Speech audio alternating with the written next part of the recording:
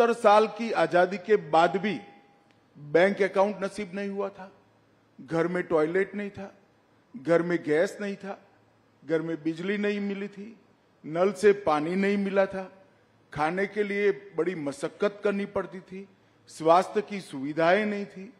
ये 10 साल के अंदर ही, सिर्फ 10 साल के अंदर हरेक को बैंक अकाउंट, हरेक घर में नल से जल, हरेक घर में शौचालय, हरेक घर में गैस और 60 करोड़ लोगों को 5 लाख तक की स्वास्थ्य की सारी सुविधाएं पूरी की है।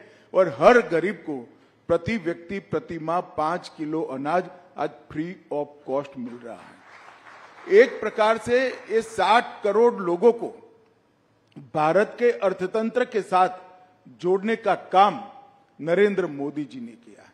ये 10 साल के अंदर ही देश जिसकी बड़े समय से राह देखता था कि भारत अपने अर्थतंत्र को दुनिया की तालिका में बहुत आगे पहुंचा है। अटल जी 11वें नंबर पर छोड़कर गए थे।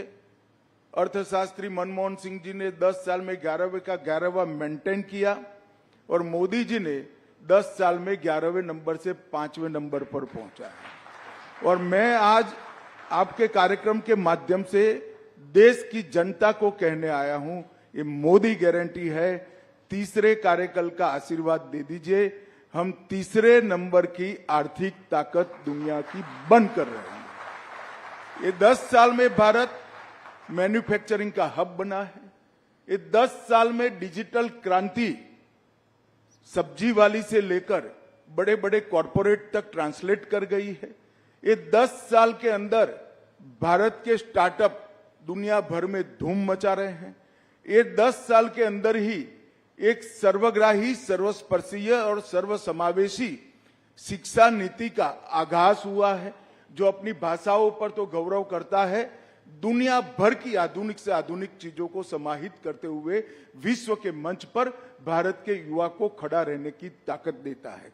ये 10 साल के अंदर भारत सुरक्षित हुआ है।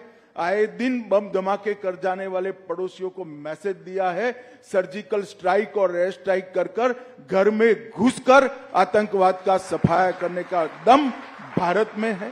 ये 10 साल के अंदर सालों पुराने मसले जैसे धारा 370 हटाना, 35 से हटाना, राम मंदिर का निर्माण करना, बाबा विश्वनाथ का कॉरिडोर बनाना, ट्रिपल तलाक समाप्त करना, सीएए लाना, ढेर सारे यूसीसी लाना, ढेर सारे मसले जिसको छूने की कोई हिम्मत नहीं करता था, मोदी जी ने हिम्मत के साथ उसको निरस्त किया है और सुचारू रूप से शांतिपूर्ण तरीके से जमीन पर उतारने का काम किया है। 10 साल भारत की आंतरिक सुरक्षा के लिए भी स्वर्णिम अक्षर से लिखे जाएंगे।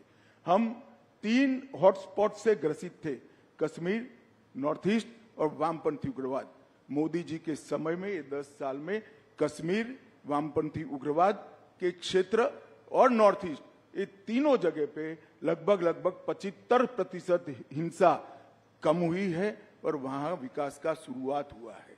और ये 10 साल में सबसे बड़ी उपलब्धि है, पहले देश के विकास के लिए सिर्फ सरकारें लगा करती थी, नरेंद्र मोदी जी ने महान भारत का संकल्प 130 करोड़ लोगों के स्वप्न बनाकर रखा है और मोदी जी के नेतृत्व में 130 करोड़ लोग जब देश आजादी की शताब्दी मनाएगा 15 अगस्त 2047 को, तब महान भारत की रचना के लिए कटिबद्ध है और उनके नेतृत्व में आगे बढ़ा। आप जो कहते हो कि लक्ष्य क्या है, लक्ष्य 400 पार का है। कमल के निशान पर हम 370 से ज्यादा सीटें जीतेंगे और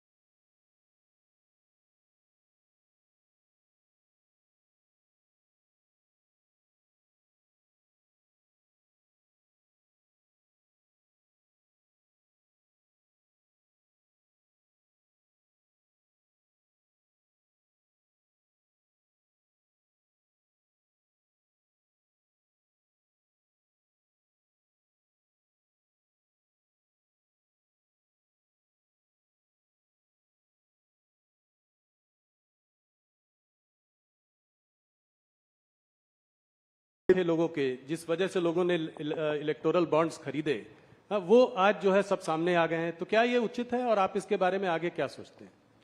देखिए, भारत की सुप्रीम कोर्ट जो भी फैसला सुनाती है, देश के सभी नागरिक इससे बंधे हुए हैं। हम एक संवैधानिक व्यवस्था में रहे।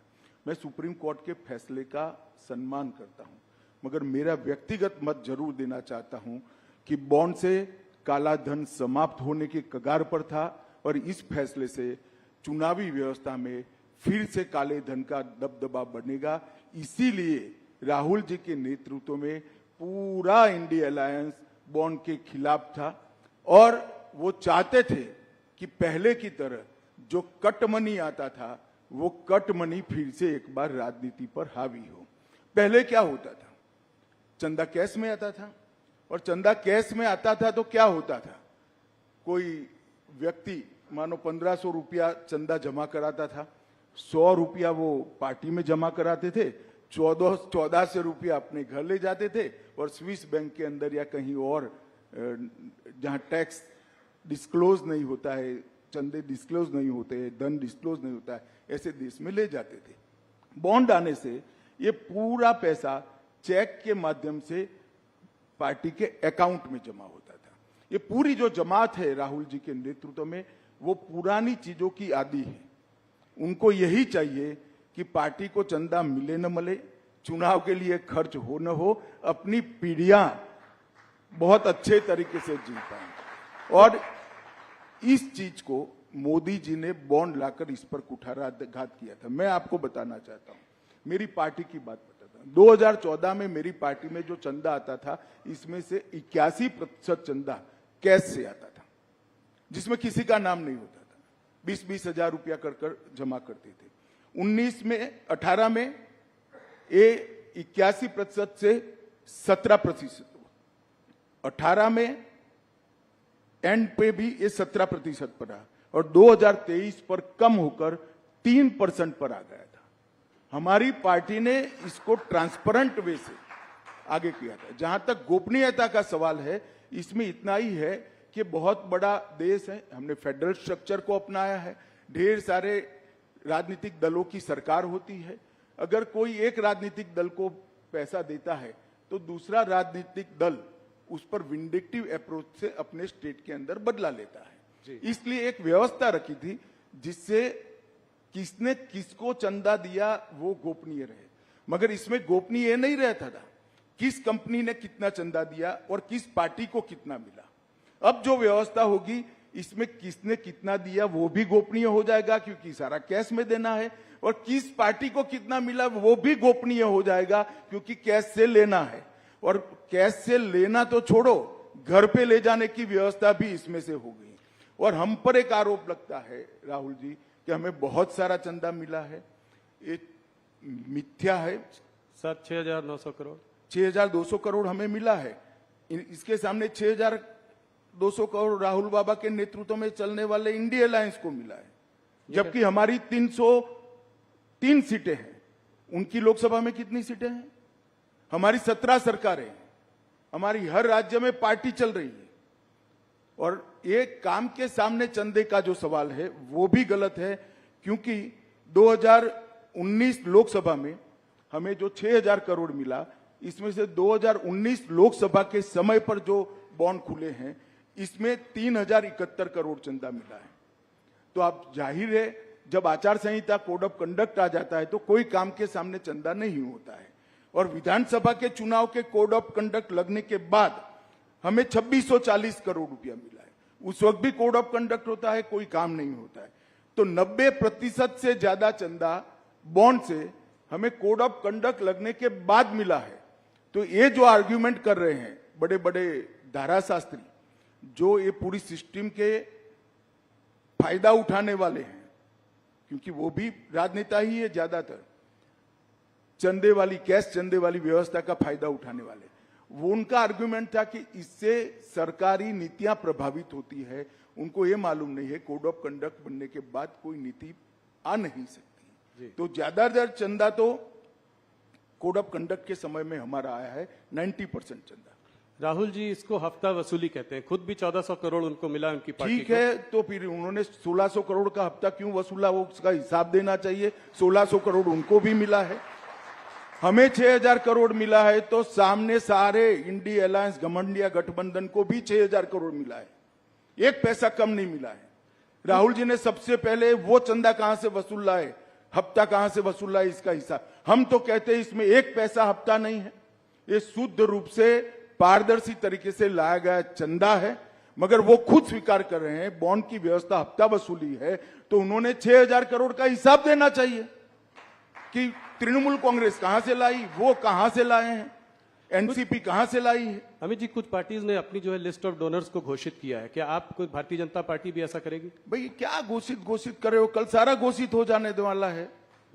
मैं आपको बताने वाला हूं, बताने जा रहा हूं, घोषित कल होगा। ये मुंह नहीं दिखा पाएंगे, इंडिया अलायंस मुंह नहीं दिखा पाएगा। जब पता चलेगा कि कहां से जब पता चलेगा चंदा कहां से आए। ये समझे बगैर कुछ लॉयरों के दिए हुए चीट पढ़कर भाषण करते हैं राहुल गांधी, उनको मालूम नहीं है कि उन्होंने अपने पैर पर कुल्हाड़ी मारी। एक चीज जो और इलेक्टोरल बॉन्ड्स के बारे में बोला जा रहा है, वो ये कहा जा रहा है कि काफी सारा करीब 14 कंपनियों का पैसा जो है करीब 4000 करोड़, वो इलेक्टोरल बॉन्ड्स उन्होंने तब खरीदे हैं जब उनके वहां कोई किसी प्रकार की इंटेलिजेंस एजेंसी की रेड हुई है, जैसे कि ईडी या सीबीआई। मैंने आपको बताया कि वो हो सकता है वो 6000 करोड़ में हुआ हो जो घमंडिया गठबंधन को मिला है। हमारा जहां तक सवाल है, चुनाव के 40 दिन में हुआ है, ऐसा कैसे हो सकता है? तो आप ये कह रहे हैं कि जिनमें रेड हुई है वो जरूरी नहीं कि उन्होंने बीजेपी को पैसा दिया। हाँ, अभी आएगा ना, मैं कह रहा हूं। अच्छा, कल आप कह रहे हैं जब आएगा तो सारा दूध का दूध और पानी का पानी हो जाएगा। चलिए उसका इंतजार करेंगे, वापस आपसे फिर उससे सवाल करेंगे। एक इससे लगा हुआ सवाल है तो पूछकर इस मुद्दे से आगे बढ़ते कि ऑपोजिशन का कहना है कि ईडी की रेड हो, इनकम टैक्स की रेड हो, सीबीआई की रेड हो, वो हर बार ऑपोजिशन लीडर्स पर ही क्यों पड़ती है? भारतीय जनता पार्टी के लीडर क्या सब साफ सुथरे? ये एकदम सफेद झूठ है। मैं देश की जनता के सामने कहना चाहता हूं, मोदी जी के प्रधानमंत्री बनने के बाद काले धन पर कठोर कार्यवाही हुई है, ईडी काले धन पर कार्यवाही कर रही है, और ईडी ने जितनी भी संपत्तियां कुर्क की है उसमें से 5% ही राजनीतिक दलों से जुड़े हुए लोगों की है, 95% काले धन वाले की। ये भी काला ही धन है, मगर वो ऐसा चाहते हैं व्यवस्था जिसमें राजनेता पर कोई कार्यवाही ही न हो। मैं आपको स्पष्टता से बताना चाहता हूं कि 95% कार्यवाही ऐसे लोगों पर हुई है जो राजनीति से जुड़े हुए ही नहीं, और ये बिल्कुल सरासर। और ममता जी के मंत्री के घर से 51 करोड़ रुपया मिलता है, कांग्रेस के सांसद के घर से 355 करोड़ मिलता है। 10 मशीन एसबीआई की गिनते गिनते थक जाती है, गर्म हो जाती है, और ये कहते हैं कार्यवाही ना हो। भैया कार्यवाही का सवाल मत उठाओ, तेरे सांसद के घर से 350 करोड़ कहां से आया वो सबसे बड़ा सवाल है। ममता के मिनिस्टर के घर से 55 करोड़ कहां से आया वो बड़ा सवाल है। क्या समझते हो, जनता कुछ देखती नहीं है? तो क्या नोटों की गड्डियां भरने के लिए मेटाडोर लाने पड़ते, एक मेटाडोर छोटा पड़ गया, दूसरा मेटाडोर रात को 4 बजे लाना पड़ा। ये कहां जाने वाला था पैसा? राहुल बाबा बता सकते हैं देश की जनता को? ये 355 करोड़ जो कांग्रेस के सांसद के घर से पकड़े किसके, इसका जवाब देना चाहिए उनको, और बाद में ईडी कार्यवाही नहीं करे। ऐसा नहीं होगा। जो करप्शन करेगा उस पर कठोर कार्यवाही होगी और जेल की सलाखों के पीछे भी जाएंगे। और जहां तक सवाल है बीजेपी के नेताओं का सवाल है, इस देश में कोर्ट है। जब हम ऑपोजिशन में थे ढेर सारे पीआई लगाए थे आपके खिलाफ, आपकी सरकार के खिलाफ 12 लाख करोड़ के घपले घोटाले भ्रष्टाचार किए थे। 42 पीआईएल हुए थे, 42 पीआईएल में से 35 में ऑर्डर हुए थे, और आपकी ही सरकार ने आपके खिलाफ एफआईआर रजिस्टर करनी पड़ी। अगर हिम्मत है तो जाए कोर्ट में।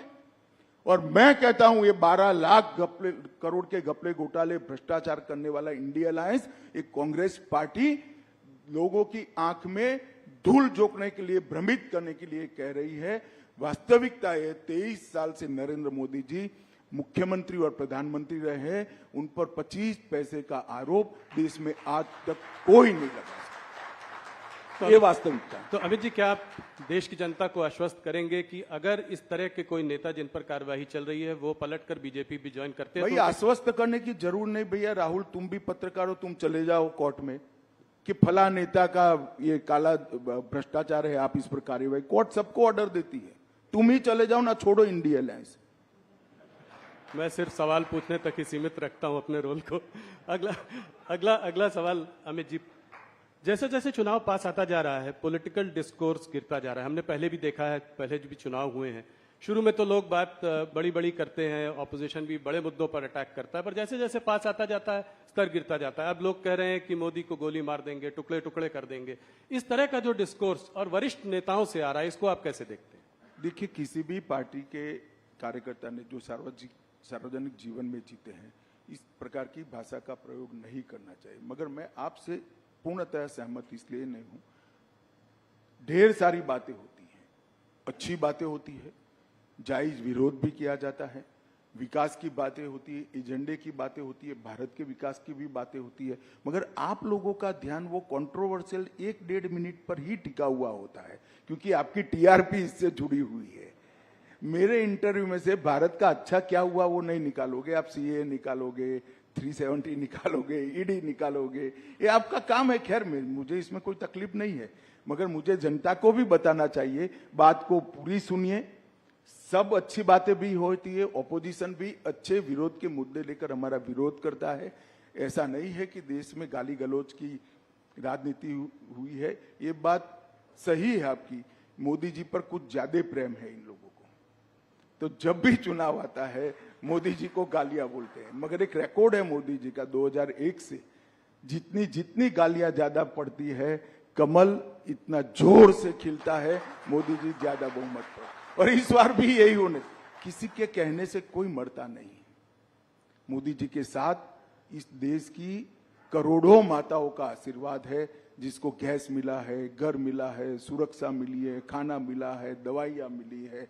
कोई 1-2 लोगों की बद्दुआ से कोई फर्क नहीं पड़ सकता। जिस व्यक्ति को देश के करोड़ों लोगों की दुआ हासिल हो, इसको कोई कुछ नहीं बिगाड़।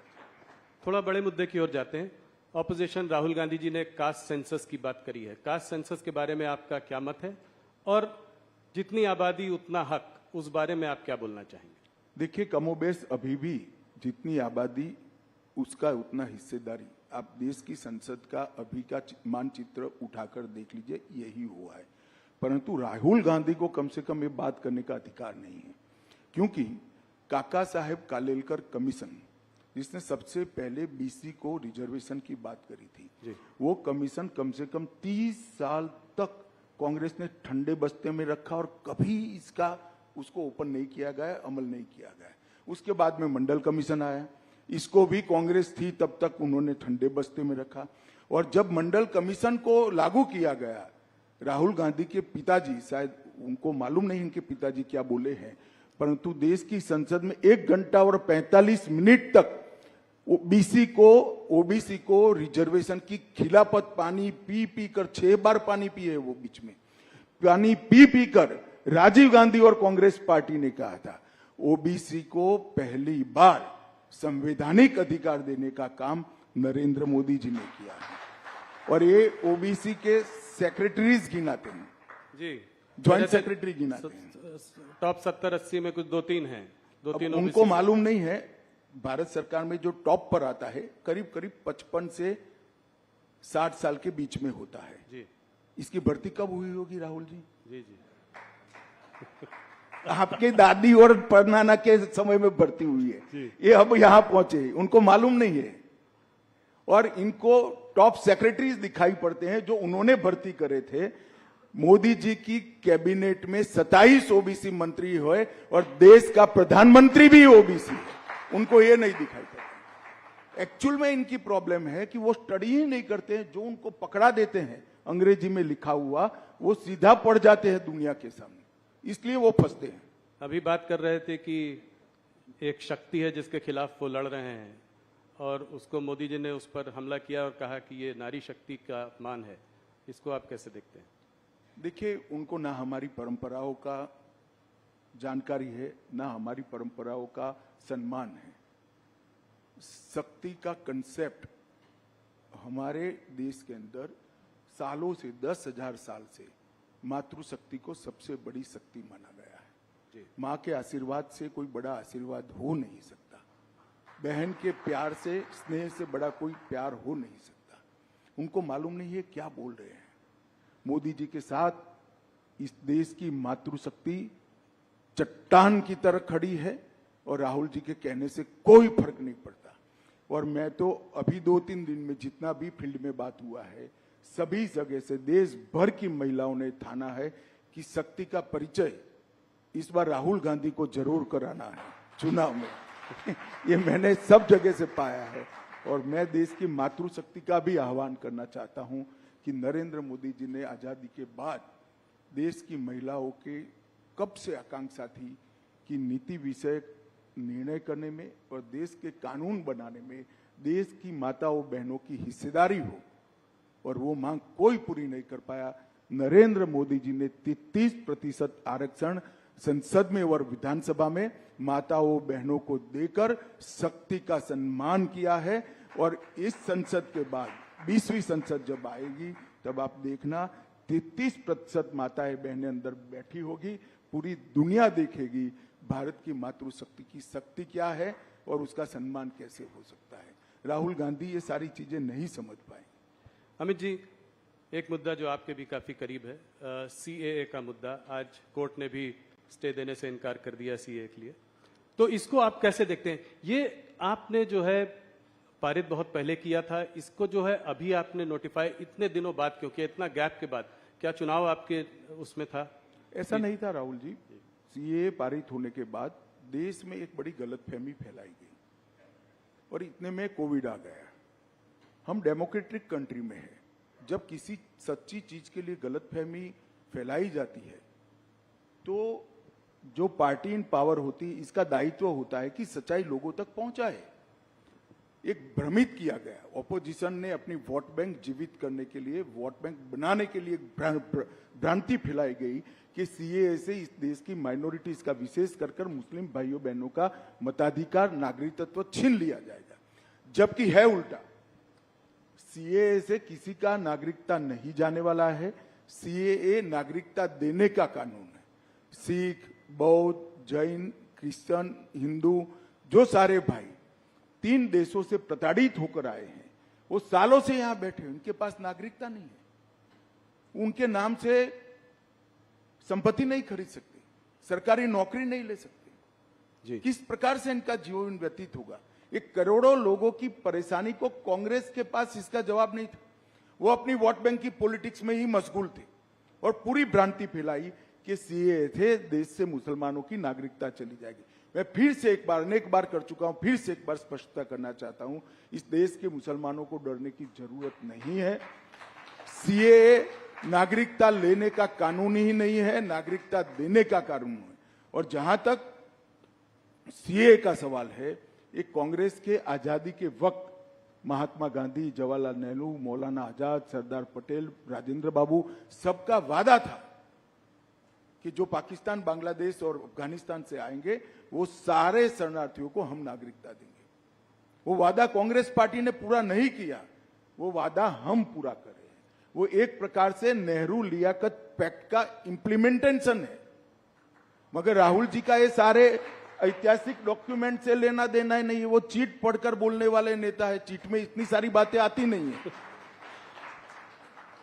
केजरीवाल जी, ममता जी, राहुल जी, सबका कहना यह है कि जब देश में खुद ही नौकरी और खाने पीने की इतनी समस्याएं हैं, तो जब इतने घुसपैठिए और आ जाएंगे तो इनको हम लोग नौकरियां कहां से देंगे? घुसपैठिए नहीं है।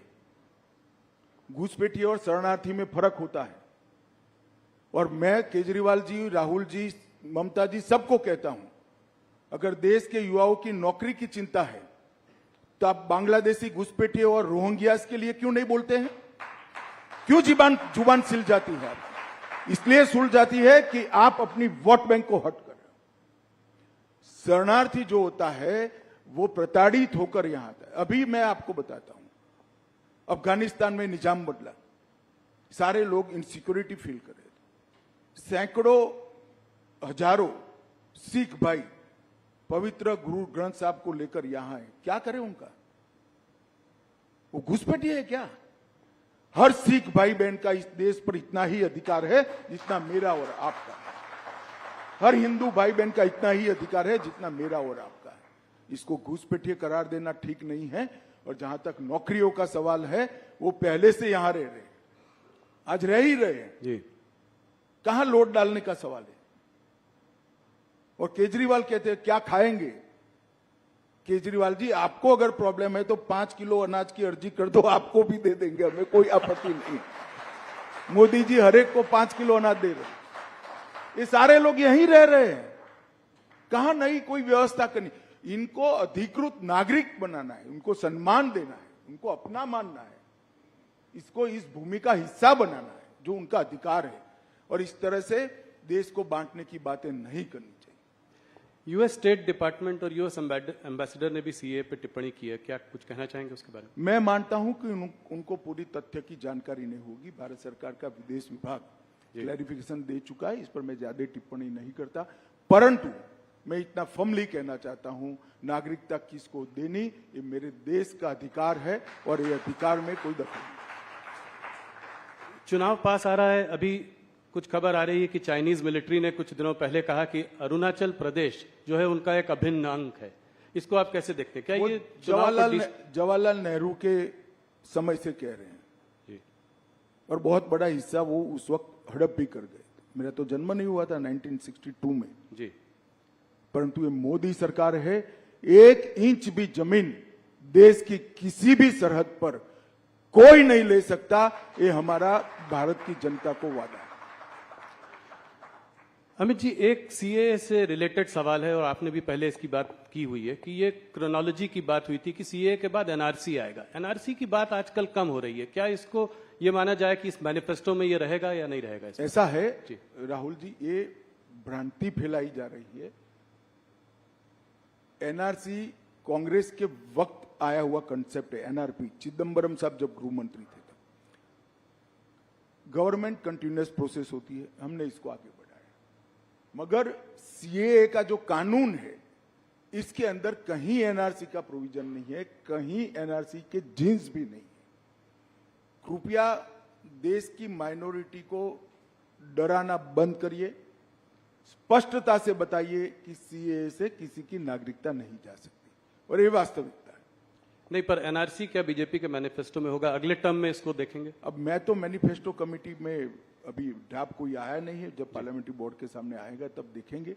परंतु मैं इस मंच से इसकी घोषणा भी नहीं कर सकता, परंतु मैं इतना स्पष्ट कर देना चाहता हूं, अभी देश के सामने सीए का कानून है जिसमें एनआरसी के कोई वायरस नहीं है। क्या कहते हैं, इस पिछले आपका जो 5 साल का कार्यकाल रहा उसमें आप लोगों ने बहुत बड़े काम किए। 370 अभी सीएए की हम लोग बात कर रहे थे। एक यूनिफॉर्म सिविल कोड की भी बात हुई है और इसको आपने जो है उत्तराखंड के गवर्नमेंट के उसके माध्यम से शुरुआत भी की है। तो क्या अगले 5 साल में ये एक बड़ा मुद्दा रहेगा भारतीय जनता पार्टी का? आपके मैनिफेस्टो आपने कहा कि अभी आप नहीं बता सकते, मगर आप राहुल जी, यूसीसी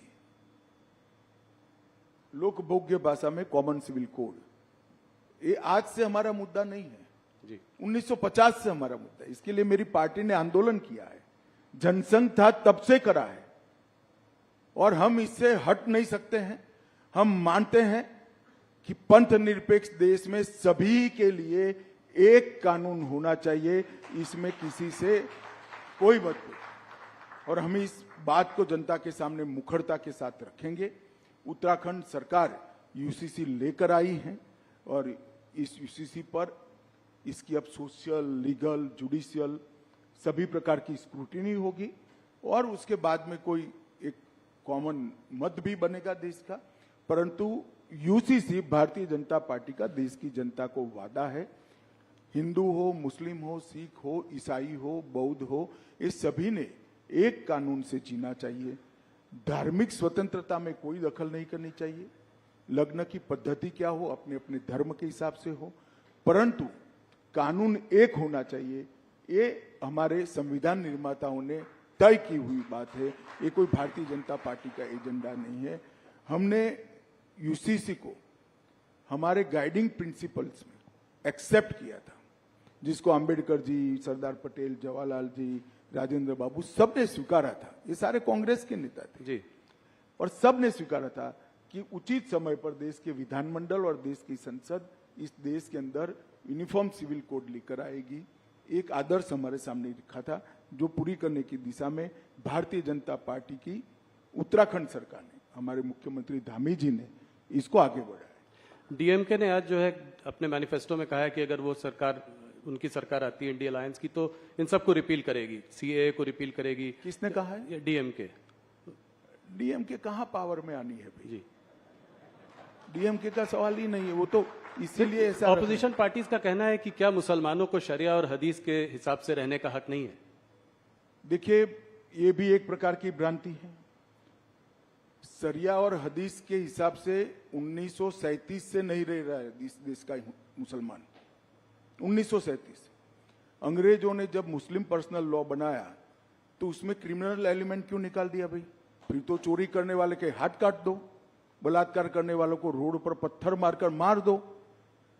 कोई मुसलमान सेविंग्स अकाउंट नहीं खोल सकता, सूद नहीं ले सकता, लोन नहीं ले सकता। शरिया और हदीस से अगर जीना है तो पूरा जीना चाहिए। सिर्फ 4 शादी करने के लिए शरिया और हदीस क्यों आता है? ऐसा नहीं होना चाहिए। ये इस देश का मुसलमान शरिया और हदीस की सारी चीजों से अंग्रेजों के समय से कटा हुआ है और देश ढेर सारे इस्लामिक कंट्रीज भी ये छोड़ चुके हैं।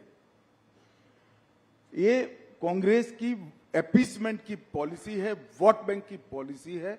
इस देश के माइनॉरिटी इससे बाहर आए और ये सालों से नहीं है, आज से नहीं है, ऐसा नहीं है, सालों से नहीं है। आज भी सिविल सूट होता है तो देश के संविधान के हिसाब से मुस्लिम भाइयों का सिविल सूट होता है, शरिया और हदीस के हिसाब से नहीं होता। काजी के पास कोई नहीं जाता है। तो क्या वो सब राहुल जी लागू करना चाहते हैं? चोरी करने वाले के हाथ काट दो, बलात्कार करने वालों को पत्थर मारकर मार दो, देश का जो द्रोह करेगा उसको फांसी पर, चौराहे पर लटकाओ, ये सारा लाना है क्या? अमित जी, थोड़ी सी बात करते हैं साउथ इंडिया की, जहां पे कि मोदी जी का बहुत बड़ा फोकस रहा है। पिछले 2-3 महीनों से वहां बहुत बार गए हैं। आप लोगों को भी उम्मीद है कि इस बार साउथ इंडिया में भारतीय जनता पार्टी की परफॉर्मेंस बहुत अच्छी होगी। सबसे पहला सवाल तो यह है कि कांग्रेस के वरिष्ठ नेता, ये उनमें से मतलब वाकई एक बड़े वरिष्ठ नेता ने कहा कि साउथ इंडिया जो है दक्षिण भारत को एक अलग देश होना चाहिए। पहले तो मैं जानना चाहता हूं कि आप इसके बारे में क्या कहना चाहेंगे? देखिए, इसका जवाब तो सच अर्थ में राहुल जी को देना चाहिए। आज तक कांग्रेस ने उस नेता के बयान से कन्नी नहीं काटी। देश की जनता तो मान रही है, कांग्रेस का पॉलिसी है कि इस देश का 2 टुकड़ा होना चाहिए, साउथ इंडिया और नॉर्थ इंडिया। जी, मगर राहुल बाबा, आप चिंता मत करो। अब भारतीय जनता पार्टी इतनी ताकतवर है, कांग्रेस दूसरी बार इस देश का विभाजन नहीं कर पाएगी। कभी ये देश के टुकड़े हम नहीं, ये नहीं हो सकता। क्या कर रहे हैं आप? चुनाव जीतने के लिए 2 देश बनाने की बात कर रहे हैं। और क्या होगा इस पार्टी को? इतनी पुरानी पार्टी, आजादी का आंदोलन करने वाली पार्टी, वो इस बयान से कन्नी नहीं काटती है, इनको नोटिस नहीं देती है और फिर से टिकट दे दिया। क्या कहना चाहते हैं आप? उसका जवाब तो कांग्रेस पार्टी ने देना पड़ेगा चुनावों में। आपसे एक सीधा सवाल पूछना चाहता हूं कि 130 लगभग जो सीटें हैं साउथ में, आपको कितनी उम्मीद है इस बार आएंगी? पिछली बार तो आपको कर्नाटका और तेलंगाना के बीच में 29 सीटें मिली थी। देखिए, तुम इधर उधर ईस्ट वेस्ट साउथ सेंटर मत गिनो भाई, 370 गिन लेना। नहीं, 370 में नॉर्थ में तो बहुत सारे प्रदेशों में आपकी करीब करीब पूरी सीटें हैं। तो मैं कह रहा हूं कि एडिशनल 70 सीटें कहां से आएंगी? ऐसा है भाई, जब मैं 300 कहता था तब भी तुमने, राहुल जी, मुझे ये सवाल 2019 में पूछा था कि तुम लाओगे कहां से। मैंने कहा काउंटिंग के दिन दोपहर को बता दूंगा, और हमारी 300 पार हो गई। इस बार भी मैं कहता हूं, काउंटिंग को 12 बजे मुस्कुराते हुए चेहरे पर कहना, मोदी का वादा पूरा हुआ, लक्ष्य पूरा हुआ, भाजपा 370 पार। मैं ये देखना चाह रहा हूं कि कहां से आप और उम्मीद देख रहे हैं। जैसे कर्नाटका में ढेर सारे स्पेस है जी। बंगाल में हम बढ़ सकते हैं, उड़ीसा में बढ़ सकते हैं, तेलंगाना में बढ़ सकते हैं, हम तमिलनाडु केरल में बढ़ सकते हैं, ढेर सारी जगह है, पंजाब में बढ़ सकते हैं। नीचे से शुरू करते हैं, केरला में अकाउंट खुलेगा इस बार? भाई, मैं आपको कहता हूं, आप पिसमिल अकाउंट में मत जाओ राहुल बाबू। आप 370 गिन लेना, मैं उस दिन आपके शो पर आऊंगा और बताऊंगा कि हमने कहा था देश की जनता के आशीर्वाद से, और इसमें भाजपा का कोई पराक्रम नहीं है। इस देश की जनता का स्नेह नरेंद्र मोदी जी पर है, हमारे नेतृत्व पर है, हमारी पार्टी पर है। वो ही वोट में कन्वर्ट होगा, वो ही सीट में कन्वर्ट होगा और 370 पार हो जाएगा। तो आप उड़ीसा के बारे में तो कुछ बताइए कि साथ में है या नहीं साथ में, अलग अलग लड़ रहे हैं कि साथ में लड़ेंगे? पांडियन जी यहाँ आए थे, उन्होंने कहा कि सब प्रधानमंत्री के हाथ में है। अभी तय नहीं हुआ है, राष्ट्रीय अध्यक्ष जी हमारे तय करेंगे, परंतु इतना निश्चित है कि हम उड़ीसा में हमारी स्ट्रेंथ बहुत बड़ी करने जा रहे हैं। उड़ीसा की जनता का मोदी जी के प्रति जो प्यार है वो हमारे कार्यकर्ता बिल्कुल उष्मा के साथ और विनम्रता के साथ उसका स्वीकार भी करते हैं, इसको फील भी करते हैं। सीटें बढ़ेंगी पिछली बार से लोकसभा चुनाव में, और विधानसभा में क्या होगा? निश्चित रूप से विधानसभा लोकसभा दोनों में बड़ी बढ़ोतरी होगी और चुनावी पंडितों की गिनती से कई गुना ज्यादा सीटें भारतीय जनता पार्टी की। उड़ीसा में सरकार बनाने की हालत में है आप लोग? कुछ भी हो सकता है, पहले तय हो जाए कि हम साथ में जा रहे हैं या अकेले जा रहे हैं। साथ में जाएंगे तो बीजू बाबू नेता है, तो स्वाभाविक रूप से हम साथी के रूप में लड़ेंगे। अकेले जाएंगे तो हम सरकार बनाने के लिए ही लड़ेंगे। पांडियन जी ने एक अच्छी अजीब सी बात कही, उन्होंने कहा कि देखिए सेंटर में बीजेपी को बीजेडी की जरूरत नहीं है और स्टेट में बीजेडी को बीजेपी की जरूरत नहीं है। क्या इस बात से आप सहमत हैं? देखिए, गठबंधन हमेशा जरूरियात के आधार पर नहीं होता। हमें ढेर सारी पार्टियों ने ये पूरे 5 साल में राष्ट्रीय हित के जो मुद्दे थे इसमें इश्यू बेस्ड समर्थन पार्लियामेंट में दिया है। चाहे 370 हो, पहले चाहे जीएसटी करना था, चाहे बॉन्ड हो, बॉन्ड भी कांग्रेस ने विरोध नहीं किया था जी, उस वक्त नहीं किया था जी, मगर इश्यू बेस्ड समर्थन हमें ढेर सारी पार्टियों ने दिया है। और मैं मानता हूं कि ये लोकतंत्र की खूबसूरती है कि विरोध हर मुद्दे पर नहीं होता है। जो मुद्दा देश हित में होता है इसका समर्थन इरिस्पेक्टिव ऑफ पार्टी पॉलिटिक्स करना चाहिए, सबने करना चाहिए। 2 प्रदेश जहां पे चुनाव इंटरेस्टिंग हो सकता है वो है बिहार और महाराष्ट्र। थोड़ा उस पर बात करूंगा। बिहार पे आपने फिर एक बार, पलटू राम जी तो पलटी मारते रहते हैं, इस बार आपने भी पलटी मारी और उनको आपने 16 सीटें दे दी। देखो भैया, हमने नहीं मारा है पलटी, नीतीश बाबू हमारे साथ ज्वाइन हुए। हम तो जहां थे वहां ही थे जी, हम गंगा किनारे वो पलट के वापस फिर आ गए। हम गंगा किनारे ही थे, गंगा किनारे ही रहे, कोई हमारे साथ आकर मिला। पर 16 सीटें उनको दे दी आपने। नहीं, वो तो बिहार यूनिट का नेगोशिएशन का जो नतीजा है वो आपके सामने है। हम पहली बार नीतीश कुमार जी से ज्यादा सीटें लड़ रहे हैं जी। बड़े भाई की भूमिका में आए हैं, वो हमारे लिए बड़ी बात है। और मुझे विश्वास है कि हम बहुत अच्छी तरह से बिहार में विजयी होंगे। 5 सीट चिराग पासवान जी को दी, पर पशुपति पारस को आपने डंप कर दिया। कोई उनके संग भी समझौता हो सकता है? अभी उन्होंने रिजाइन भी कर दिया आपकी मंत्रालय मिनिस्ट्री। अब समझौते की गुंजाइश नहीं रही, कम रह गई है, लगभग नहींवत है। अच्छा था अगर परिवार पूरा साथ में आता, मगर ठीक है भाई। अभी आप बड़े भाई के रूप में यहाँ आए हैं, तो क्या विधानसभा में भी बड़े भाई के रूप में ही आएंगे और मुख्यमंत्री का चेहरा भारतीय जनता पार्टी का होगा? अभी कुछ नहीं तय नहीं, हमें लोकसभा का चुनाव है, 370 और 400 के लक्ष्य के लिए सब लोग लगे हैं। विजयी होने के बाद आगे का रणनीति हम बनाएंगे। इस बार देखा है बिहार में आपने और छोटी पार्टियों को भी साथ में ले लिया। यही रुख जो है महाराष्ट्र में भी देख रहे हैं। अगर महाराष्ट्र में देखें तो आप पहले आप शिंदे जी को लाए, उसके बाद अजीत पवार आए, आज कल आपसे राज ठाकरे भी मिलकर गए हैं। तो कितनी सीटों का आपको, पिछली बार 41 सीटें थी आपकी 48 में, क्या उससे ऊपर? हम 41 से ज्यादा सीटें महाराष्ट्र में जीतेंगे। और ये जो घमंडिया गठबंधन प्रचार कर रहा है, पार्टियां तोड़ी, पार्टियां हमने नहीं तोड़ी है। शिवसेना तोड़ने का काम उद्धव ठाकरे के पुत्र प्रेम ने किया है। अगर वो एकनाथ शिंदे को उनका उचित सम्मान देते तो शिवसेना न टूटती। और एनसीपी तोड़ने का काम शरद पवार जी की पुत्री प्रेम ने किया है। अगर वो अजीत पवार को उनका उचित सम्मान देते तो आज वो उनके साथ ही होते, हमारे साथ थोड़ी ना आते। वो तो सरकार में थे सब। मगर जब आप पुत्र पुत्री के मोह में अंध हो जाते हो तब पार्टियां टूटती है। इसका आरोप हम पर नहीं लगाना चाहिए। कितनी सीटों पर लड़ेंगे आप? 30 के आसपास आप क्या क्या डिवीजन हुआ है? अभी तय नहीं हुआ है, मगर स्वाभाविक रूप से महाराष्ट्र में हम सबसे बड़ी पार्टी होगी। और उसके बाद शिंदे और उसके शिंदे सेना और उसके बाद अजित पवार। हाँ, कमोबेश यही होगा। कह रहे हैं लोग कि 30 के लगभग नंबर ऑफ सीट अभी तय नहीं हुई। पंजाब में क्या है? अकाली दल से कभी हाँ कभी ना बातचीत, कहीं कोई एग्रीमेंट कुछ हुआ है?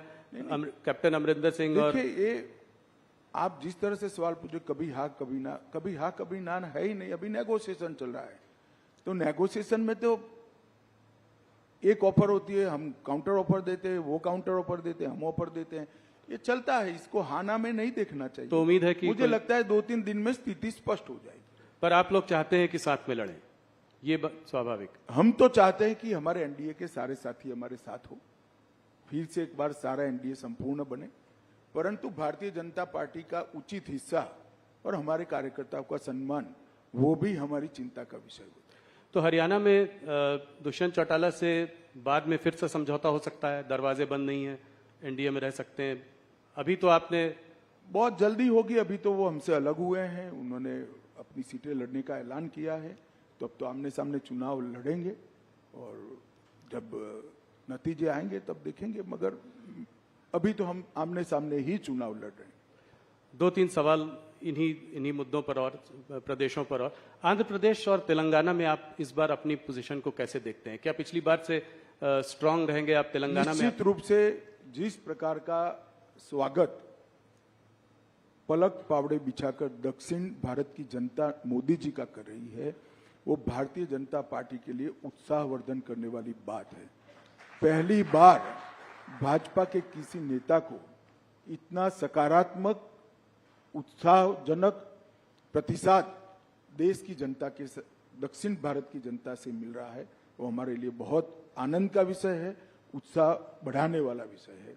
मैं निश्चित रूप से मानता हूं कि दक्षिण के सभी 5 राज्यों में हमारी पोजीशन और कंसोलिडेट होगी, हम मजबूत होंगे और बढ़कर आएंगे। न केवल हम, हमारे साथी दल भी बढ़ेंगे।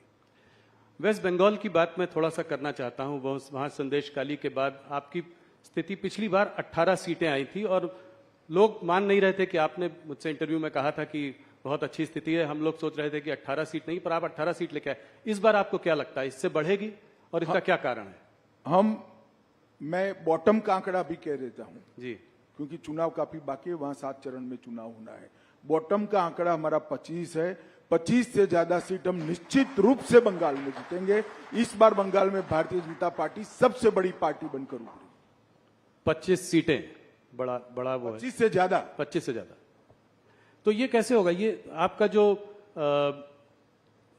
साउथ ईस्ट बंगाल में जो है आप काफी वीक हैं। पिछली बार आपको शायद सिर्फ 2 ही सीट मिली थी वहां 18 सीटों पे। वो एरिया जो है वो आपके लिए बहुत अहम है, कोलकाता, हुगली, 24 परगना, हावड़ा। तो वहां पे कैसे करेंगे ये? वहां पे आपका संगठन भी उतना शायद स्ट्रांग नहीं है। देखिए, 2017 से भारतीय जनता पार्टी ने लगातार पश्चिम बंगाल में संगठन का भी विस्तार किया है और चुनावी सफलता के आंकड़ों में भी विस्तार किया है। 2017 से लगातार हम बढ़ते ही जा रहे हैं। विगत विधानसभा चुनाव की मैं बात करूं, हम 2 लोग थे, 77 हो गए, बहुत बड़ी जंप है। Congress 0, communist party 0। आज prime opposition Bharatiya Janata party वहां बनी हुई है। हमारी 2 लोकसभा की सीटें थी, 14 में, 19 में 18 हुई और इस बार हम 25 से काफी आगे निकलेंगे, ये मेरा विश्वास है। बंगाल की जनता 1 करोड़ों रुपया जो पकड़ा गया है, इसमें ईडी पर सवाल नहीं उठाती है, ममता जी पर सवाल उठाती कि रुपया कहां से आता है, रुपया किसका है। ये रुपया बंगाल की गरीब जनता का रुपया है भैया। वहां पर मोदी जी की योजनाएं नीचे नहीं पहुंच रही है। डर है उनको कि इस योजना से मोदी जी लोकप्रिय हो जाएंगे। क्या दोष है बंगाल के गरीब लोगों का? I know there are a lot of expectations, बहुत उम्मीदें हैं, बहुत सारे प्रश्न हैं उनसे पूछने के लिए। सबसे बड़ी बात यही है कि भारत कहां जाएगा जल से नल आगे जाकर। 2047 का ये जो लक्ष्य है विकसित भारत का, क्यों अब तक इसको हम कैसे महरूम रखा गया? केवल और केवल वोट बैंक की पॉलिटिक्स के कारण, भ्रष्टाचार के कारण। भ्रष्टाचार उनका उजागर हो चुका है। बंगाल की जनता के सामने ममता जी एक्सपोज हो चुकी है। एक महिला मुख्यमंत्री के शासन में जिस तरह से संदेश खाली में सालों तक बहनों माताओं पर अत्याचार होते रहे और उनके पार्टी के नेताओं के द्वारा होते रहे, सुप्रीम कोर्ट और हाई कोर्ट को दखल करने पड़ते, तब जाकर अरेस्ट करते हैं, शर्म आनी चाहिए। ईडी पर भी हमला हुआ था। ईडी पर हमला तो छोड़ो भाई, अलग बात है। मैं जिन्होंने वोट दिए वो बंगाली माताओं बहनों की बात कर रहा हूं। उन पर आपके पार्टी के नेता अत्याचार करे, आप उनको अरेस्ट नहीं कर रहे हो और हाईकोर्ट ने ऑर्डर करने पड़ते हैं। जी। बंगाल की जनता ये सब जानती है। मेरा तो बंगाल की माताओं बहनों से करबद्ध निवेदन है कि इस बार शक्ति का परिचय राहुल के साथ साथ ममता जी को भी करा दो। इस बार मोदी जी कश्मीर काफी दिनों बाद गए। आर्टिकल 370 अपील होने के बाद उनकी बहुत बड़ी सभा हुई वहां पे। क्या आप लोगों को उम्मीद है कि वहां चुनाव में आप लोग अच्छा करेंगे? कश्मीर वैली में कोई अकाउंट खुलेगा? देखिए, कश्मीर वैली में भारतीय जनता पार्टी के अकाउंट खुलना न खुलना ये बड़ी बात नहीं है, परंतु 3 परिवारवादी पार्टियों ने, Congress party, NC national conference और पीडीपी, ये 3 परिवारवादी पार्टियों ने वहां पर लोकतंत्र को पनपने नहीं दिया। आजादी से अब तक वहां पंचायत चुनाव नहीं हुए। पहली बार हमने 30,000 पंच सरपंच को चुनाव कराया, तहसील पंचायत बनी, जिला पंचायत बनी। पहले वो 3 पार्टी जिसका चिट फाड़ते थे वही नेता होते थे। मैं घाटी के मुसलमान भाइयों बहनों को कहने आया हूं कि आप कृपया, अगर चाहते हैं कि जमहूरियत पाताल से नीचे तक चली जाए, लोकतंत्र पाताल से नीचे चली जाए, इसके मूल पाताल से नीचे जाना है, तो ये 3 परिवारवादी पार्टियों को साफ कर दो। जिसको वोट देना है ना इसको दो, परंतु कश्मीर में तभी जाकर लोकतंत्र आ रहा है। ये 370 का हवा बनाए थे भारतीय जनता पार्टी की सरकार ने, मोदी जी ने 370 को समाप्त कर दिया।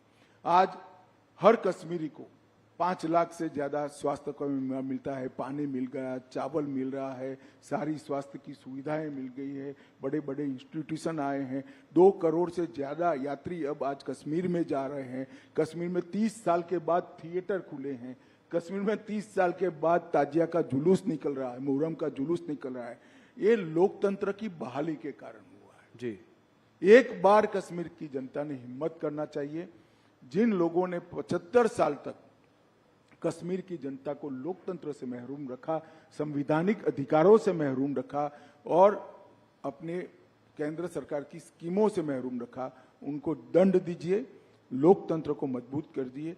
भारतीय जनता पार्टी को वोट दीजिए, जिसको देना है इसको दीजिए, परंतु घाटी में एक बार ये 3 परिवारवादी पार्टियों को सबक सिखाना चाहिए। कश्मीर में चुनाव कब होंगे? ये मैंने आपसे सवाल बहुत बार पहले भी पूछा है। इस बार बोला गया कि पैरामिलिट्री फोर्सेस की कुछ कमी है क्योंकि नेशनल इलेक्शंस हो रहे हैं तो नहीं हो पाए, तो इसका मतलब जल्दी होने चाहिए। सुप्रीम कोर्ट ने ऑर्डर ही किया है सितंबर तक कराने का। जी, तो उसके तो आउटर लिमिट है, सितंबर के पहले हो जाएंगे। एक सवाल जो कि बार बार होता है, आप लोगों का नारा था कि मंदिर वहीं बनाएंगे, वो आप लोगों ने बनवाया, प्राण प्रतिष्ठा हुई। एक और नारा है जो है अभी तो ये झांकी है, काशी मथुरा बाकी है, तो क्या ये अगले उसमें 5 साल में देखने को मिलेगा? देखिए, ये सारे मसले कोर्ट में लंबित थे, इस पर मेरा अभी कुछ भी कहना उचित नहीं है, परंतु मैं एक बात जरूर कहना चाहता हूं। राम मंदिर में हमारा पालमपुर कार्यकारिणी का भारतीय जनता पार्टी का वादा था कि हम संवैधानिक रूप से प्रभु श्री राम का भव्य मंदिर अयोध्या में बनाएंगे। 500 साल से करोड़ों राम भक्त जिसकी राह देख रहे थे, वो काम मोदी जी ने 5 साल में भी कर दिया।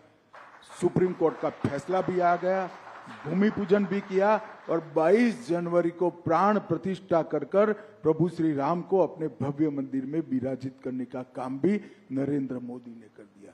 और मैं मानता हूं कि जो दृश्य है वो क्षण है, 10,000 साल का क्षण है। मेरी बात याद रखना, 10,000 साल तक न केवल भारत, दुनिया इस क्षण को भुला नहीं पाएगी। और ये बहुत बड़ा लोकतंत्र का उदाहरण है, क्योंकि भारत में हिंदू मेजोरिटी में होने के बावजूद भी 75 साल तक हमने राह देखी कि हमें कोर्ट ऑर्डर करे, उसके बाद ही हम मंदिर बनाएंगे और पूर्ण तरह संवैधानिक रूप से कोर्ट के ऑर्डर से मंदिर बनाया। दुनिया में ऐसे उदाहरण बहुत कम मिलते हैं जो भारत ने दिया है, और उसका मोदी जी के समय में होना, भाजपा के समय में होना हम सबका सौभाग्य हम मानते हैं। जी, बस कुछ सवाल, 2-3 सवाल और आपको मैं उत्तर प्रदेश के बारे में सवाल पूछे बिना नहीं जाने दे सकता। क्या इस बार उत्तर प्रदेश में आपकी परफॉर्मेंस 2014 से भी ज्यादा अच्छी होगी? निश्चित रूप से 73 सीटें थी। निश्चित रूप से हम उत्तर प्रदेश में हमारा अब तक का सबसे अच्छा परफॉर्मेंस करेंगे, 2014 से भी ज्यादा सीटें। इसका मतलब रायबरेली में आप जीत सकते हैं, कन्नौज, मैनपुरी, आजमगढ़, इन सब में सीटों के नाम पे न पड़िए। पूरी उत्तर प्रदेश की जनता परिवारवाद से त्रस्त है। इस बार परिवारवादी पार्टियों को जनता सबक सिखाएगी, ऐसा मुझे भरोसा है। आपसे हर बार जब इंटरव्यू करते हैं तमाम सवाल पूछते हैं, देश भर की बातें होती हैं। गृह मंत्रालय के कुछ अचीवमेंट्स बताइए जो 5 साल में, जो आप सबसे बड़ा मानते हैं। देखिए, कोई अचीवमेंट बड़ा या न छोटा नहीं हो सकता। हर अचीवमेंट की अपनी जगह पे एक अहमियत होती है।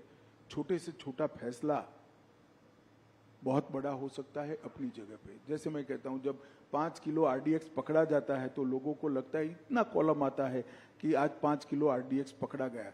अगर वो न पकड़ा जाए तो 2000 लोग बम धमाके में मारे जाते हैं। तो ये तो नजरिए का सवाल है। मगर मैं निश्चित रूप से कहना चाहता हूं, कश्मीर के अंदर शांति, नॉर्थ ईस्ट के अंदर 10 से ज्यादा समझौते कर 9000 से ज्यादा उग्रवादियों को सरेंडर कराना, वामपंथी उग्रवाद लगभग समाप्त कर देना, नार्कोटिक्स पर कठोरता से लगाम खींचना, और ढेर सारी चीजों में देश की आंतरिक सुरक्षा को हमने सुरक्षित करने का काम किया है। डिजास्टर मैनेजमेंट जो मोदी जी का एक देश भर में मोदी जी का ही इनिशिएटिव है, उसको भी मोदी जी के नेतृत्व में, इनके सीधे गाइडेंस के तले गृह मंत्रालय ने आगे बढ़ाया है।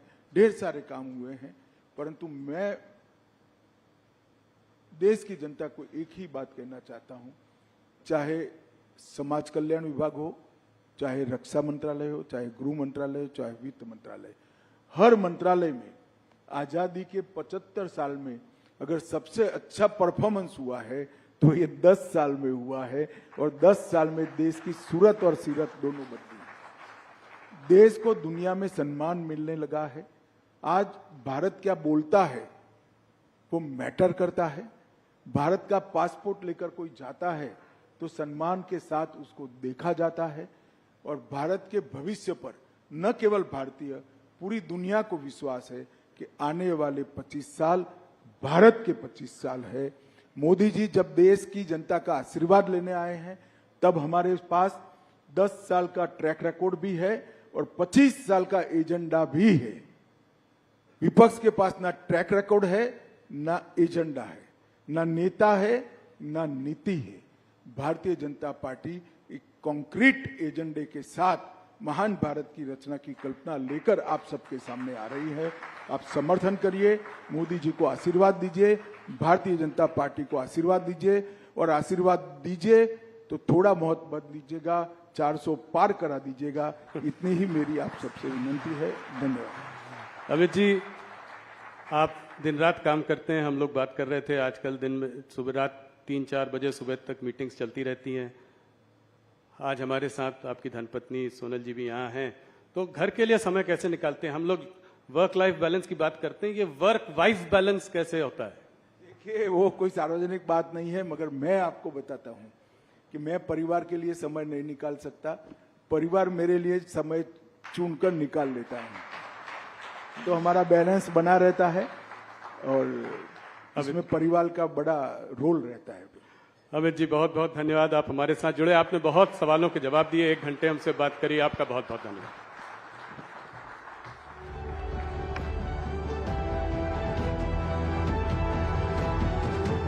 Thank you so much, Honorable Home Minister. Ladies and gentlemen, let's have a huge round of applause for our esteemed guest this afternoon. In fact, he took the time to dispel all rumors and dismissed all criticism around the contentious Citizenship Amendment Act, refuting allegations that this law is divisive or discriminatory as alleged by the opposition. The Home Minister also accusing the opposition of spreading lies and information. Ladies and gentlemen, kindly remain seated. There is a lot of security. I'd request each one of you to not leave your seats and please take your chairs for the next session. We're just about to begin. The Home Minister, in fact, made it very clear that the opposition is indulging in fear-mongering, and he is extremely confident, as you heard from himself, of surpassing the 400 mark, with the BJP winning and attaining a massive 370 seats. All right, ladies and gentlemen, please remain seated. The security will not allow you to leave the hall, so I'd request you to kindly remain seated for our next session. I can see a lot of you are already headed towards the exit, but I'd request you to kindly remain seated, please.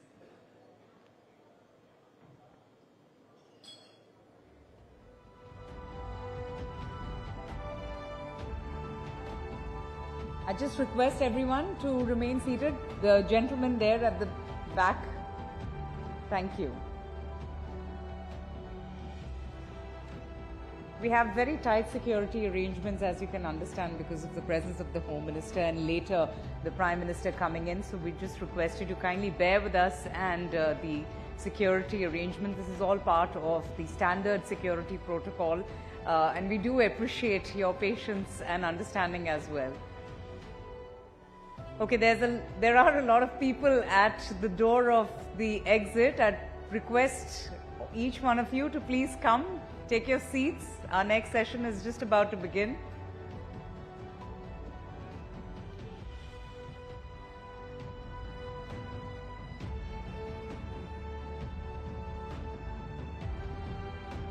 All right, we are ready to start our next session.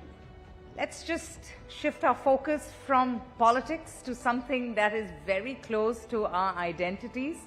Ladies and gentlemen, let's talk about clothes, which is one of the most intimate and personal aspects of our lives. In fact, people tell their stories through the clothes that they wear and the finer nuances of fashion as well.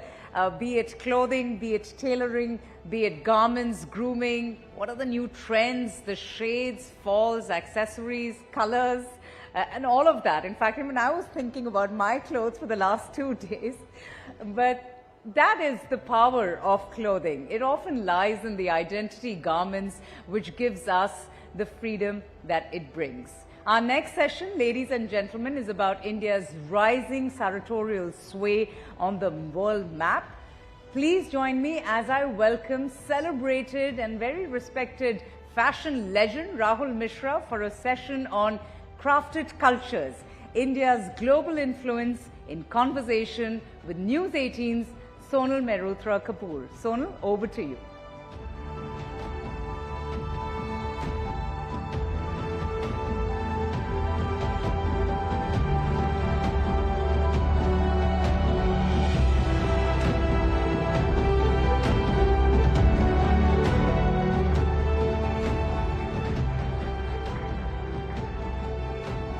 What a pivot, right from the Home Minister to the fashion sort of legend as we know now, Rahul?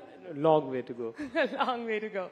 All right, so ladies and gentlemen, we have Rahul Mishra with us at the Rising Bharat Summit, not because he's the first ever Indian designer to showcase at the Paris Couture Week, not because he's the first Indian designer to have won the very prestigious Woolmark Prize in 2014 at the Milan Fashion Week, and dare I say, not because his Willing Connection was sold across the globe in stores all over.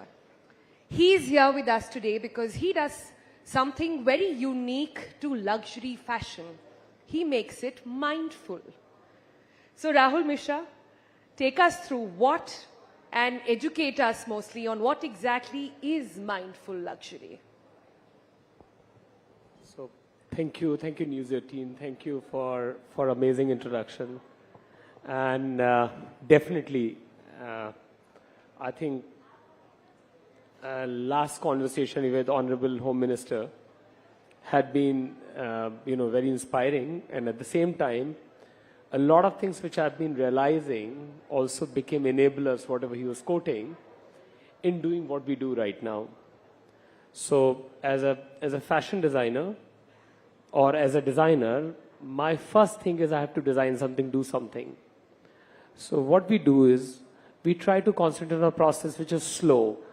When process becomes slow, it becomes participatory, and the people can participate, that creates employment. That is something which becomes far more powerful as an idea. Because I always say, any product, whether we talk about garment or we look at clothing or anything, I think there are always 2 ways or 3 ways to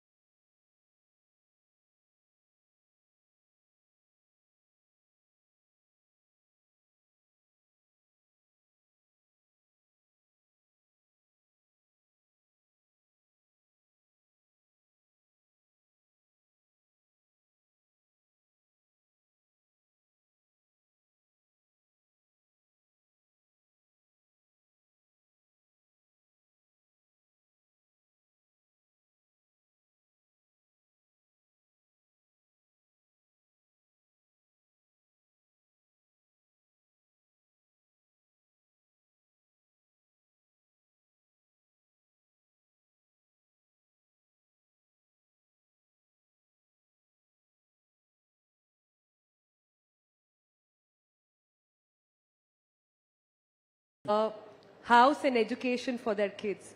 How does that spectrum happen? Put that into context. Rahul, for those of you who don't know, by the way, takes it all back to his roots in UP, to our hometown, Kanpur, by the way. So that's where it's all going. And those clothes that you see on international celebrities are being made there in UP.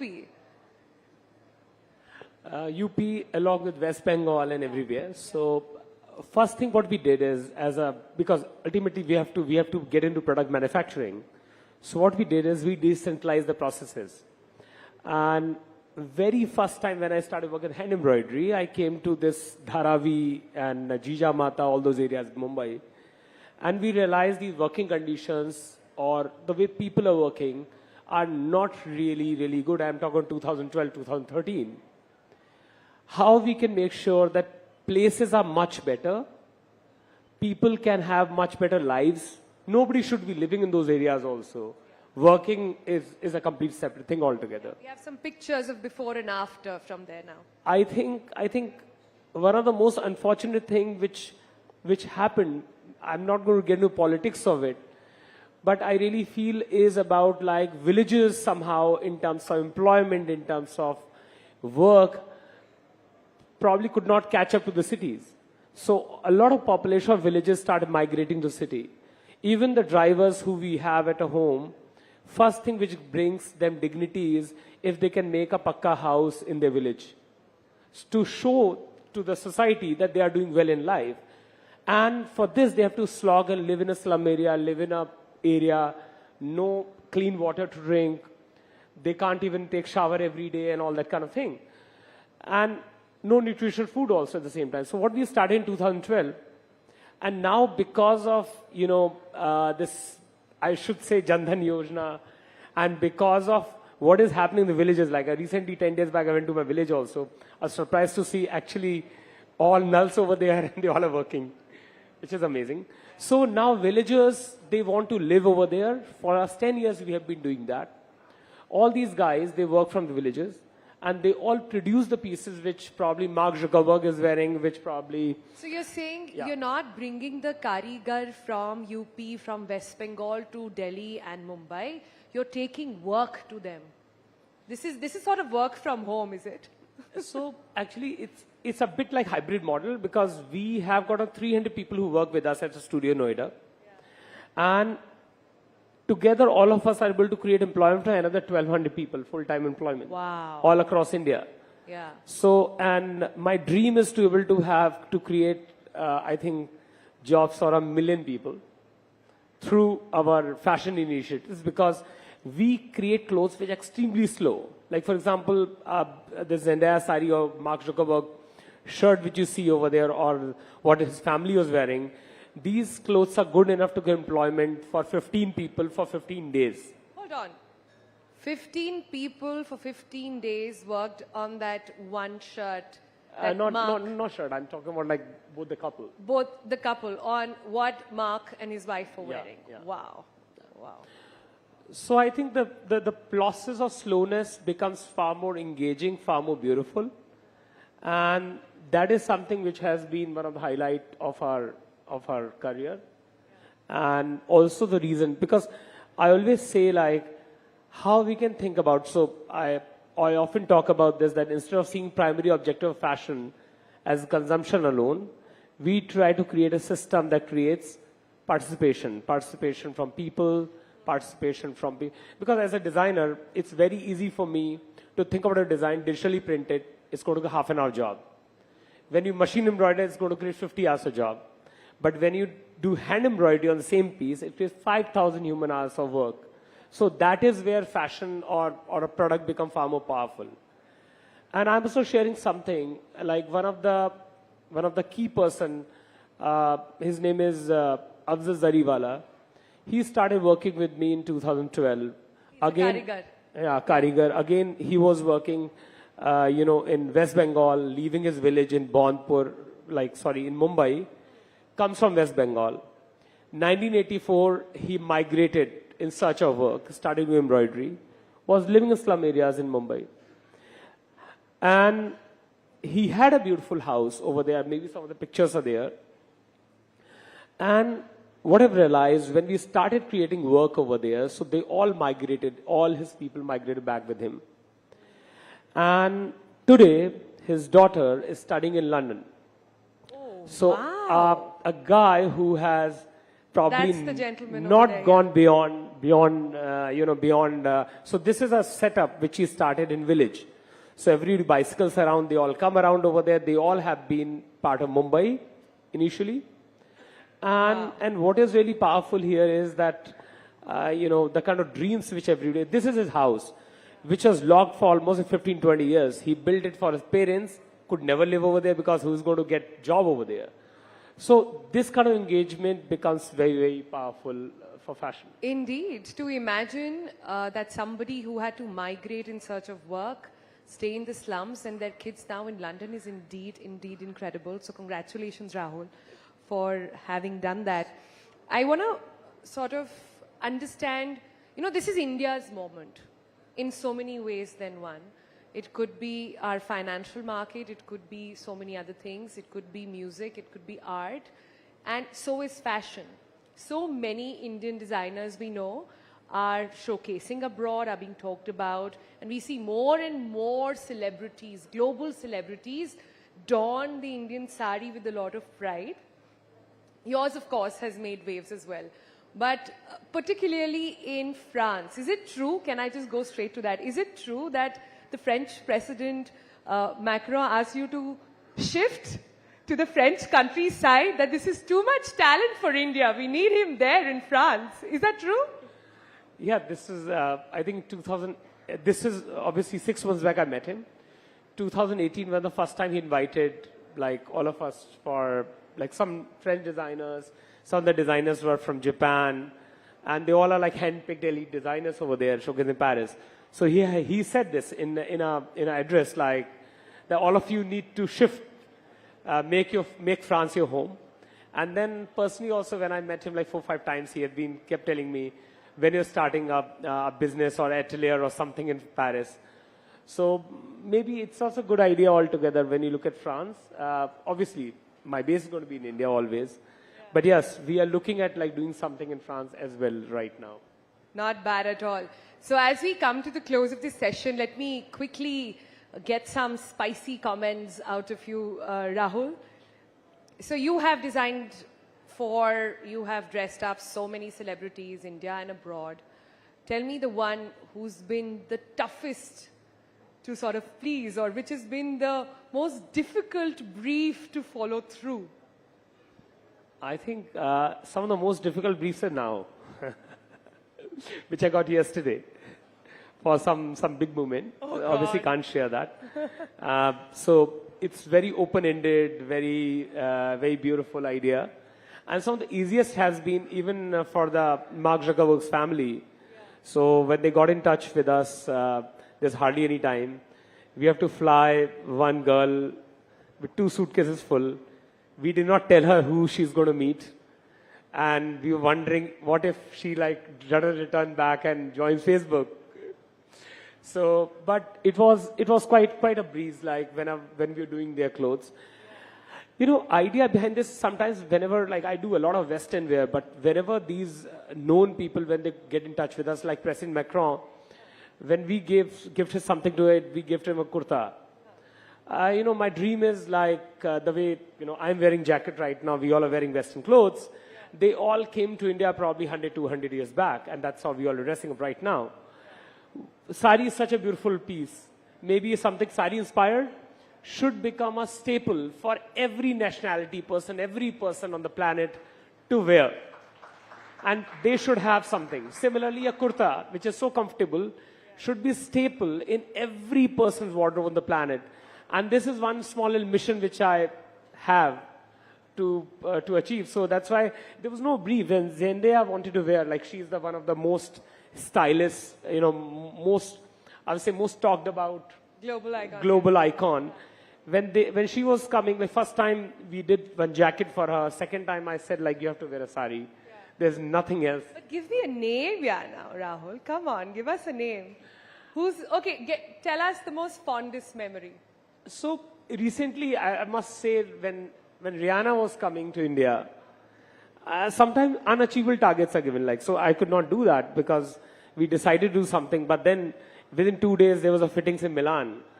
Impossible for hand embroidery. Most of the times, because we only work with hand, most of the times it's the only problem is that we cannot turn around things really fast when we work with slow idea. Right. All right, with that, we're going to wrap up this session. But Rahul Mishra, you've made Mark Zuckerberg, who wears only grays and black, wear the Bengal tiger with pride.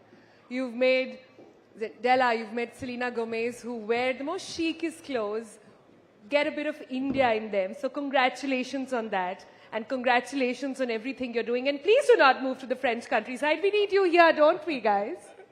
No, I'm very much here. And thank you so much. Thank you, everyone, for hearing. Thank you. Thank you. Rahul Mishra, everyone. Thank you so much, Rahul. Thank you for coming and thank you for speaking to News 18. That was Rahul Mishra, luxury fashion designer. He's, of course, creating waves through his weaves, and he's also really famously known for his contribution to the Indian handlooms.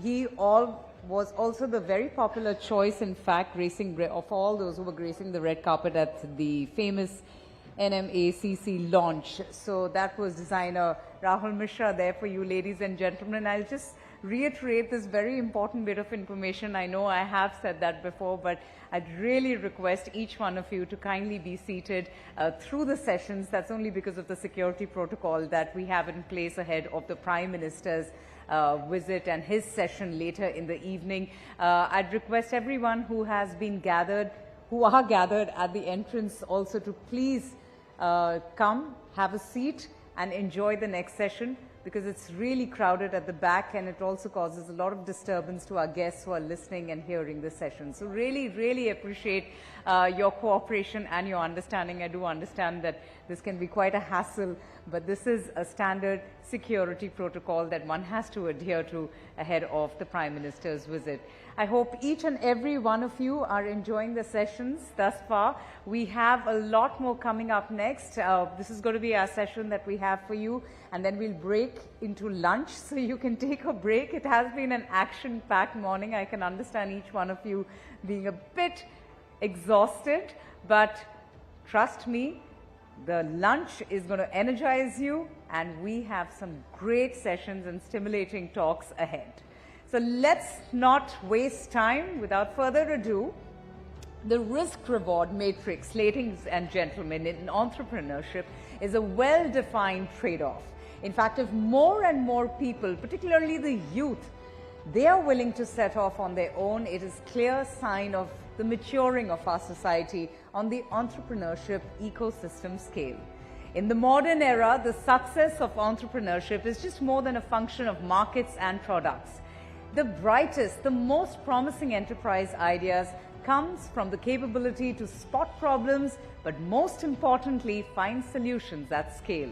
As Peter Thiel, who founded PayPal, says, tomorrow's champions will not win by competing ruthlessly in today's marketplace. They will escape competition altogether because their businesses will be unique. We are absolutely delighted, ladies and gentlemen, to have amidst us 4 such people who have been there and done that. Please put your hands together as I welcome on stage Harsh Jain, CEO and co-founder Dream 11 and Dream Sports, Ritesh Agarwal, CEO Oyo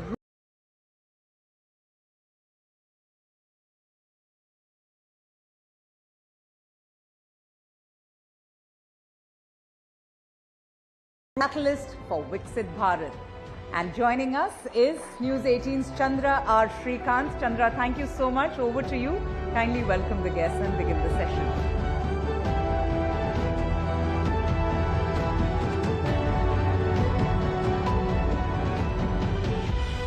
Good afternoon, everyone. It's always challenging to do the session just before lunch because we are literally, standing in the path of you and some delicious food put together here at Taj Palace. But I promise you, this is going to be a short, sweet and insightful session. It has some of India's most exciting startups and entrepreneurs.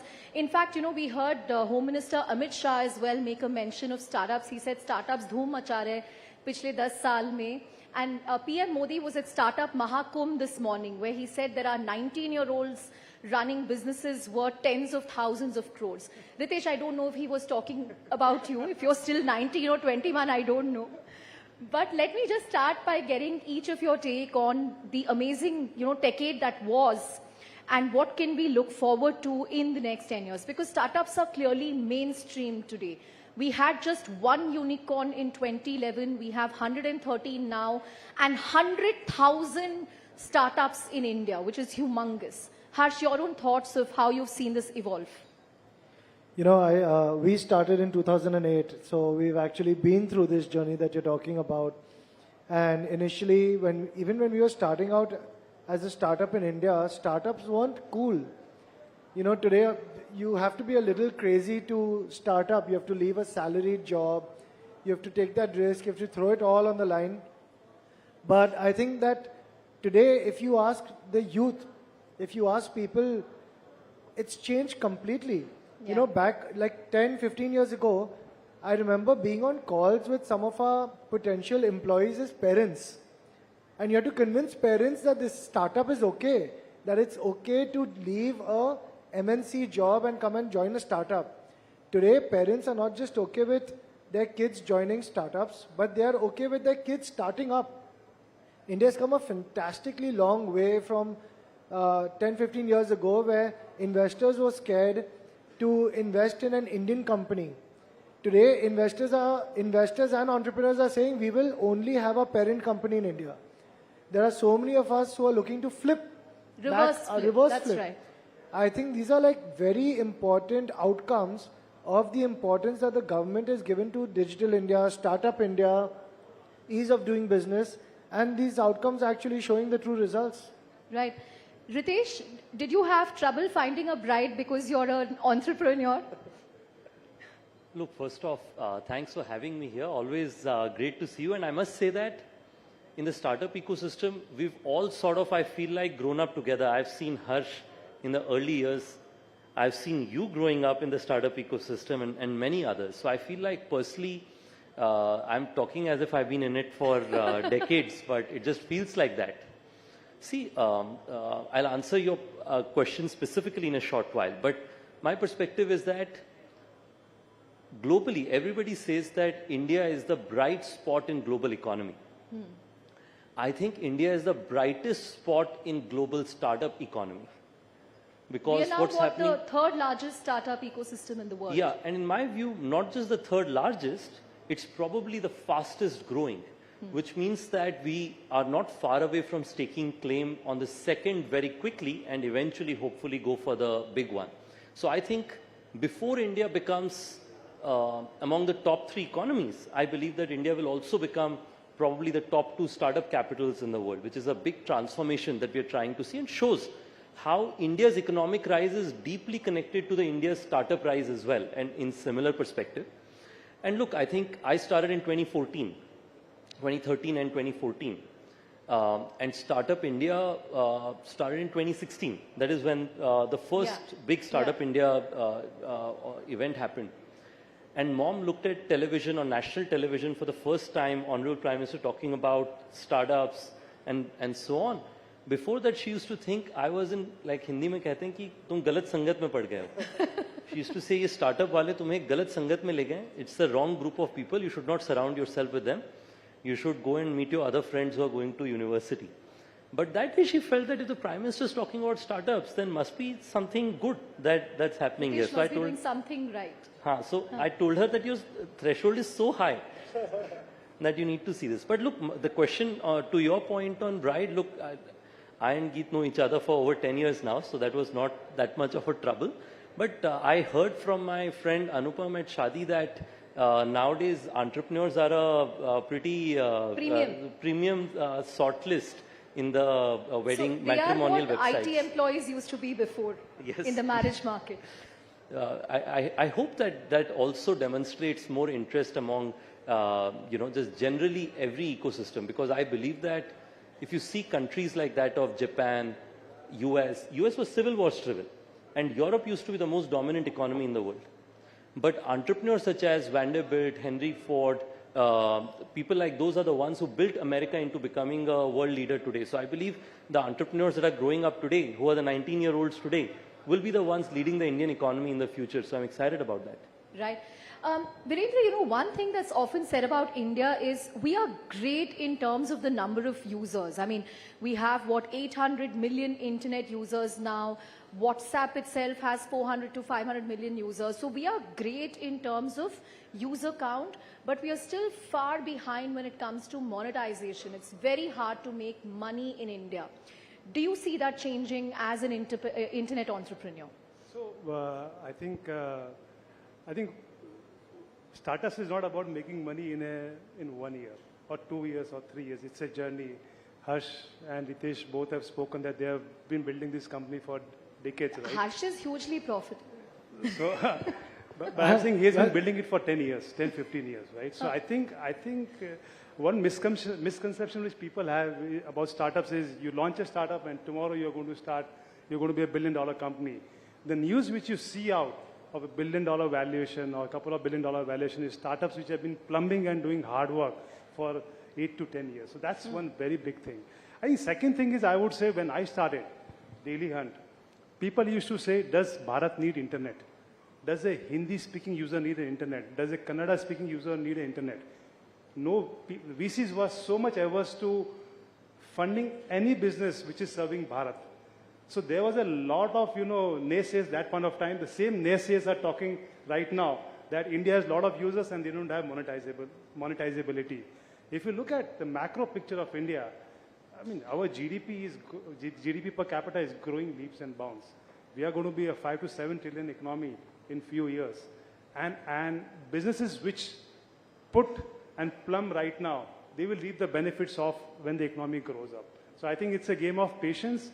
India is the fastest growing GDP market in the world. As Ritesh said, India is the startup capital of the world. I would say, you go to San Francisco, you go to Europe, you don't find the energy which you find here. This is primarily because people in tier 2, tier 3 cities are all talking about startups. Every engineering college, every MBA college has an entrepreneurship cell. There would be at least 60 to 70 accelerators across the country who are breeding startups. So the energy, the aspiration to do well in the world is just infectious, and India is a place to be in. That's an amazing insight that, this is not a top 6 cities or top 8 cities trend, but it's really reached Bharat, even in terms of entrepreneurship cells and starting up at the college level.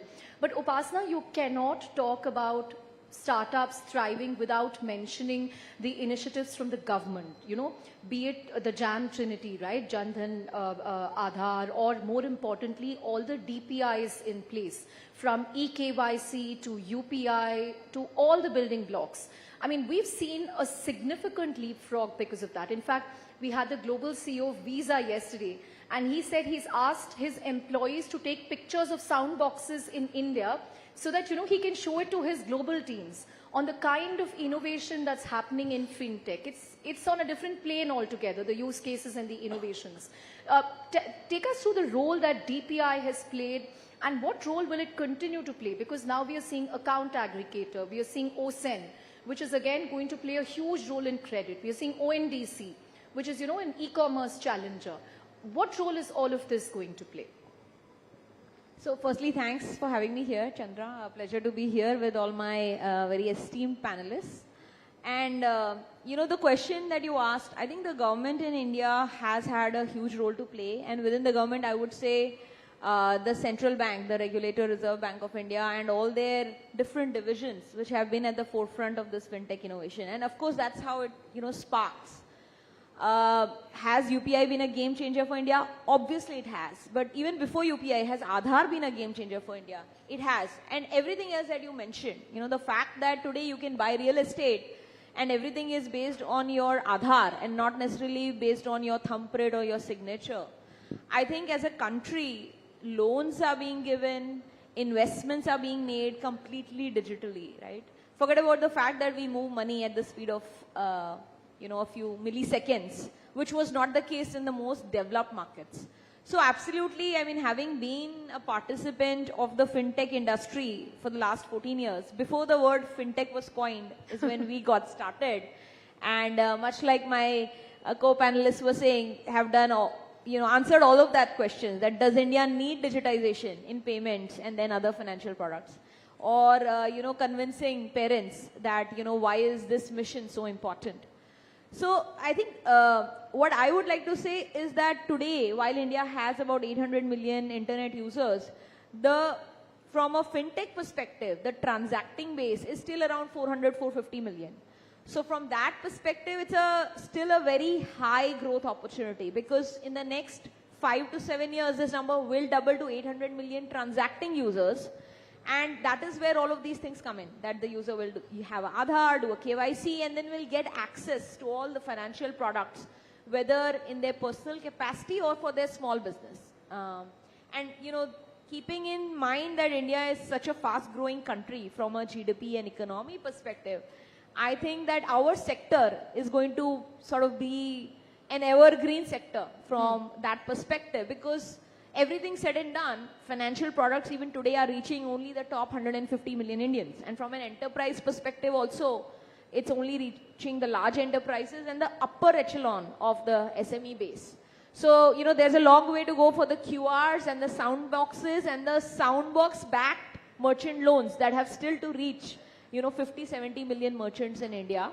And I say that all of the things that have happened via DPI with government and regulatory intervention have been extremely solid and positive in this making of this ecosystem. Right. And I see a lot more is going to happen in the future. And I'll go one step ahead and say that financial technology innovation in India is been so strong in the last 5 to 7 years. The first 10 years, the ecosystem was getting built. Last 5 to 7 years, you've seen business models being made out of that. And so it's been a, how to build a sustainable business on top of this fintech. So our tech stacks are so strong.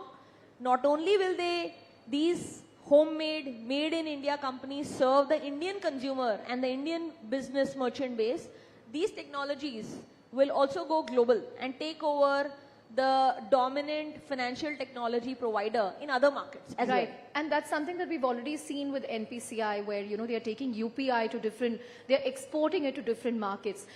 But Harsh, we spoke about the decade that was, the last 10 years, all the different triggers and innovations. What do you think is going to be the biggest tipping point for the coming decade? And the second part of the question, the government has done a lot in terms of encouraging entrepreneurship. But now and then we see a lot of confusion when it comes to policy, when it comes to regulation. We have seen this across sectors, whether it's sports tech, gaming, fintech. I think, fintech entrepreneurs are always very ki aaj kaun sa circular aayega RBI se. But what needs to be done on both these fronts, according to you? So I think some of the tailwinds that we're seeing is obviously in the last few years we've seen the geo effect, right? Yeah. Just literally, the government policies have helped enormously with Startup India, Digital India. But there's also been this geo effect of getting almost Making internet 850 million people, Yeah. getting fast speed internet. Gone are the days where you get excited about 1 Mbps. Now I get 30, 40 Mbps on my phone in my moving car, right? It's unimaginable from like 5 years ago. I think to answer your question, there's a couple of new technologies and platforms that can really push us forward. The standard point is obviously AI. There's no discussion You can't without say Gen anything AI. without mentioning Right. AI. But I think 5G and, we're talking about satellite internet now. I think internet is also going to evolve to a point where we get connected appliances, Internet of Things actually become a reality. You start seeing people having internet in the middle of nowhere. Today you still have to be near a cell phone tower, right, to get internet. I think that's going to keep moving away. The semiconductor push that the government is doing is phenomenal to make India self-reliant on something that's such a critical component of our future. But I think to answer the second part of your question, right, the way India has moved forward has been phenomenal to see. I think that we are now getting more and more self-reliant on our own. In fact, going back to Viren's point, Dream11 has 75% of our users coming from outside the top 100, 115 cities in India, outside tier 1, tier 2. So what we're seeing is this real Bharat. When they say Bharat, all our kids play football, for example, right? So we think football is growing in India, which it is. But India is still very much a cricket market. The same way when we talk about India and all our likes and dislikes, we underestimate the power of Bharat and internet that's happening at a local scale. We're also seeing this entire, from all the regulations that have come in, to answer your question. Yes, of course, regulations have come in, and many times regulations hit us in the short run. We've been having that as well. But I think that every disruption in every industry, in every continent, in every geography, this is not an India story. In every country, disruptors will come and disrupt industries. As they grow, they are allowed to continue growing. When they reach a certain scale, now whether that be e-commerce, whether that be ride sharing, whether that be even Airbnb in the US, I think just like for us, gaming has reached a place where there's 40 crore users gaming in India, where there's 400 companies and 100,000 jobs, 1 lakh jobs that are highly skilled. The government has stepped in to switch from a disruptor to a fully regulated entity. And we fully welcome that. Most of the time, regulation will have some short-term pain as the industry grapples with the government on creating a way that doesn't stop growth, but also allows the bad operators to be, wiped out and all the good operators to continue. And there will be some growing pains in that. Fair point. Regulation usually follows innovation in most major markets. And that's okay. But the Dream11 stat is amazing that so many users coming from smaller cities. And I remember you mentioning that a lot of women are also taking to gaming. We've seen actually 80% growth in women playing year over year. We are seeing our, on a lighter note, for any RCB. So the low base effect hai na? The number of women are so small, the 80% I agree. growth hoga. I fully agree because sports fans in India are so dominantly male. We need many more women I'm sports sure fans. the RCB win will make more women take to game. I was just going to say on a lighter note, you have the RCB women showing the way, right? Of how this can happen. Who knows if the boys win this year? But No, not Mumbai Indians. Yeah, come But on. Bangalore finally won a cup.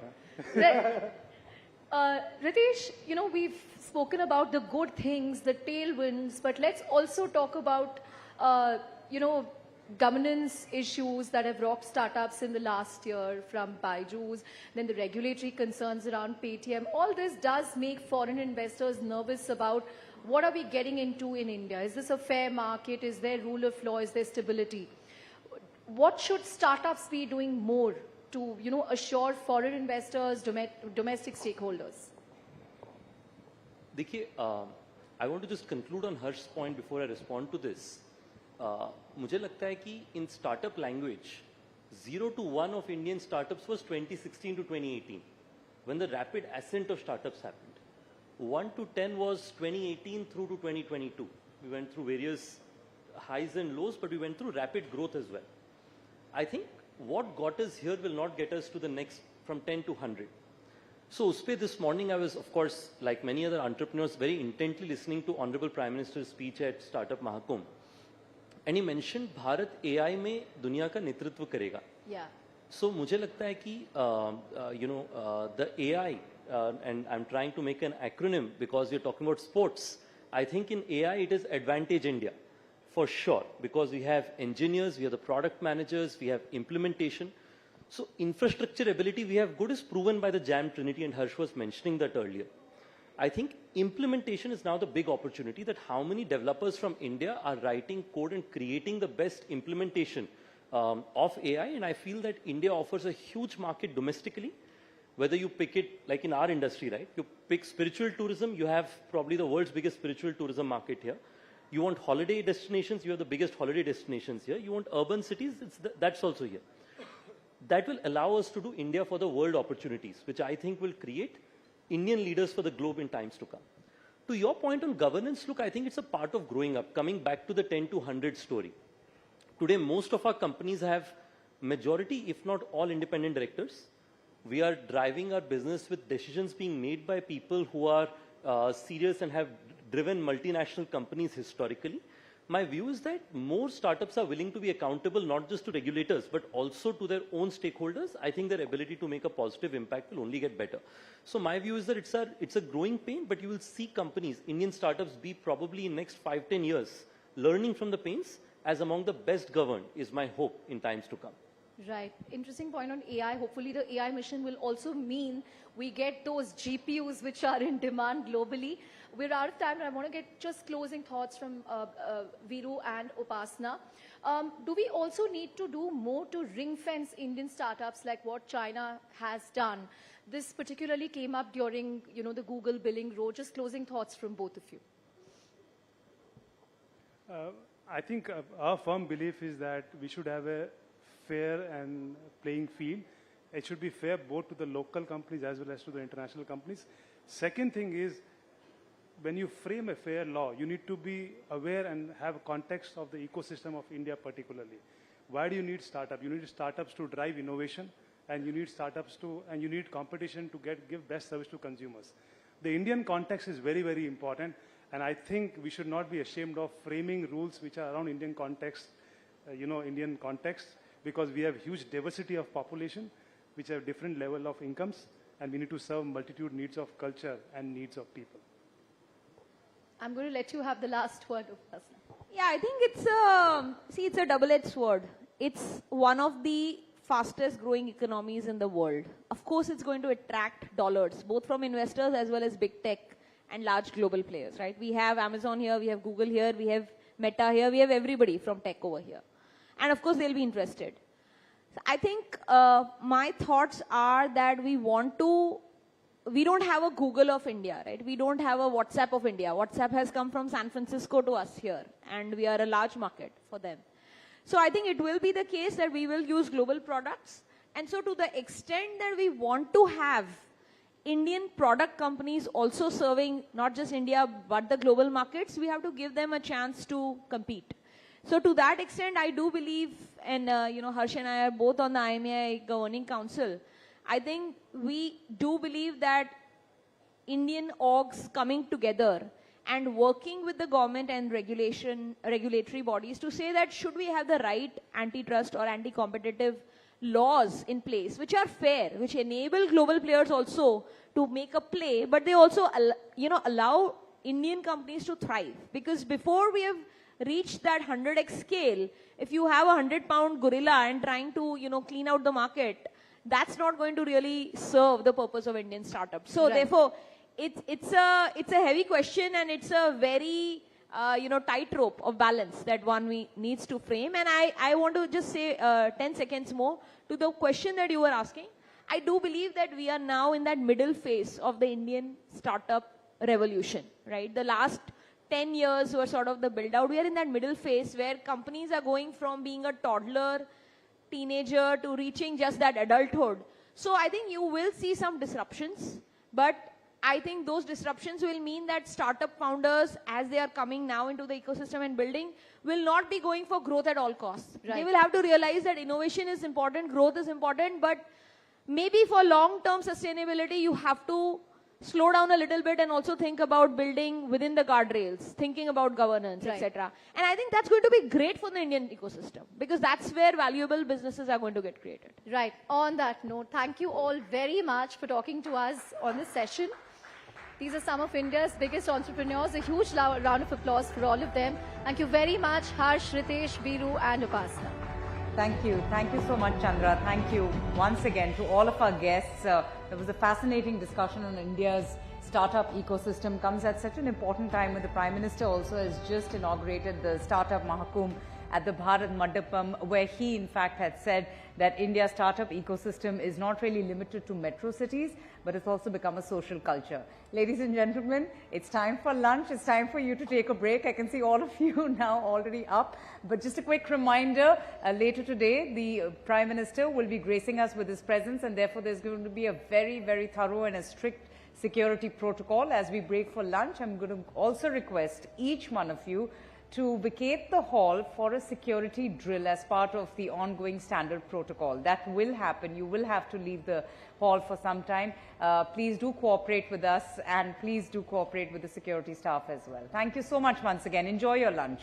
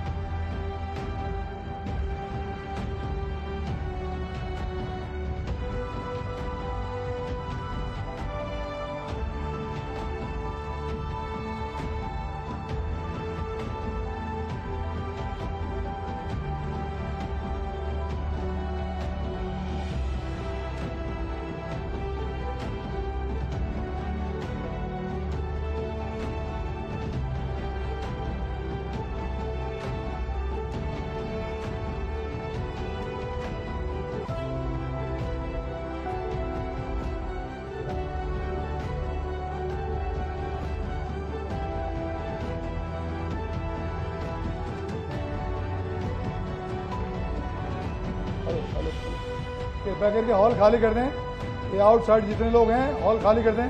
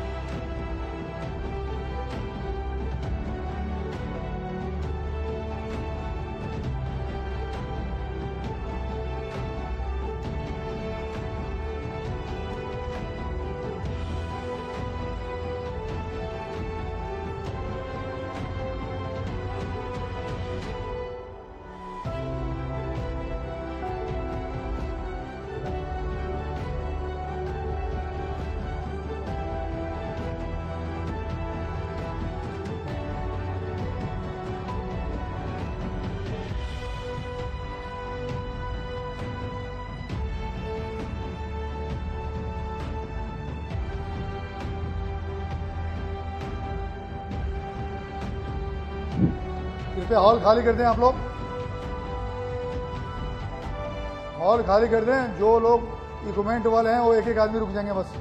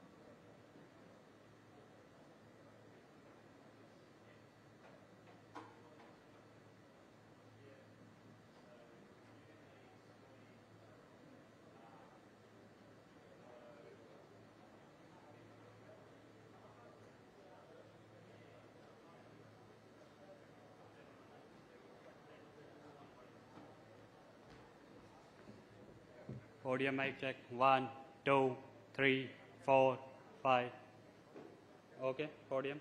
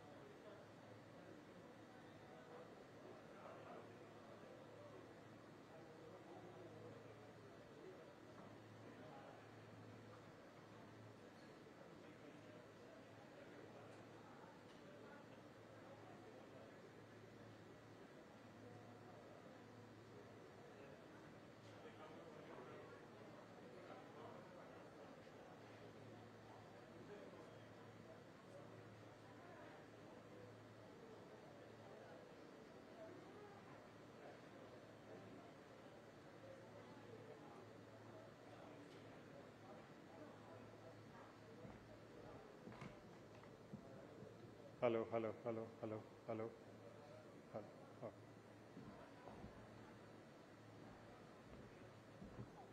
Hello, hello, hello, hello, hello. Hello, can you hear me? Mic testing, mic testing. Yeah. Okay.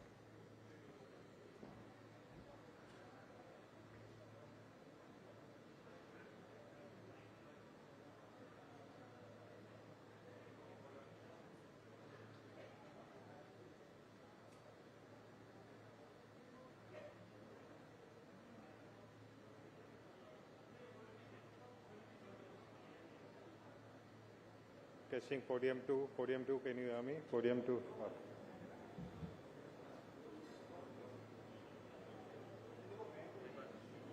Hello, 1, 2, 3, 4. Podium 4, podium 2, can you hear me? Hello, can you hear me? Podium 2.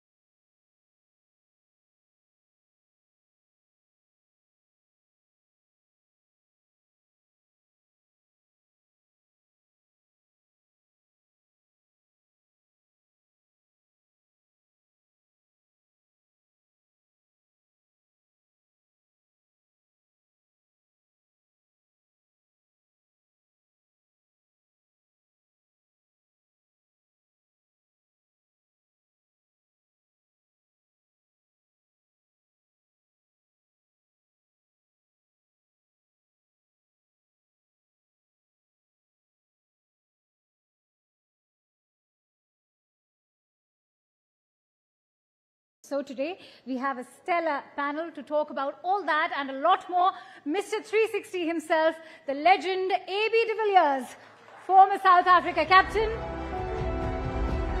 once the fastest bowler in the world, the great Brett Lee, former Australia cricketer. The most popular voice in the commentary box, Akash Chopra, former India opening batter. And one of India's greatest ever women cricketers, Anjum Chopra, former India captain and a renowned commentator. Our esteemed panelists will be joining us for a session titled Cricket Insiders in Conversation with Shivani Gupta. Shivani, the stage is all yours.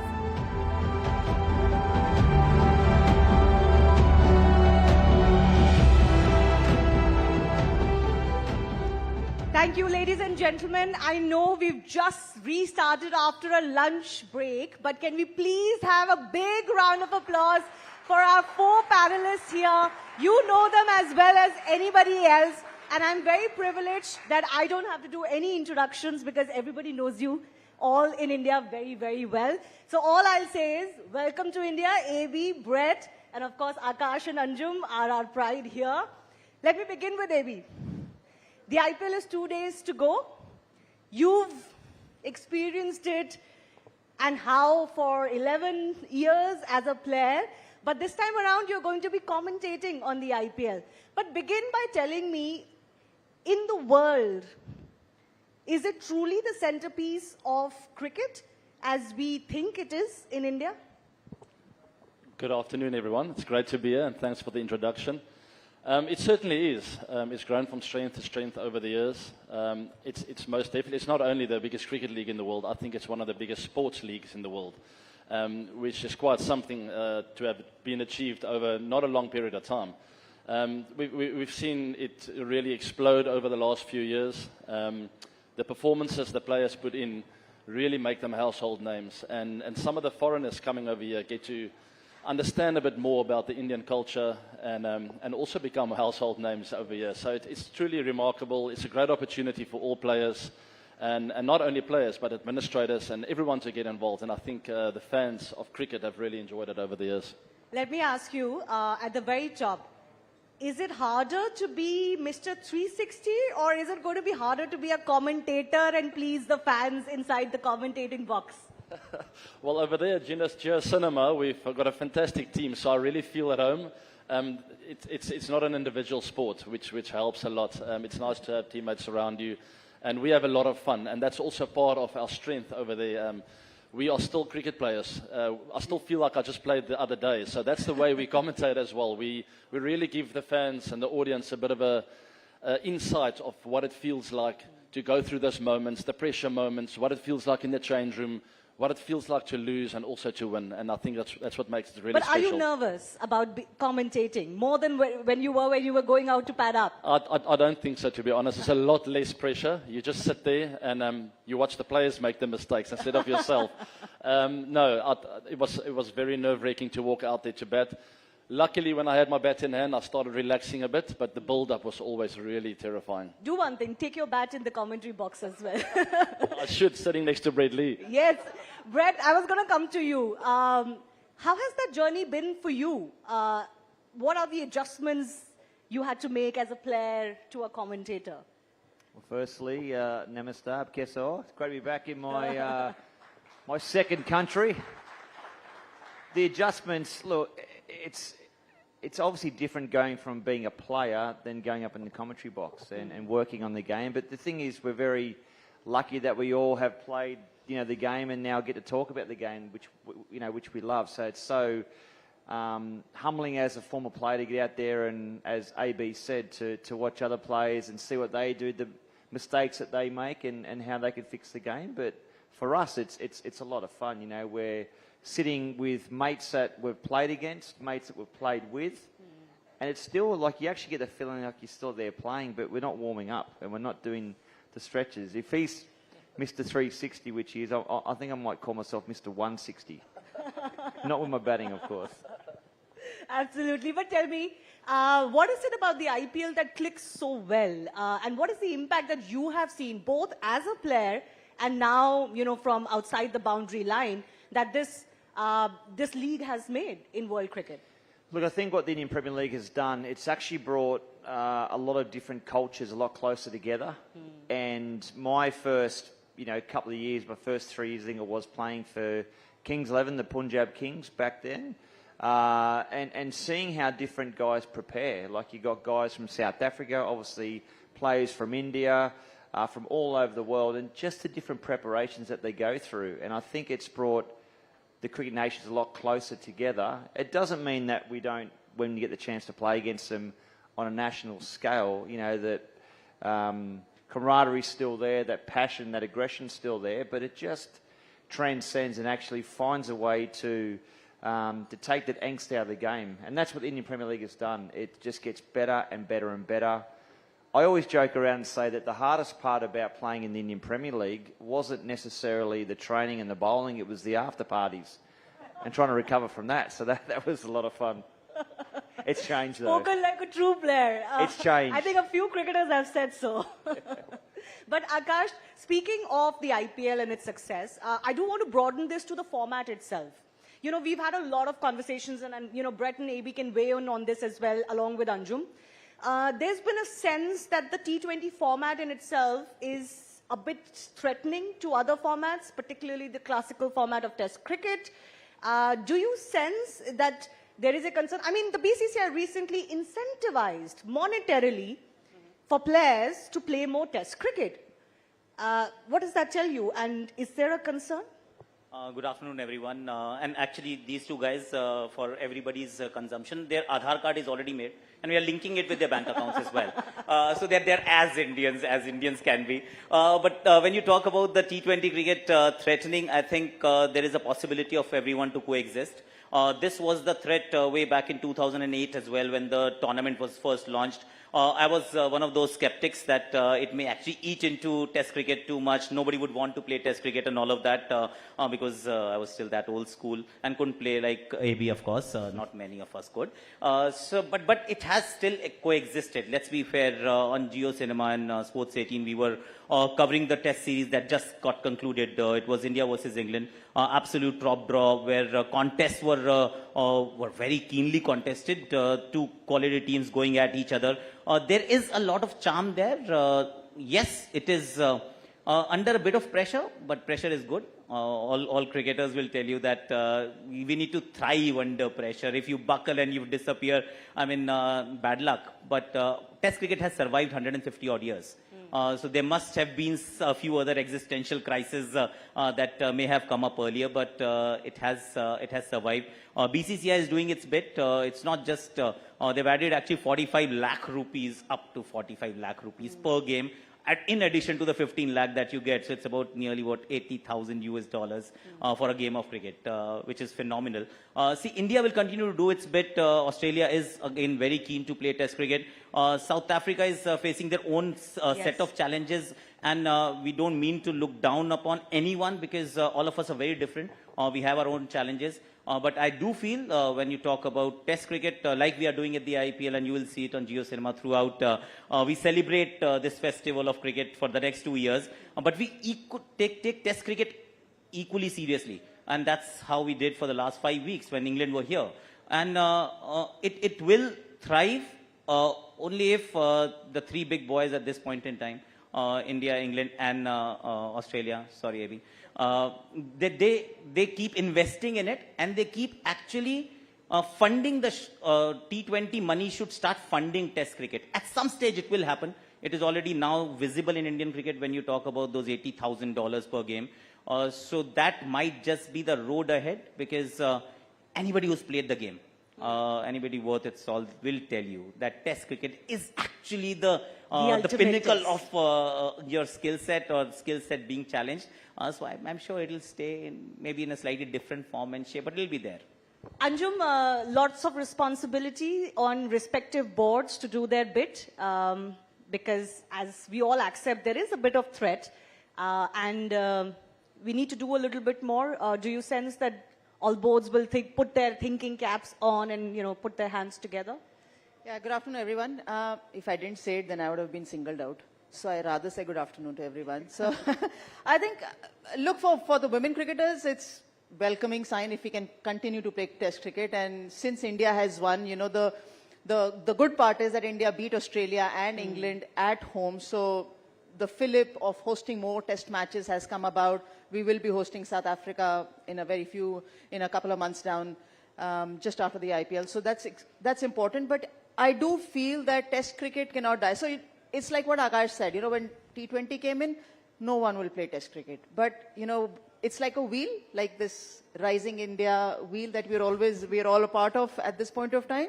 It will come around. And I think it's obviously the English cricket board, Australian, Indian, South African, New Zealand, all these cricket boards will need to do their bit. They will all come around. It's all about investing at the right time, at the right place. But AB, certainly the modern cricketer, do you sense faces a different dilemma when it comes to choosing their career path, which is why we are having to incentivize a little bit for them? I mean, different choices that they have to make vis-a-vis what you had to make in your days? Yeah, I'm quite thankful I never had to make the decision. I was always motivated just to play for my country, and whatever comes after that is a bonus, you know. If there are any other leagues, which happened during my career. For youngsters these days, it's really not an easy decision, but it should be made easy for them, and that's where I'm coming from. I feel cricket is like music, and Test cricket is like classical music. It almost becomes part of you. It's an art, where T20 is probably more like rock music. It's more entertaining and exciting, but there's room for all genres to exist within music.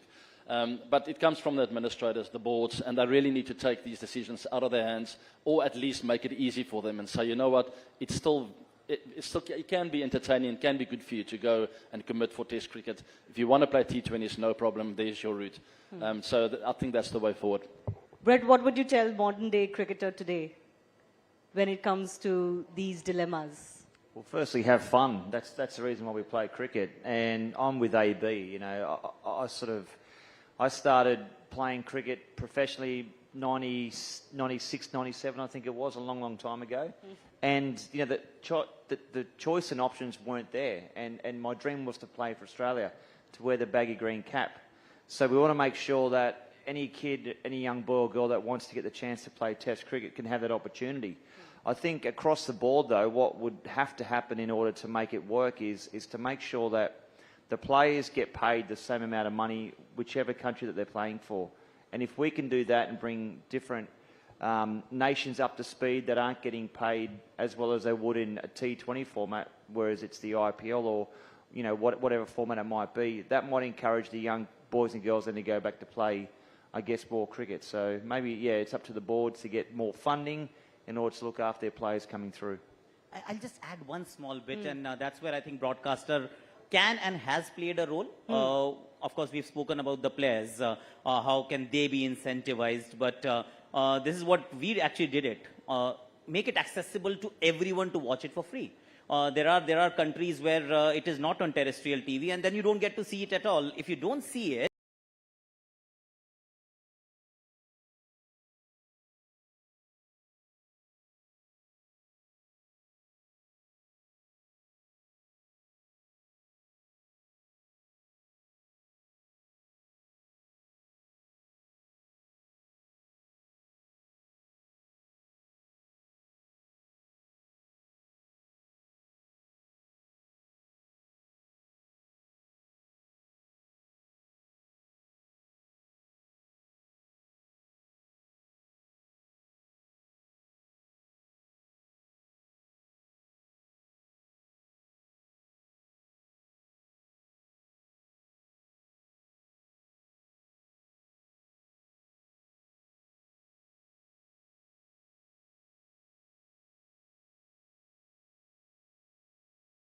To do with his YouTube channel plus your signature brand of Akash Vani is absolutely phenomenal. So kudos on that.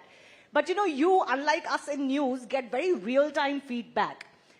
What is the biggest feedback you've received when you do this and interact with audiences? What has been the learning, the biggest learning? well, firstly, thank you so much. She's been too kind. See, feedback mechanism is a fantastic thing. Where do you get it from? And that's what I think digitalization has actually been a game changer. If you were always been on linear TV, for example, if you're on linear medium, how would you know what works, what doesn't? It is just between a group of people deciding, oh, this is nice, and that is perhaps not nice. But when you are on a digital medium, I think feedback is almost instant. You get to know if people are tuning in, going out, when they actually tend to drop. And now you obviously are deeply ingrained in the digital space as well. So metrics have changed quite a bit. And I also feel actually that digital medium is empowering people. Previously, you didn't have a choice. Now, when you consume any sort of content on digital medium, you have the choice. You're not sitting in a group of people and watching something on linear TV with a remote control being with somebody else. You're not forced to do anything. If it's on your mobile phone, you decide what you want to watch. And if the person who is watching is empowered, then it's our duty to engage him and engage him or her for a significant period of time. Because if we are failing to do so, then there is no hope. And that's where now when we talk about the IPL and what we did at JioCinema, it can only happen in a digital space where you got 17 feed with 12 languages and only at a click that you decide. So do you modify what you're doing immediately almost, realizing, okay, we need to do something different? You do actually. You take feedback if it's available, if it's there. You watch it and you say, okay, fine, this is clicking, this may not be clicking. Pop culture references, the new age Gen Z things I may or may not relate to personally because of the age, but my kids do. So you listen to them all the time and you respect them a lot more because they are the ones who are giving you their time. And if you don't value it, I think it's not going to fly. So, and very empowered audience has to be engaged entertainingly enough for them to stay with you. I think the other thing too on JioCinema and the great thing that we have as broadcasters is that, we do things a little bit differently.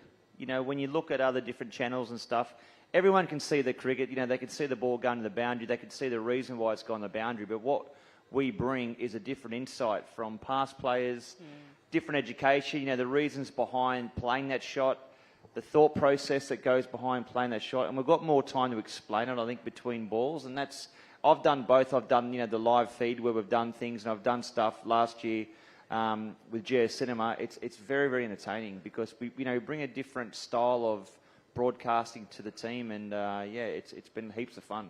Anjum, one of the biggest innovations was different languages. I mean, India is a country of tens of languages that people speak, and the experiences that people have had with so many different languages, commentary now available online, is a huge revolution. What is the difference you noticed in the way the audiences were pulled in because of language alone? A taxi driver was watching IPL on JioCinema in Bhojpuri language. Yes. So I had to ask him what is the score, because he was consuming that content and he says it's brilliant. Then one fine day I was like, do you only watch cricket in Bhojpuri language? He says, no, friends of mine and actually watch it in Punjabi language also. So there I was in a more comfortable space because I do understand Punjabi. But it's the fact, like what the gentlemen have just mentioned about consumption of content, if it's available in a very much relatable language, which is the first language for many people, be it Bhojpuri, be it Bengali or any other language. If it's more relatable and it's also said in a very funny way as well, because it's at the end of the day, it's entertainment. It's not a product which you consume with a lot of seriousness. Seriousness is for the cricketers because we play, but not for the audience. So I think the way that JioCinema has brought about different languages, made it more accessible, as Akash mentioned, and the entertainment value, that's why we see the product so successful. Who here would have thought that you would have commentary in Bhojpuri one day for cricket? Raise your hands. Did anyone see this coming? No. In Punjabi? No. Right? That's the difference that has happened today, isn't it? Akash, I mean, it's been a revolution. Well, there is Haryanvi this year because people were asking for it. That, this is far more entertaining. What are the requests that are coming in? Oh, lots actually, I'll tell you. So there's our Punjabi commentator goes by the name of Sunil Taneja. He's very popular. people in Pakistan, and I met them, they said, we are watching him via VPN. I was like, wow, okay. Because it is so Punjabi is popular. spoken very popularly. It is spoken in very well. Pakistan. Yeah, it's spoken there. So, see, I'll tell you, sport is a very strange kind of content piece that you can consume on mute. Let's be fair, if it's there, you don't even have to switch on the audio to know what is happening. The audio is based only on your preference. If it is entertaining enough, I want to listen to it. I've got a teammate, he comes from Khurja. So I asked him, अच्छा तुम्हारे गांव में क्या होता है? तुम क्या commentary सुनते हो? यार सर म्यूट पे सुनते थे. हम तो क्रिकेट ही म्यूट पे देखते हैं. We don't watch it with commentary because it's English. They don't understand it. See, there is no disrespect, but if it is the language that I don't relate to, I don't understand, I might as well watch on mute. But the moment I give you the language preference, the language that you speak in, the world opens up. It's far more entertaining and engaging in the end. Yeah, and you know, AB, it's not just about languages. It's also about capturing audiences that maybe were, I wouldn't say neglected, but felt neglected. I mean, you have a YouTube, a YouTube show of your own, and you were seen on a show with Mrs. De Villiers one day. So it's also about getting people involved, people generally that you wouldn't have spoken cricket with, isn't it? Yeah, with the YouTube show, I learned from the best over there. Eh? It's not so easy, but I do enjoy it. It's nice to stay in touch with the cricket audience, and that's the idea behind the YouTube show, is to keep sharing what's on my mind about the cricketing world and some other stuff as well. But yes, once again, with our GeoCinema feed, we have the Hangout feed, which is quite different. And I was on that show with my wife, and I also got educated in that show, to be honest. She told me that, no, this one time when KKR played RCB, and I'm obviously an RCB player, she actually supported KKR. And I was like, excuse me, what's that all about? She said, no, Shah Rukh Khan is one of my favorite guys in the world. So I also learned some stuff on there, but I think the audience really relate to that. It's something different. It's something about my personal life and everyone's personal lives, and we get some of the players on there as well. I think Virat's been on, a few of the younger guys get on the show, and we just talk about different things, not only cricket. And yes, there are die-hard cricketing fans out there, but there are also fans that want to know a bit more and not just cricketing stuff. So I think from that point of view, I think GeoCinema has done it incredibly well. There's also Brett 4K, there are hero cams, there's so much technological innovation that is going on. Does that boggle your mind sometimes to see so many different And that's just feeds? up in the commentary box. On the field, it's good as well. Nah, look, it's it's to see cricket in a different light, where it's so close and so realistic now, and the camera angles and the clarity that you can watch with now is fantastic. You know, you mentioned, 17 different languages. I reckon there's 18. There's Hinglish as well. We should put Hinglish in there as the 18th. Which And we Brett try will do well in that. Brett can speak a bit of Hindi. Thora Hindi, Thora. We are teaching him to be on Hindi feed this year. Hindi, Punjabi, we'll have a crack at everything, right? Sashri Kalji up the back there. Nah, look, it's so exciting. We are on the the eve of the Indian Premier League starting. Great to be part of GeoCinema. It's a lot of fun. We want to bring a different product. People are enjoying it, and life is pretty good. Yeah. Speaking of the IPL, I should mention, Anjum, the WPL just finished. This project has been a revelation of sorts. Of course, we knew the IPL was already successful, but there was a little trepidation with the WPL launching a couple of years ago. Are you surprised at all with how well loved this product has already become? Day one, I was surprised. I think at the launch of the WPL, which was in Mumbai last year, and the stadium was full in Navi Mumbai. And I remember talking to Zahir, and he was like, wow, this is brilliant. I said, now Zahir, can we sustain it? Because of course, GeoCinema is showcasing it. It's going in digital. It's going on different languages on digital as well. He says, look, how the cricket is played on the park will determine the success of it. Of course, rest is history. Cricket was entertaining. And I was surprised looking at the numbers even after season 1 and now after season 2, that some of the best cricket played at the global level, we have surpassed those numbers, which means the content is consumed by more than 10 million people. I'm not comparing it to any of the World Cups right now, but then if our Indian product can deliver a hit like this, then I think we've done really well. And that's exactly what we wanted. We wanted the WPL to succeed. We wanted cricket to be showcased, brought to them as easily accessible as it was and is, and women's cricket to be right in front of them. So I think for me it's perfect because WPL just supersedes or precedes IPL, and if Bangalore team wins it, it's entertaining like this. Why not? I was going to come to AB. AB, the girls have finally done it. When are the boys going to do it? I think it's destiny. It's honestly like, I mean, the girls did it now, and in a relationship, the guys got to come to the party now. It's just how it is. I do think the shackles are broken. I think this is the year. It's meant to be for the guys. I don't mean to pull your leg, but every season we say this is going to be RCB's season. You've heard it before, right? Maybe heard it before. Maybe the change of name, though. The change Bengaluru. of name. They've become the Bengaluru. Change of colours on the shirt colour. Maybe this is the year.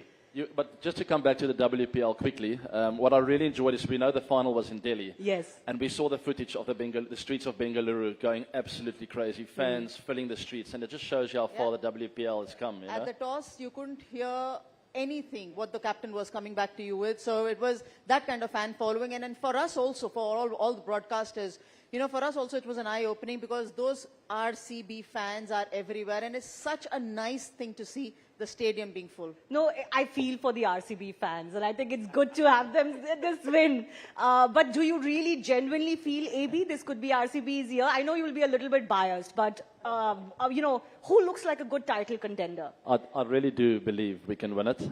We will win it this year. Look, you got to be patient. Sport is a funny thing. Cricket is not predictable, otherwise it would have been boring. So maybe once the shackles are broken, and I really think the women, sometimes things just happen in a weird way. I think the women have broken the shackles, and once the RCB men's team get one win, I think there's going to be quite a few back-to-back. So yeah, hopefully we go from strength to strength this season. Brett, do you agree? I was actually going through the list of teams, the 10 franchises, and I, not because he's sitting next to me, but I actually think RCB have got a very good chance this year. Yeah, I would not back against them. Well, they always have a very good chance. When do they not have a very good chance? They've always got a good team. They have arguably had the best side for a number of years, but maybe different ways where they're playing, and maybe too, over here in India, there's a lot of superstitions. The change of the name, the change of the colour of the clothing. This could be their year. No, but AB, what did hold RCB back? I'm sure there were plenty of discussions around this because it had a superstar team, including yourself, for so many years. There were 9 other superstar teams as well, It's just, you look at World Cups, I mean, any team can win it. The IPL, actually, even more so. There are 10 incredibly But most other teams have won it. Well, there are quite a few that haven't won it too, We are sitting in Delhi, don't forget, huh? Don't remind me about Delhi. Let's not go there. I know Anjum, Akash and I suffer because of the Delhi thing. But was there something, or it's just how it goes sometimes? It's just part of sport. It's not predictable. We gave it our absolute best, lost a couple of times or 3 times in the final. We had our chances here and there, so we got ourselves to blame. But hopefully, and I mentioned it to you before, hopefully the legacy over the last few years that the senior players or the guys who have left already have left behind will carry the team across the line in the years to come. Akash, what is the Akash Tippani and the Akash Vani on this season's title contenders? See, I think firstly Smriti will go to the men's dressing room and give them a pep talk. That's what should happen. They gave her a beautiful guard of honor yesterday, I was seeing, and it was beautiful. On a serious note, I do feel, all teams are fairly good, and I agree with AB. There's just a lot more to it than having a good team which results in lifting the trophy. When I just put all teams together, Mumbai Indians is standing out. They are a very good team. So I'd say it could just be the Mumbai's year once again. Anjum, for you? And also keep Delhi in the mix as well. We do keep Delhi in the mix every year. Delhi in the mix. They're just around, and RCB can jump from there as well. So don't put more pressure on AB. He's not playing. He doesn't have to hit those shots around the ground. But I'm sure as long as IPL is entertaining and we can see all that entertainment in different languages on JioCinema, why not? AB, will you go to the dressing room maybe? Catch up with the old guys and, I don't know, talk to them? Listen, you're asking me a lot of questions now. She's putting me under big pressure. I would love to. I have been in touch with some of the players. They have a new coach in Andy Flower. Some things have changed over there, so maybe a bit of a fresh start for them. So I've decided just to sit back and wait. If I hear from someone, I would very much be open to have a conversation with the guys and give them whatever knowledge I have. But I do feel there's so many world-class players in that team for this season. They're going to be just fine. All right. So, you know, we have on the panel members of the cricket world who've done what they did with the bat and ball. And then, you know, they have other talents. We all know about Brett Lee's musical talent that has been flourishing all through his cricket career, but also, especially post that, we know about your love affair with India as well. We've got YouTube content creators in AB and Akash and commentators par excellence. But you are here, Brett. I do want to ask you. You want to hum something nice in Hindi for us? In Hindi? Hame tumhara hun, tumhare hi rahunga. Put it in music. What was that? That was a little cheesy love song I wrote in 2006, and I sang it. I had the pleasure to sing with Asha Bhosle. I remember that. And it was funny because I used to go to the ground and I'll be there playing, whether it be in the Indian Premier League, and to think that I'll be out there running in the bowl and they'll be singing the song that I wrote, which was quite fun. I know that AB loves Hindi songs too. You were humming some on your YouTube channel. Hum, please, sing. I'm a shower singer, you know. I keep the stuff in my head. But what is that favorite song of yours? I'm definitely not going to sing on live TV, all right? But I do know a few. But I think. Okay, tell us your favorite song. Well, I performed with Shah Rukh Khan before. Ye dozati hum nahi. Oh, so nice. Brilliant. Excellent. And it sounds so very different when AB has actually sung that song, or in a little few words. It sounds so very different. Hum ye dosti hum nahi todenge. Very nice. He's also in Hindi commentary box this year then. He's there. Suraj ki baahon mein? No? Okay, let's leave it. One of my favorite songs. Mukabala. Come on, Akash, let's give him company. You start, I'll follow. I'll have to put it on because I'm bad at it. There are two better singers here. Much better. Where is it? I kept it somewhere. Anjum knows that song as well. Back after short break. Yeah, but who's singing it with me? AB singing AB, it with you. AB, Because it's AB's favorite song. So he was singing a song from the...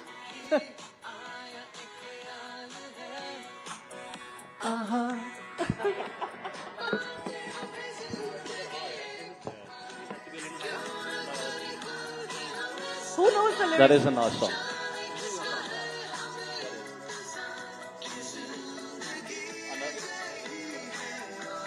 Come on. So for cricketers, basically, it's if you're not on the park, you're obviously, you know, With your right now, headphones. of course, you're listening to music personally, but earlier days, music was loud on the team bus, and there was no option. So if it was a player who understood Hindi or Punjabi or any other language, that was the music which used to play on the team bus. Yes. And everyone else had no option. So whether it was a Walkman or whether it was a CD or now with the AirPods or whatever you might call it, nowadays you do have options. Earlier you didn't. So it was one of those, so Zindagi Na Milegi Dobara. Walkman. I have not heard Walkman for about 20 years. That's brilliant. Exactly. There was no option. You had whoever was seated next to the driver, the cassette or the CD or whatever. You have to just get it. The good old plugged in. days. Yeah. Final 15 seconds, Akash. The IPL season starting in 2 days. If you were to set it up for the audiences in Hindi, how would you do it? And we'll end with that. बहुत सारे records बनेंगे, बहुत सारे टूटेंगे, बहुत सारा बहेगा पसीना और होगा बहुत सारा पेन. पर यही तो सिखाया था ना कि नो पेन नो गेन. 17 का खतरा इस बार होने वाला है because this is season number 17 और मंच तैयार है. अब देखना ये होगा कि सरपंच कौन बनेगा. 5 बार जीता है चेन्नई, 5 बार जीता है Mumbai. Will we have a new winner in Bangalore? We shall find out. All right. On that note, a big round of applause for our cricketers on the panel. Thank you so much, ABG, Brett Lee, Akash, and Anjum. Thanks a lot.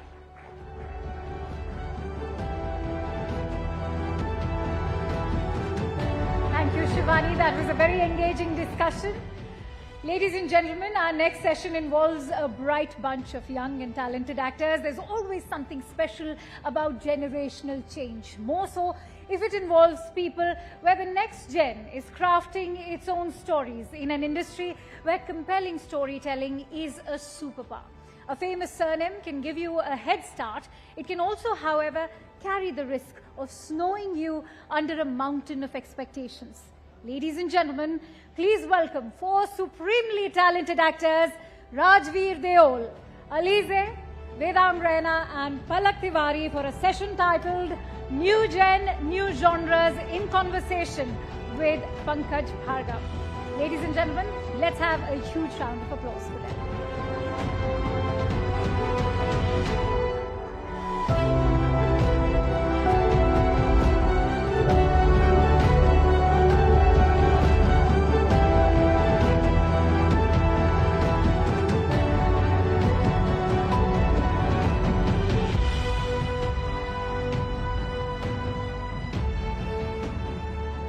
Ladies and gentleman, जोरदार तालियों से हमारी जो young generation है film industry की, इनका जबरदस्त तरीके से स्वागत होना चाहिए आपके बीच में। बहुत बहुत स्वागत आप चारों का।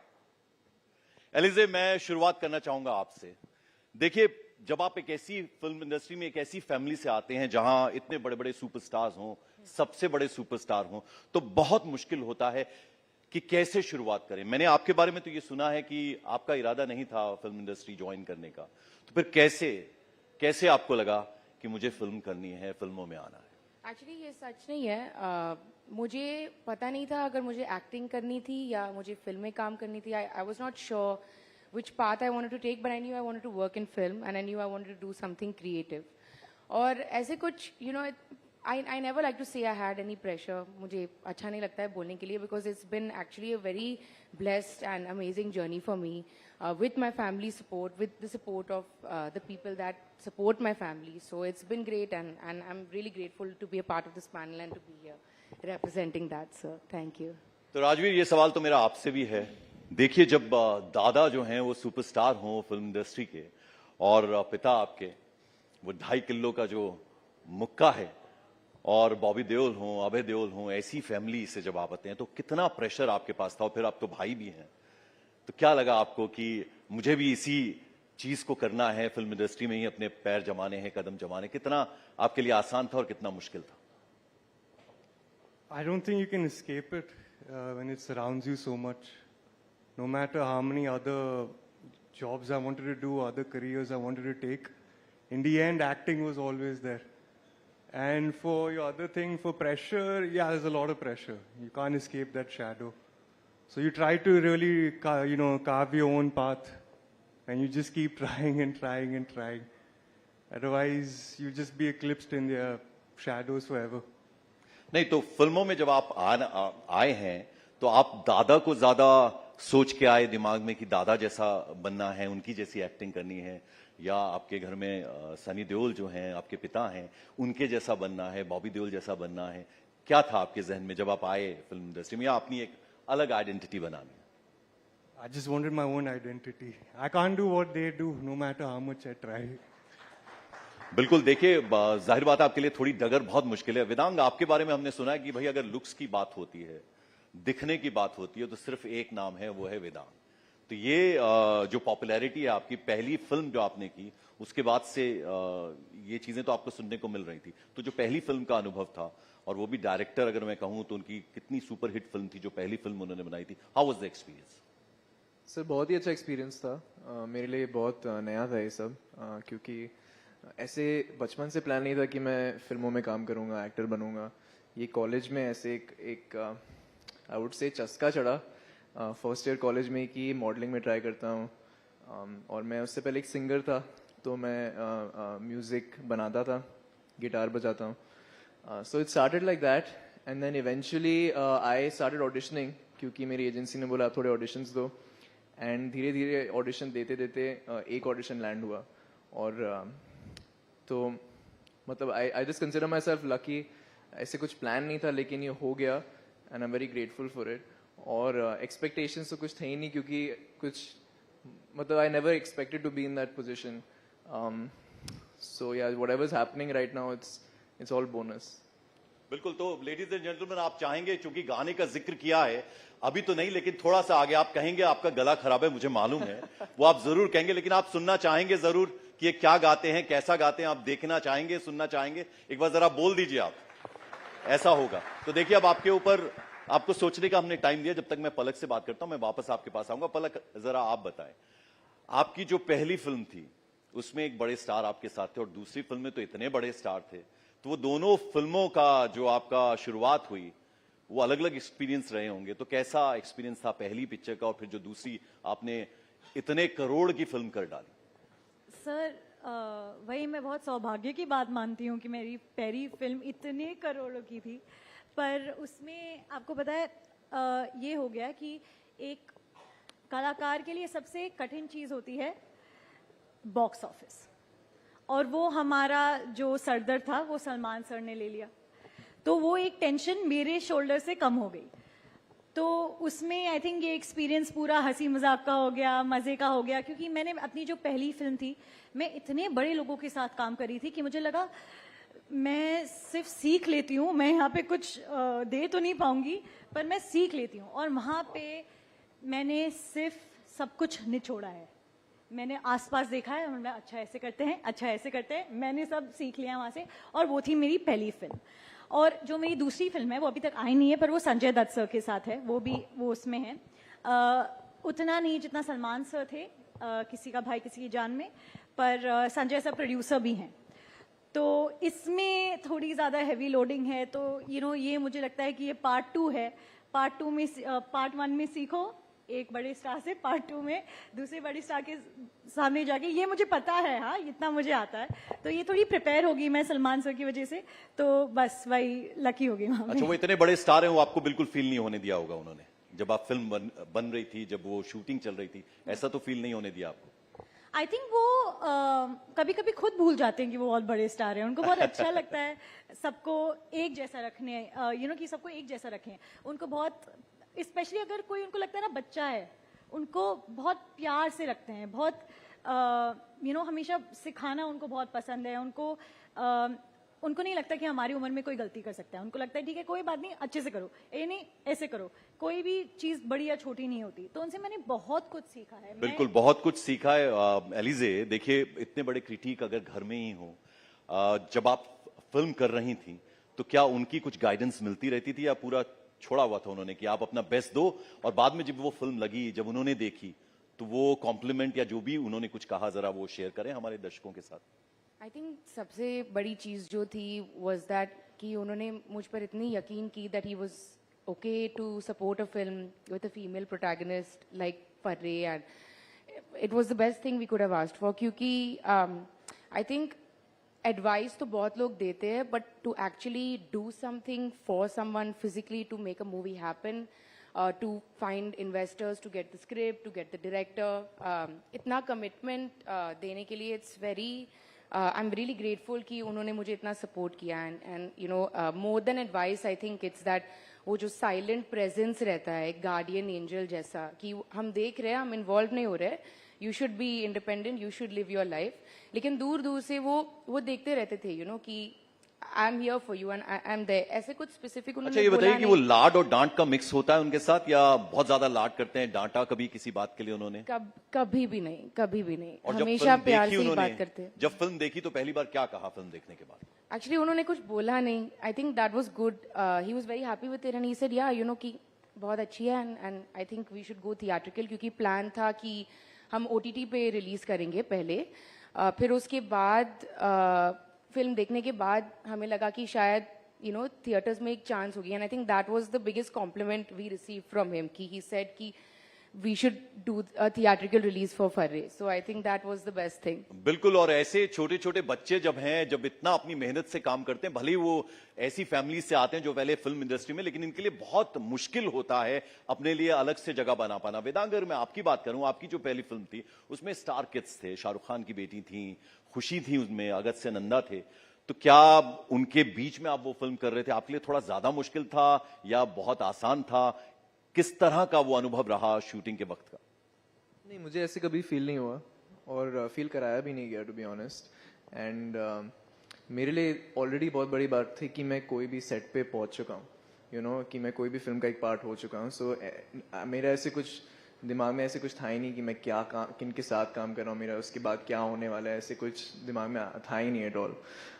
बट एक्चुअली हम सब डेब्यूटेंट्स थे उस फिल्म में. तो because we were on this journey together, हम सब अपनी पहली फिल्म कर रहे थे, तो ऐसे कभी फील ही नहीं हुआ कि कुछ ऐसे डायनामिक था ही नहीं, कि ऐसे लग रहा था कि हम जस्ट 7 दोस्त हैं और एक साथ मेहनत करके एक फिल्म बना रहे हैं. तो मुझे ऐसे कभी फील कराया नहीं गया कि I am working with people who are carrying such an immense legacy. I felt at home. बिल्कुल. और राजवीर देखिए, हमारे जो दर्शक हैं जो हमें अभी इस वक्त देख रहे हैं यहाँ पर इस हॉल में जितने भी लोग हैं, वो ये जानना चाहेंगे. देखिए, हमने वेदांग से कह दिया, उन्होंने प्रॉमिस भी कर दिया, साइलेंस उनका जो है वो कह रहा है कि वो गाएंगे जरूर, भले ही वो 2 लाइन गाएं. लेकिन हम आपसे चाहेंगे, इतने पॉपुलर डायलॉग्स हैं आपके दादा धर्मेंद्र जी के, सनी देओल जो आपके पिता हैं उनके तो डायलॉग्स, तो हम चाहेंगे चूंकि आप एक्टर हैं तो कुछ तो हो जाए उनका, ताकि हमें लगे कि हाँ उनकी जो अभी वो यहाँ नहीं है तो हमें लगे उनकी प्रेजेंस यहाँ फेल्ट हो.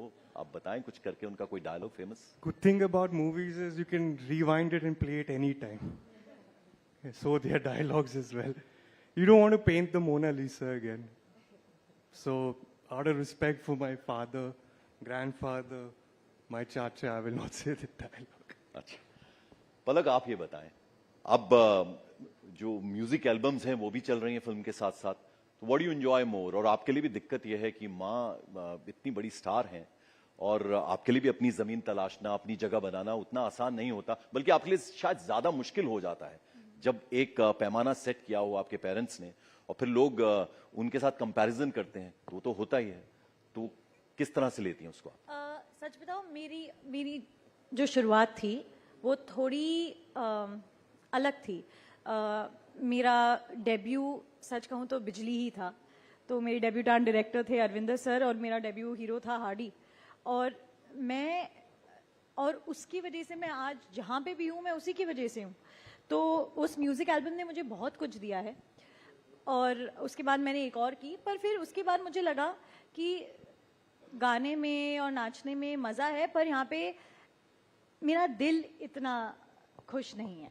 मेरा दिल ज़्यादा एक्टिंग में है, हमेशा से एक्टिंग में था.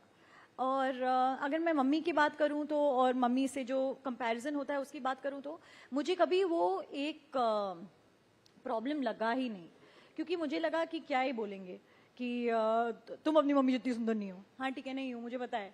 मुझे लगता है मेरी मम्मी से ज़्यादा सुंदर कोई है ही नहीं. मैं आपसे बड़ी फ़ैन हूँ मेरी मम्मी की, तो आप मुझे क्या ही बोलोगे. फिर क्या बोलोगे, तुम अपनी मम्मी जितनी अच्छी एक्टर नहीं हो. हाँ तो मुझे 2 साल हुए हैं, मुझे टाइम तो दो थोड़ा, फिर बाद में बात करेंगे. पर मुझे लगता है कि जो भी है वो इतना बुरा नहीं है. मैं बहुत खुश हूँ कि मुझे मेरी मम्मी से सब कुछ सीखने मिलता है. और मैं एक्टिंग की बात नहीं कर रही हूँ, वो जिंदगी में इतनी सुलझी हुई औरत है ना, मुझे बस उनसे एक औरत बनना सीखना है. क्रिटिक भी हैं घर में, बताती हैं कि ये ठीक किया तुमने, ये ठीक नहीं किया, ऐसा कुछ सुनने को मिलता है उनसे? क्रिटिक ही है सर, क्रिटिक ही है. एक पूरी की पूरी देसी माँ है. ये गलत किया, ये गंदा किया, ये हो किया. पर जैसे अलीजे ने कहा, अगर कुछ अच्छा हो जाता है तो एकदम मुंह बंद. तब मुझे लगता है हाँ आज कुछ नहीं बोला, आज कुछ अच्छा हुआ होगा. पर वो मुझे ही सोचना पड़ता है कि कुछ क्या अच्छा हुआ है. अच्छा एलिजे, देखिए आप ये बताएंगी क्योंकि सलमान साहब को आपसे बेहतर कौन जानता है. आपके तो 3 अगर मैं कहूँ मामू हैं, तो वो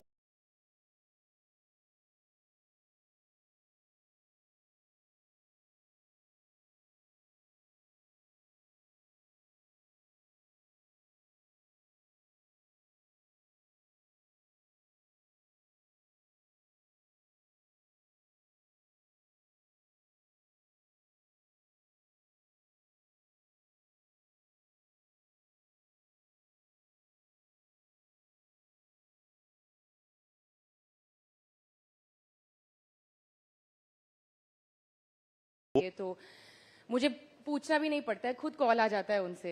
एंड सलमान मामू वो it's good to be around him, क्योंकि वो याद दिलवाते हैं कि you need to be young at heart. And just like Palak had said कि वो बच्चे ही है अभी तक. तो समटाइम्स उनके साथ रह के आई फील लाइक कि मैं और यंग हो गई हूँ. तो that's when I go to him. तो अलग अलग चीजें हैं. अच्छा, पहली फिल्म तो हो गई, और वो जाहिर बात है उसमें पूरी ताकत लगी थी, पूरे लोग उसमें इन्वॉल्व थे, लेकिन अब वो फिल्म हो गई है। जी। अब इसके बाद का जो सफर है वो डगर जो है इतनी आसान नहीं है, जी। क्योंकि आप लोगों के ऊपर एक वो अलग सा प्रेशर रहता है, दबाव रहता है, जी। उससे निकलना है। तो अब जो नेक्स्ट आपका प्रोजेक्ट है, अभी क्या बातचीत चल रही है, नई फिल्म पे काम हो रहा है, या वो क्या प्रोजेक्ट है, कुछ अगर आप हमें बताना चाहें। बता तो नहीं सकती हूँ, बट चीज़ें हो रहे हैं। Farrey was received very well, critically बहुत अक्लेम्ड थी, तो आ रहे धीरे धीरे, अभी देखते। अच्छा, वो जो बेस्ट फीमेल डेब्यू जो आपका हुआ था, वो अवार्ड जब आपको मिला था, तो वो पल याद है आपको? वो कैसा अनुभव, वो कैसे एक्सपीरियंस?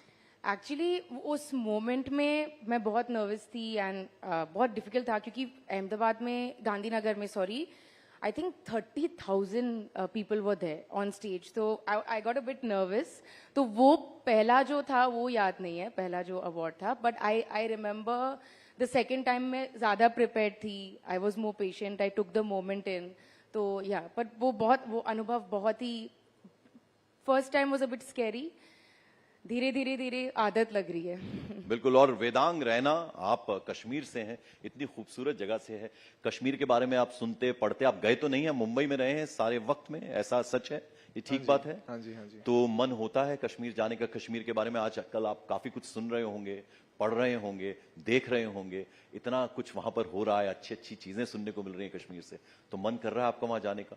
कुछ वो जो सुनते हैं आप कश्मीर के बारे में, कुछ कहना चाहें अगर? ऑफ कोर्स, मेरे माता पिता तो कश्मीर में, वो दिल्ली से ही हैं एक्चुअली, लेकिन माय ग्रैंड पेरेंट्स, उनके एक्सपीरियंसेस मैं सुनता रहता हूँ कश्मीर के। तो मेरा बचपन से बहुत ही मन है जाने का, अपॉर्चुनिटी कभी मिला नहीं अनफॉर्चुनेटली, लेकिन इस साल एक्चुअली प्लान बन रहा था कि some time may be April में you know the whole family will go, but I always hear the best things about it. और हम कश्मीरी लोग काफ़ी पैशनेट है अपने जगह के बारे में, हमारे कल्चर के बारे में, तो आई कीप हियरिंग स्टोरीज। भाषा आती है आपको? बहुत थोड़ी, कुछ एक अंश उसका अगर सुना पाए, ताकि वो जो कश्मीर में बैठे लोग आपको सुने कि हाँ, हमारा लड़का जो है वो इतना शानदार काम कर रहा है फिल्मों में। क्या शुकरन is how are you doing or what are you doing, and Myun Navch Vedang, that's my name is Vedang, and Orzu Dorkut, whoever knows that. तो वाजवान पसंद है आपको खूब? हाँ जी, of course. Biggest fan of Kashmiri foods are Kashmiris. Rajveer, मैं आपसे ये जानना चाहूंगा, देखिए धर्मेंद्र साहब का एक बर्थडे था, तो मैंने उनको बड़ा लंबा चौड़ा उनके साथ इंटरव्यू किया था, तो वो जब होते हैं मंच पे तो एक माहौल सा बनता है। इतना लंबा उनका काम रहा है, इतना बेहतरीन उन्होंने काम किया है, इतना प्यार उनको लोगों से मिलता है, और उनका एक अंदाज है। लेकिन अगर मैं सनी जी की बात करूं तो बहुत शाय हैं वो। आपके ब्रदर को भी मैंने देखा है और अब आपको भी देख रहा हूं। बॉबी की अगर हम बात करें तो वो आपके चाचू हैं, उनका वो पिता से मिलता मिलता है सब कुछ, लेकिन ये आप तीनों जो हैं वो बिल्कुल अलग लगते हैं दोनों से। इसका क्या कारण है? I think we have to talk to a therapist about that. I don't have a proper. I have no clue. We just shy people. तो जब आप दादू के साथ होते हैं अपने, तो वो तो आपको कहते होंगे कि थोड़ा कुछ बोला करो, थोड़ा हंसा करो, थोड़ा सा वो जो उनका अंदाज है, कुछ बोलते हैं, छेड़ते हैं आपको? He likes when I crack jokes, make him laugh. That's about it. पलक, अब आगे क्या होने जा रहा है? अब नियर फ्यूचर में क्या करने वाली हैं अभी आप? आगे सर, मैं बहुत ही ज़्यादा एक्साइटेड हूँ कि जो मेरी फिल्म आ रही है कि वो लोग देखें, क्योंकि मैं चाहती हूँ कि लोगों को देखने मिले कि एक ऐसी चीज़ जिसको लेके मैं बहुत प्राउड हूँ, जिसको लेके मैं जानती हूँ कि हाँ, इसमें मुझे लगता है कि मैंने अच्छा काम किया है, जो मैं अपने बारे में बहुत ज़्यादा बोलती नहीं हूँ, पर हाँ, तो मैं चाहती हूँ कि लोग उसको देखें, मुझे पता चले कि लोग इसके बारे में क्या सोचते हैं, और उसके बाद फिर तो मुझे बहुत अलग अलग प्रकार की फिल्में करनी है, मुझे हर जॉनर ट्राई करना है, और होपफुली मुझे ये मौका भी मिलेगा, और मुझे लोगों का बहुत सारा प्यार चोरी करना है, ऐसे छोटू। वो प्यार तो आपको मिल भी रहा है। जल्दी से मैं छोटे आंसर्स चाहूंगा आपसे, और फिर वेदांग, हमने आपका गाना भी सुनना है बिल्कुल आखिर में। मैं भूला नहीं हूँ, बिल्कुल याद है मुझे। आप ये बताइए कि अगर आप एक्ट्रेस ना बनती या ना होती आप एक्ट्रेस, तो क्या बनती इसके अलावा? हाँ, डायरेक्टर बनती। तो ये है तमन्ना दिल में कि एक दिन मैं कोई फिल्म डायरेक्ट करूंगी, हीरो सलमान खान होंगे उसमें? जी बिल्कुल. वेदांग. हाँ जी. सिंगर होते आपने तो बता ही दिया. या सिंगर बिकॉज मेरा I wouldn't say my career but school और कॉलेज में मैंने बहुत गाना गाया है. हाँ. और गिटार बजाया. ठीक, हम सुनेंगे आपसे. राजवीर आप बताइए, आप तो खैर पूरी फैमिली एक्टिंग में है, तो क्या अगर एक्टर ना बनते कुछ और शौक है आपको, कुछ और भी बन सकते थे आप? Something in the gaming industry probably. Gaming development or something.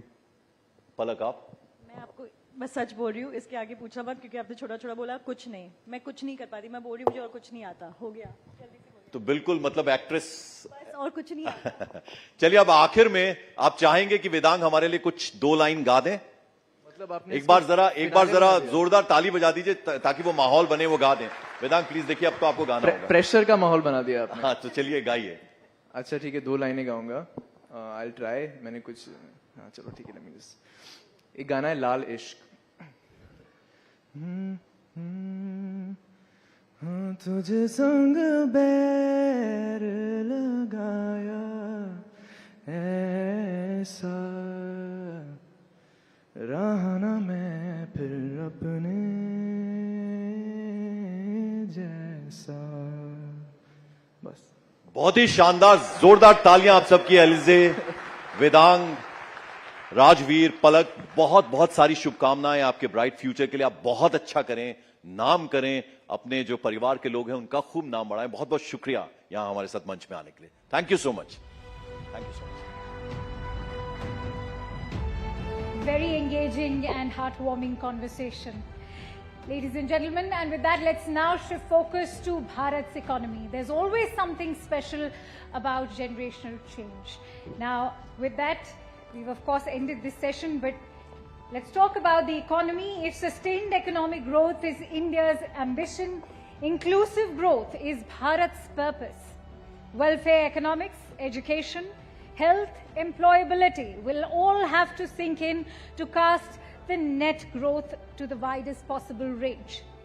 Please welcome Dr. Shuchin Bajaj, Founder Director, Ujala Cygnus Healthcare.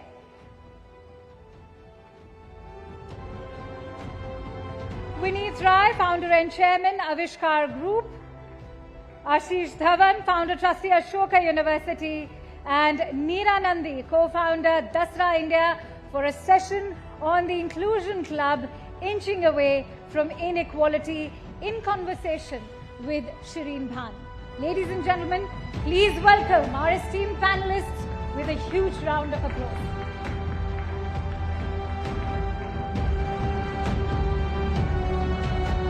Thank you very much. Good afternoon, ladies and gentlemen. And the pressures on this panel now to outdo what we just saw, those star performers enthralling the audience here with what they intend to do. But since we are talking about the future, we're going to talk about an inclusive future for India.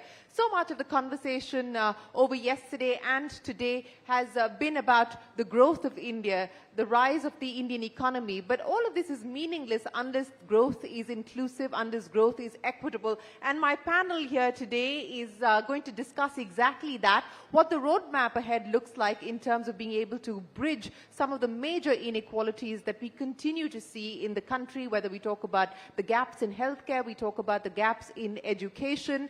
All of those are gaps that require innovative solutions, innovative thinking. Is there a road for private capital and for private enterprise to bridge some of these inequities? Let's just put some numbers on the table before I get my panel to comment. And Neera Nandi is here representing Dasra. Dasra has just put out a report, as it does every year, to talk about what is happening with corporate social responsibility spends. Remember, it is mandatory for companies to allocate 2% of their profit towards corporate social responsibility. So Dasra tracks what's happening on that front and also tracks what's happening as far as the use of philanthropic capital is concerned. But the bulk of the spending on the social sector continues to be done by the government. So if you take a look at the data, approximately 23 lakh crores, that's about 8.3% of GDP, is what the government is spending as far as the social sector is concerned. But it is still well below the asking rate. The Niti Aayog believes that the gap still is almost 5% between where we need to be and and where we are today in terms of social sector spending. So what role can the private sector play? Neera, let me come to you with that. You've just put out the Dasra report, and while there has been progress, both in terms of being able to raise philanthropic capital as well as CSR spending, FY23, the number stands at what? CSR 23,000 crores. What more needs to be done? What's the positive change that we've seen, but what do you believe needs to be done going forward? So probably we need to do a lot more. If you really look at India, culturally we give a lot, but there isn't much infrastructure to support that giving. So CSR, yes, gives a lot, but what our report also talks about is how powerful family philanthropy is, retail philanthropy is, and in fact that giving can take a lot more risk and can be more innovative. So a big part of what we've been trying to do is, can you take some of that innovation and link it with government systems, because as you rightly said, they're one of the biggest, deepest pockets, and if you can't work through government systems like health and education, a majority of the population isn't going to reach there. So what we saw this year was that more CSR giving, that increase came from companies actually meeting the mandate rather than there actually being growth. But in family philanthropy, interestingly enough, it was the affluent givers, so professionals, folks who have jobs, who are giving far more of their net worth than even the ultra-high net worth. And first-generation wealth creators doing more of the giving. Yes, and they're giving a lot more. Well, they have liquidity events, right? So once these liquidity events happen, we call them the now generation. So the now givers are putting quite a lot of money, like the Kamath brothers, Rain Matter, putting into, or even having Ashish here, really putting money into foundations in climate and other kinds of issues that aren't always the traditional health, but more at an intersection. So you're seeing these now generation givers, you're seeing intergenerational, kind of like the panel we had before, next generation is actually wanting to do a lot more in philanthropy and thinking about how they can be more strategic.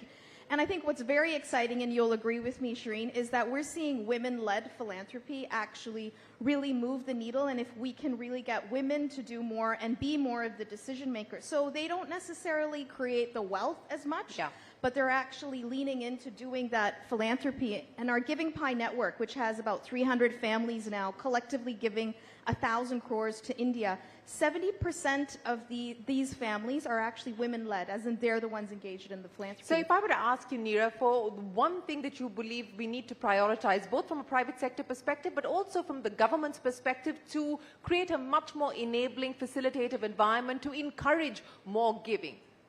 I think we have to have some incentives, right? So I think... Incentives to give more? Yeah, like tax incentives. I think it can help. And I think, you know, we need to be able to do that, and we need to have more visibility and transparency. So if the government can mandate and we know where giving is going, then we're able to enable that. So I think just having more players and strengthening that ecosystem, I think will really help. Okay, Ashish, I want to come to you now. Yes, go ahead. I just wanted to add a small thing on the giving. I think the incentive that would really help is being able to contribute shares.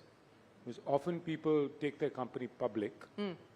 If you donate shares to a foundation or a charity, it has to be liquidated within a year. So I would advocate that, you know, maybe give 5 years for a longer period of time. That will then enable people to sort of tax-free give their equity, which is the way it happens. Does globally. anyone really want to part with equity for foundational purposes or for giving purposes, Ashish? No, you'd rather, I think it's easier sometimes to give away small amounts of equity than to give away money? Cash. Yeah. That's easier, notionally. And two is, if you're getting it pre-tax, you know, giving away your equity before it crystallizes into a capital gain, that makes it easier. Yeah, you know, so that's one idea that you've put on the table to create a more facilitative environment to encourage giving. But since you did pick up the mic, let me continue that conversation with you, Ashish. And I want to talk about one of the big spaces that requires innovative solutions, innovative thinking, and a lot of capital from the private sector as well. A space that you're deeply involved and engaged with, education. What more do you believe needs to be done, not just at the level of primary education, but more so at the level of higher education, creating universities that people have access to, affordable educational facilities that people have access to? How do we create more Ashoka universities for the country? So Ashoka is a non-profit, and I can talk about that model later. But I think if we really want quality universities to grow, I think first thing is, I would say let's advocate to allow for profit. You know, right now it's not for profit, and then people find a way to take money out through an infra company, content company, etc. Let's make it legit for universities. So destigmatize the idea of for-profit for education. Absolutely. And especially for higher education, it's a no-brainer. I mean, you've seen it in the case of Brazil. There are higher education companies that have more than 1 million students. You know, they've scaled up the university system. So that's one. Two is, I think we need a better quality marker. NIRF is not enough. I think universities should be forced to disclose their placement data, the acceptance data, you know, all the data about the students they get in and the graduation, the outcomes, because often that's the basis on which parents will make decisions. We've seen it with engineering colleges. The worst ones had to shut down.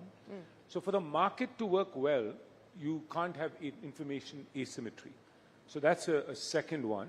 And I think a third one for more research universities like Ashoka, we just need more collaborative platforms. I don't think anybody can do it alone. Some people can, like the Ambanis or Shiv Nadar. But I think more collaborative platforms come together. And I'm seeing that happen. We'll have 40, 50 Ashoka-type universities in the next decade. In the next decade, 40, 50 Ashoka-type I universities? I think so. Well, that does deserve a round of applause because it is a huge supply mismatch at this point in time, and we're seeing Indian students actually having to go outside of India to be able to access quality education, higher education. Vineet Rai, you've been doing this for over 2 decades now, the idea of bridging some of these inequities. Assets under management across the Avishkar group of what, about 8,000 crores plus at this point in time. Where do you believe the problem still lies? What do you believe needs to be done to really unleash entrepreneurship for the development sector? So let me actually just phrase, 2030 is just a few years away. Sustainable Development Goals came into being 2015, a world without hunger, poverty, inequity. Brilliant thought process. It's never happened since the time Homo sapiens walking straight. So great vision from the countries. Now, to make it happen, you require $2.5 trillion a year investment for the last 15 years. We lost everything during COVID. So India itself requires close to $1 trillion investment. Close to $1 trillion investment in case we have to change. Total impact investing, despite all our struggle, everything impact investing was born in this country. This country remains the model. I think we are talking about few hundred billions. That's where we have reached. Globally, impact investing is close to $1 trillion.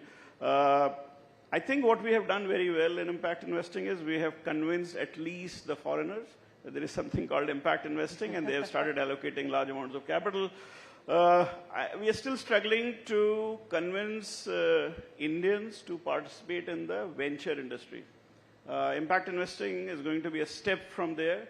The good thing that has happened in India is that venture industry and impact investing has actually come together, partly because some of the largest enterprises are going to happen in agriculture, water, health, education, financial inclusion.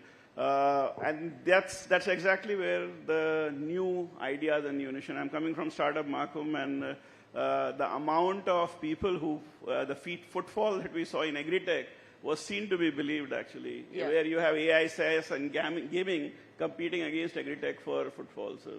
Well, that certainly is impact. We will have to see how this actually plays itself out. But you're right that we do have startups now focusing on India's specific problems and trying to look for Indian ways of being able to address some of those, including what you've been able to do, Shuchin, with your chain of hospitals. Now, explain to me what you've done differently so that you can make quality private healthcare accessible and affordable, and how do we scale that model?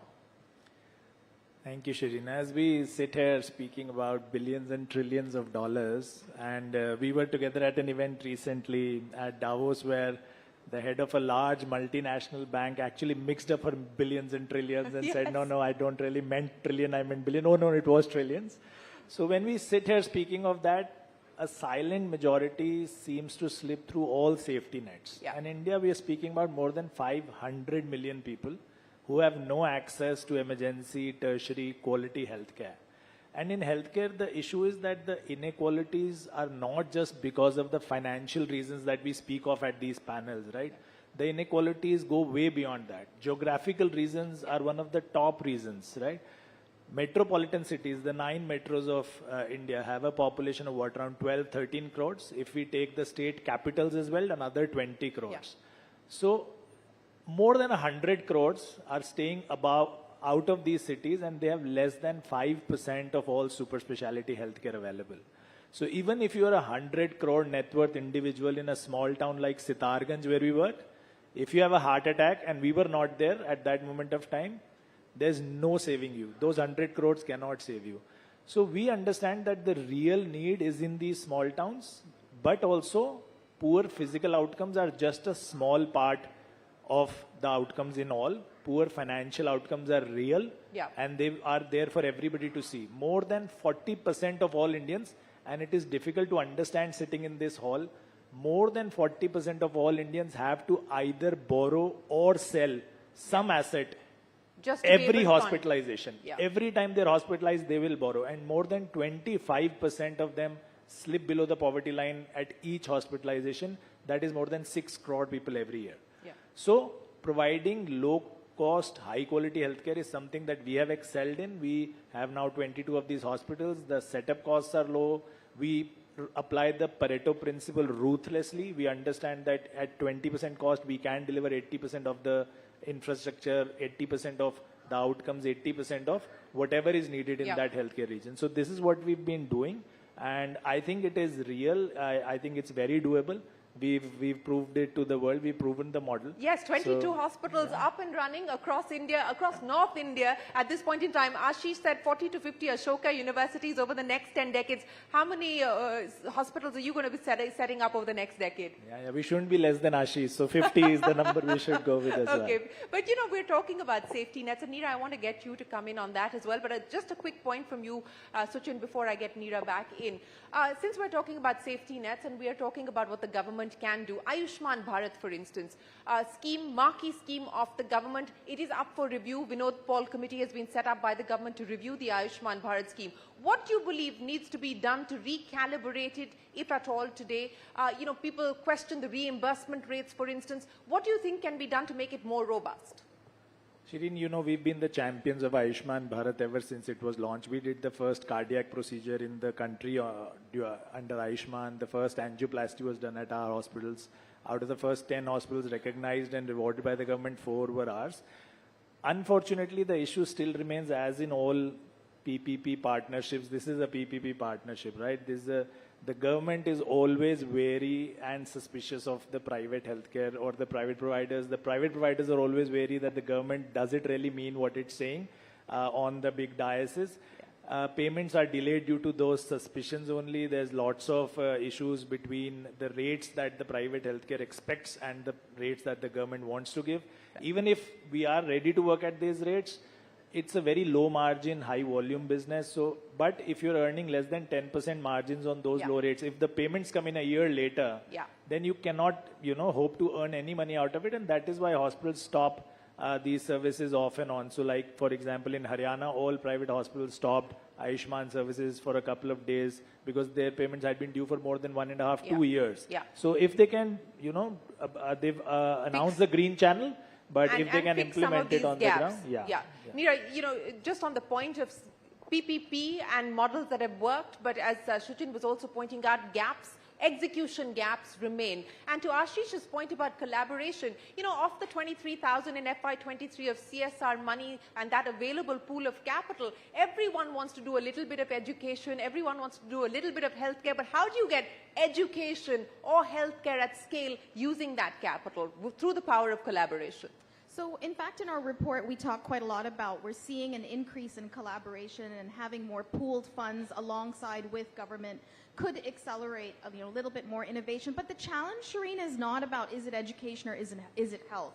For example, 12 years we've been running a collaborative for adolescent girls. You can't just chop her into pieces and be like, here's education, here's health. You have to work on sort of outcomes that might be keeping her in school, making sure she's not getting pregnant, not getting married. And, you know, is employability, which brings me to, we can have as many hospitals and education and even businesses, but our biggest challenge is actually smoothing this income for a bulk of the country, right? Yeah. Income is just so choppy that if there's some way to smooth that with policies, with schemes, with additional support, because then you're going to get really that engine for our economic growth. And the biggest challenge, honestly, that we've seen is for girls and women and the most vulnerable. So they often get invisible. They often don't get reached out to. And that's where philanthropy plays a role. And that's where collaboratives with philanthropy and pooled capital needs to go to the aspirational districts. It needs to go to the most vulnerable because they need products and services to be subsidized ultimately. Yeah, Ashish, you know, the Niti Aayog and Amitabh Kant set up that 100 aspirational districts with a clear focus of being able to try and address the vulnerable. But outside of that, if I were to ask you to prioritize, and we were just talking about this, prioritizing growth, but more importantly, equitable growth, job-creating growth, what is it that you would like to see now in terms of policy changes, policy interventions? Yeah, so I think at the end of the day, whatever philanthropy does will be very small. The state needs to come up with policies and crowd in private capital to make it happen. And we need to focus on labor-intensive growth. We need to prioritize sectors where lots of jobs get created. So I would say a few things. One is the investment to GDP has already gone up, public investment. It needs to go up further because we need much better infrastructure in order to be competitive from a manufacturing standpoint. Two is we need more industrial incentive. We have PLI, which is a good start. I think we need an ELI, employment-linked incentive, particularly for, and we need to pick sectors like garments, like woodwork, furniture making, toys, all the labor-intensive sectors which create lots of jobs and provide the right set of incentives for people to kickstart companies in those areas and to grow them. Third is we need an exports mission because China captured anywhere from 30 to 50% global market share in all labor-intensive manufacturing from an export standpoint.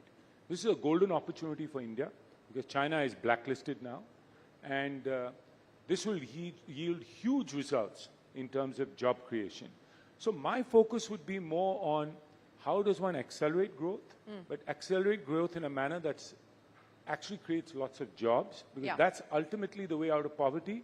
It's ultimately the way to reduce the Gini index as well, and so therefore reduce inequity. So not just PLI, but an ELI as well, and that's of course been on the table. Let's see whether the government moves forward. Yeah, Neera. I want to make a plug, Shireen, for the care economy. I think it can create jobs and it can really, really help women. No, you have my vote on that already. We need much more of the care economy, and that will unlock the potential for women to participate in the economy across the formal as well as the informal sector. But Vineet, you know, I want to talk to you about one of the big ideas that you've of course also been involved with, the social stock exchange, and India has seen the first listing on the social stock exchange. You know, take me through what you hope this will do for some of these issues that we've spoken about and for the idea behind impact investors and impact investing. So I think social stock exchange is more on the philanthropy side. So while I was one of the architects, but it's actually worked more for Neera than for me. Having said that, I think what it does is brings the more important parts of transparency and regulation and allowing people or encouraging people to do more philanthropy. I think for social stock exchange, while CSR and other things are already there, maybe we should actually allow temples to invest. And I know there is actually, the amount of money that is lying in the temples is actually worthy to go through social stock exchange into the projects that's listed. So Neera, for you, please do look at it. I am very sure the current government is actually thinking on that line, so do not forget that. Thinking of being able to monetize what's lying with temples? Yeah, and it's actually global. I have actually gone to Vatican and tried to take money out of them. I realize they don't have much money, but so I've tried everything. But Indian temples are very important, so I think we should use the money productively because the amount of hundi that they receive is significant and make a big difference, probably more than what we do on the CSR. But if you have to look on the equalization side, on the commercial side, then like carbon credits, where you are pretty much actually trading the arbitrage for growing trees, I think we need to evolve an impact coin. This is actually to address Suchin's See, there's no way I will do a startup in Samastipur in Bihar, which I have done, unfortunately. I will generate a 25% IRR and compete with Rajan Anandan of Peak 15. It's not going to happen. Unfortunately, whatever I do, as an impact investor, I'll do all stupid things. But when I go to the LP, they ask the same returns. Yeah. Now, you don't need to be a rocket scientist to understand Samastipur will always be far behind an IIT graduate in Delhi. Or gaming, a guy in gaming will actually win against a warehousing company. So an impact coin could actually work for Sachin, work for me, to push capital, to generate returns, and then get compensated. And that can come from the government.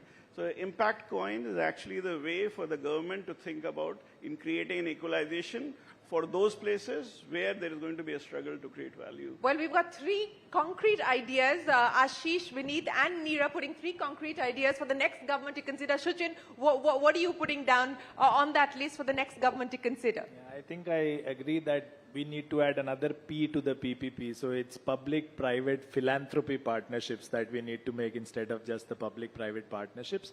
I think for healthcare and education both, I think it's naive for us to think that the government can just step back and allow the private industry to... No, it cannot, because it continues to do the bulk of this heavy lifting. Absolutely. Yeah. And the government needs to play a very active part. We've been hearing promises of increased GDP spend on healthcare. We need to see that in action now. I think for the next 5 years, we need to make very sure. We need to incentivize doctors and providers to go into these aspirational districts, go out of the cosmopolitan cities to set up healthcare facilities.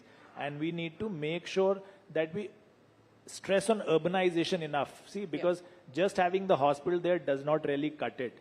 The doctor has reached the super specialist stage. He's a cardiologist because he studied all his life. He did very well in school.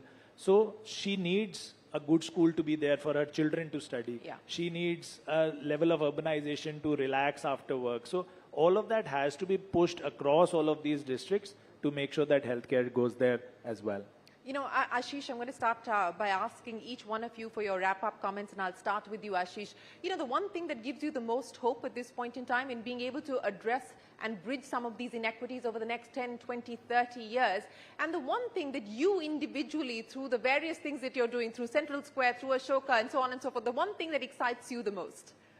Yeah, I would say what excites me from a country standpoint is that we are on a very solid growth trajectory the next 25 years. I think the real question is, how do we create more jobs? So how do we make sure it's labor-intensive growth? Because that will reduce equity while we accelerate growth. How do we get more investment? How does India's share of export in the world go up dramatically? And how do we move up the value chain? Now, in terms of me personally, my passion really is to build more institutions that really work on these issues alongside government, on policy and policy implementation as well. But what's been the biggest learning? Institution building is hard work, Ashish. What has been the biggest learning on this journey that you would like to share with us and anyone else who's considering institution building? I think the biggest learning has been, one is partner with others. Neera was also referring to it. It's much better to do it with others than just doing it alone. And 2 is government is the main actor. And so one has to work with government. And 3 is just be innovative. There are new solutions, there are new ways of working. So being innovative, being outcome-oriented is something that we bring from the private sector. Vineet, so, you know, what's the thing that you're most excited about? And what's the future as far as the Avishkar group is concerned? What's driving you today? So we are at around 14,000 crores, hopefully to 1 lakh crores by 2030. I actually didn't take into my calculation the COVID. I went from 5,000 rupees to 100 crores in first 10 years, 150 million, so roughly 1,000 crores in the first 10 years, 1,000 to around 9,000 in the second 10 years. And we said, okay, we'll continue on the same growth, so 1 lakh crore. Then COVID came, so we have slowed down quite. But I think I'm very excited about government thinking differently. I'm very excited about they actually talking about fund of funds. That's a good idea for them to have less control, yet have control. And allow 1,000 other people to more efficiently deploy their capital. So I think I would want to see, if the new government comes in, whichever government comes in, to actually announce different kinds of funds which are 1 lakh crores. and not 10,000 crores. I am fairly famous as a beggar both in Europe and US. I do not mind becoming famous here for fundraising.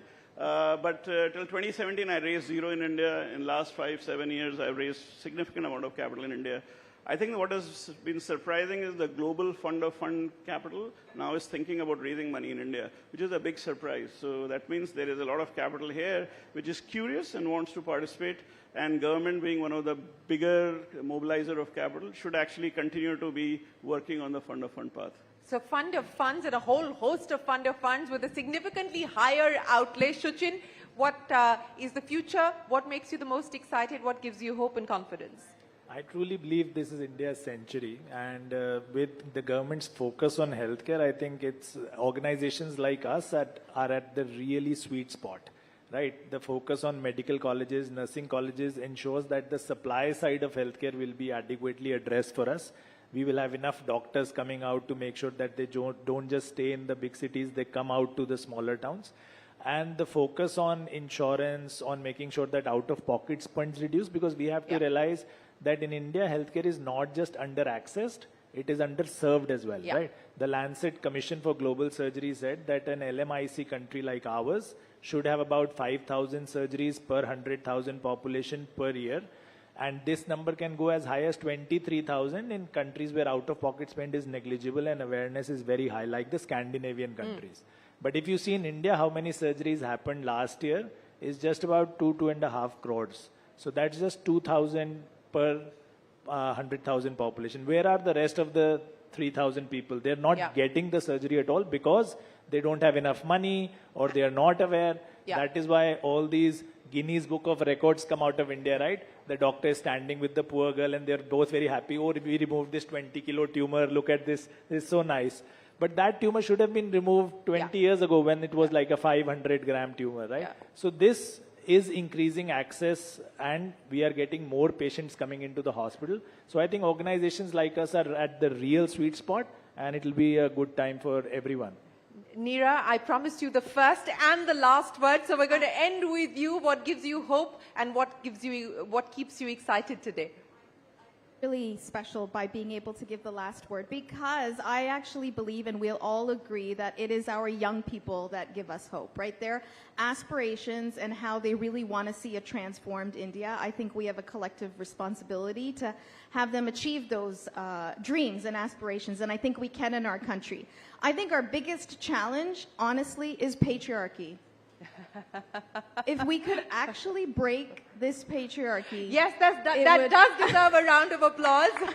But we're also collectively responsible for perpetuating this. But one of our biggest initiatives right now is investing in and really trying to transform women in leadership. And it's women in leadership in business, philanthropy, development, across the board. But we all have to come on in this together. We all have to come on this together, and each of you have very carefully articulated what the road ahead looks like. It requires all stakeholders to be at the table, and it requires all of us to collectively put our hands together to ensure that we bridge some of these very crucial gaps and inequities. Ladies and gentlemen, a big round of applause to this panel talking about creating an equitable future for India. Appreciate your time and appreciate your insights. Thank you very much for joining us today.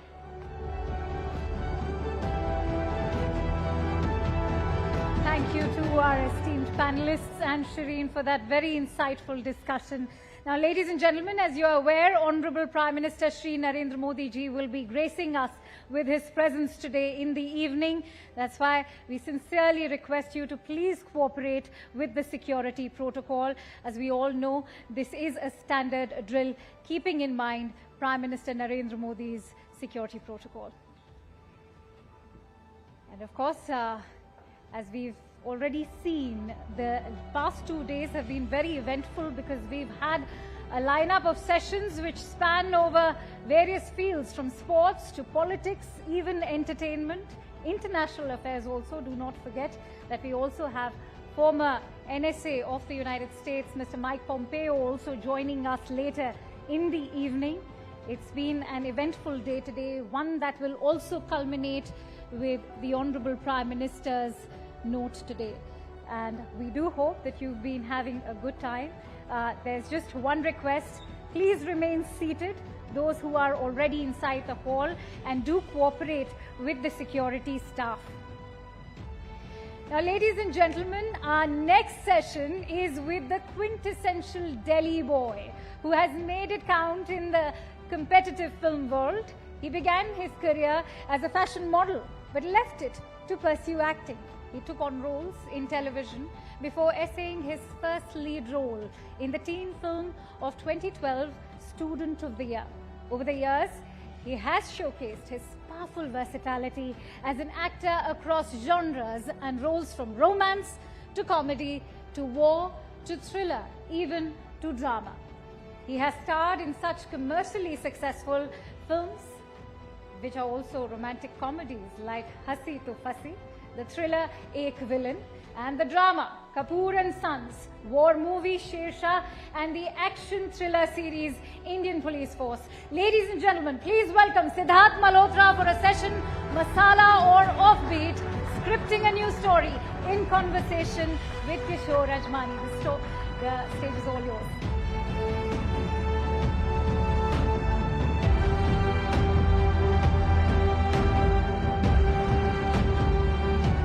Ladies and gentlemen, please welcome the very handsome, very talented Siddharth Malhotra.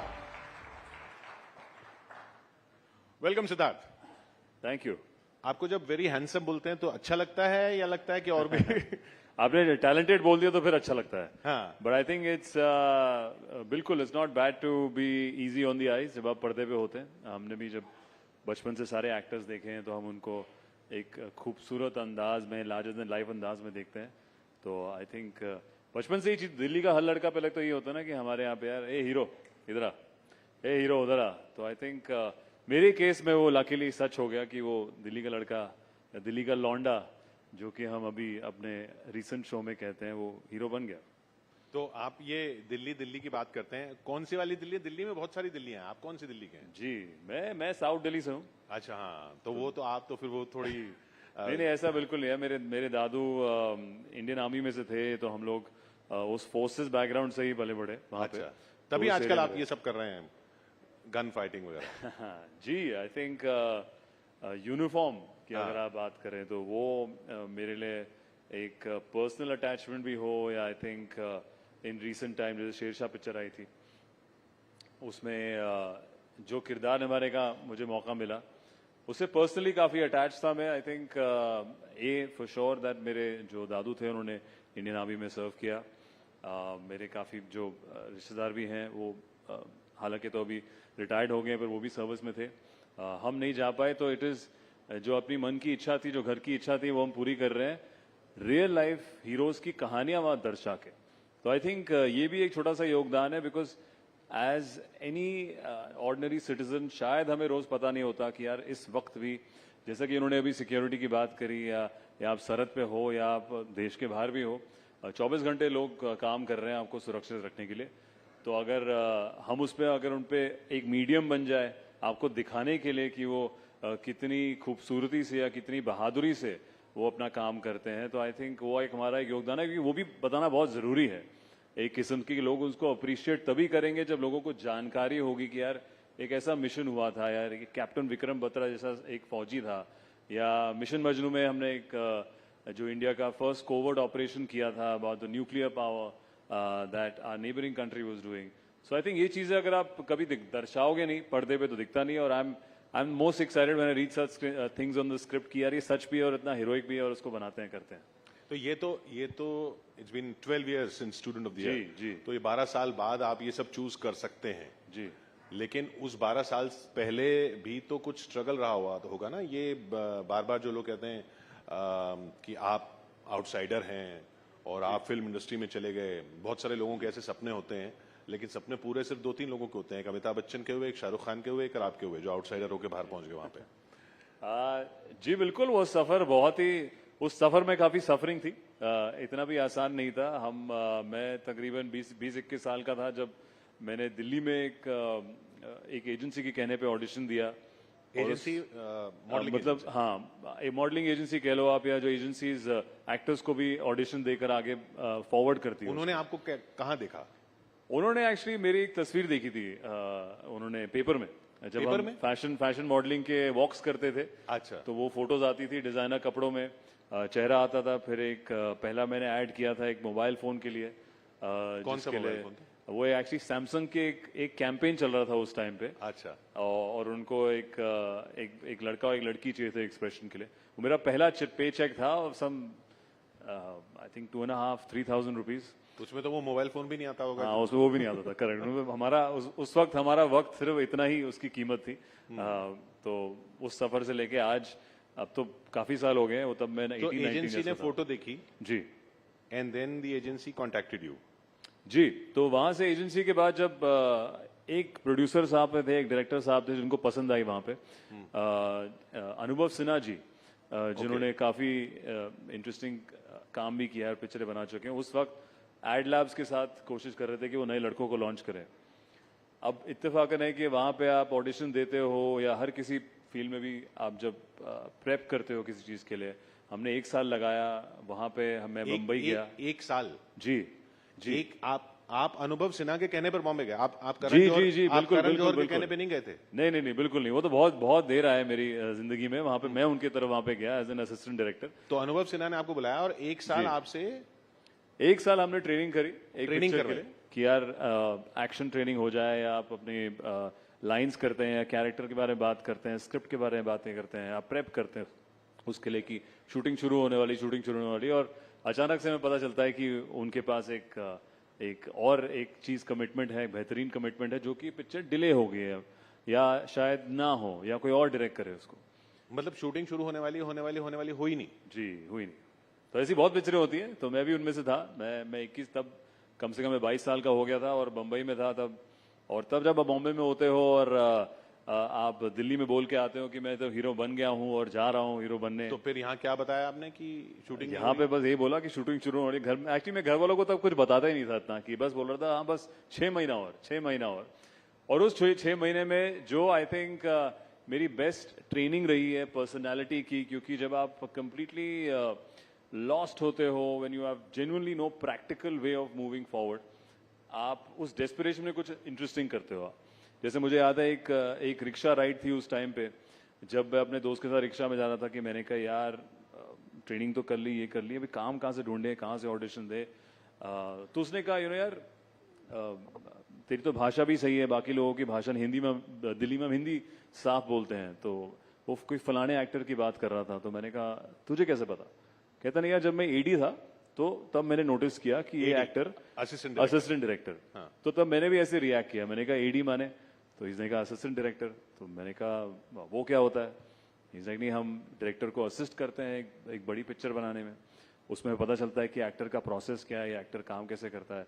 तो मेरे को वो rickshaw ride इतनी specifically याद है, अंधेरी से हम juice circle में जा रहे थे, और कि तब मेरे जहन में कुछ आया कि यार अगर ऐसा मौका मुझे मिले एक फिल्म सेट पे होने का, जहां पे मैं चीजें देख पाऊं, ऑब्जर्व कर पाऊं, तो आई थिंक शायद मैं ज्यादा कॉन्फिडेंटली समझ पाऊं कि मूवी बिजनेस चलता कैसे। तो उस महीने से, उसी हफ्ते से मैं स्ट्रेट गया सेम प्रोडक्शन हाउसेस, एजेंसी सबके पास, ना कि बतौर एज एन एक्टर बट बतौर as an assistant director, trying to be an intern. आपने एक्टर वाली ऑडिशंस नहीं?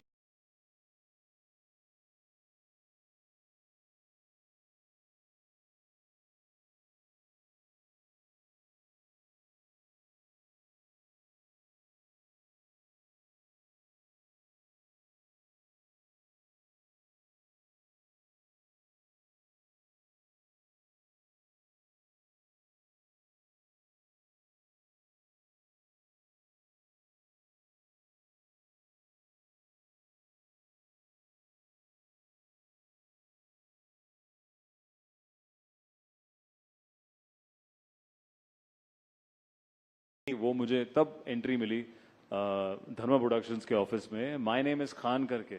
माय नेम इज खान में आप असिस्टेंट डायरेक्टर थे? जी बिल्कुल। मतलब वो बहुत सारी भीड़ जो होती है उसमें से एक थे? जी, हम लोग नहीं, बहुत बड़ी पिक्चर थी, हम 8 असिस्टेंट डायरेक्टर्स थे और 8 में से मैं था। तब मेरी गिनती बीच में आ रही थी 5 उसमें तो वरुण धवन भी असिस्टेंट डायरेक्टर? उसमें वरुण धवन भी। तो आप दोनों जो असिस्टेंट डायरेक्टर थे वो स्टूडेंट ऑफ द ईयर में ले लिए? वो इत्तेफाकन है, तब नहीं पता था। मेरे को कम से कम उस पिक्चर को, मैं प्री प्रोडक्शन में भी था, जो कि पिक्चर से पहले प्रेप होती है। वरुण आए, वरुण शूटिंग में भी आए, और वरुण पोस्ट प्रोडक्शन में नहीं था, तो मैं वहाँ तब भी रुका, बिकॉज मेरे लिए वो सबसे कीमती एक्सपीरियंस था कि मुझे यार it felt like the best film school.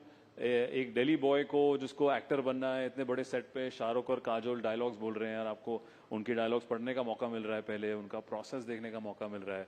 तो वहाँ से वो जर्नी इत्तेफाकन ऐसा हुआ कि यार जब हम as an ADs camera face करते थे कभी कभी मार्क के लिए, जैसे ये लाइटिंग यहाँ पे हो रखी है, तो ये लाइटिंग सही है कि नहीं, आजा चल खड़े हो जल्दी, हाँ ओके सर, तो स्टैंडिंग देयर, और उस स्टैंडिंग देयर में लाइट उस फेस पे कैसे आ रही है जी, तो वो मॉनिटर देखते थे तब हमारे कैमरामैन, तो वहाँ देख देख कर कैमरामैन जी ने कोई कमेंट किया कि इसका ये टेक्सचर ठीक है लड़का, वहाँ पे करण जौहर जी ने देखा कि अच्छा इस पे कैमरा ऐसा लगता है, फिर कोई राइटर देखता है, तो ऐसे ऐसे उन लोगों के जहन में एक इम्प्रेशन बैठता है कि ये ठीक ठाक पर्सनैलिटी है। एक तरह से आपका जो आप लाइट टेस्टिंग करा रहे थे या कैमरा पोजीशन टेस्ट करा रहे थे, आपका स्क्रीन टेस्ट हो रहा मेरा स्क्रीन, मैं 2 साल इतना घसीटा वहाँ पे स्क्रीन टेस्ट कर, जहाँ मौका मिलता था हम लोग, चाहे काजोल मैम की लाइटिंग हो या शाहरुख सर की लाइटिंग हो, हम करते थे वहाँ पे। और उसी दौरान आई थिंक तभी आपको पता चलता है कि कैसे चीजें जुड़ती हैं आगे, क्योंकि अगर मैंने वो असिस्टेंट डायरेक्शन के जॉब के लिए चेस नहीं किया होता, मुझे स्टूडेंट ऑफ द ईयर शायद नहीं मिलती,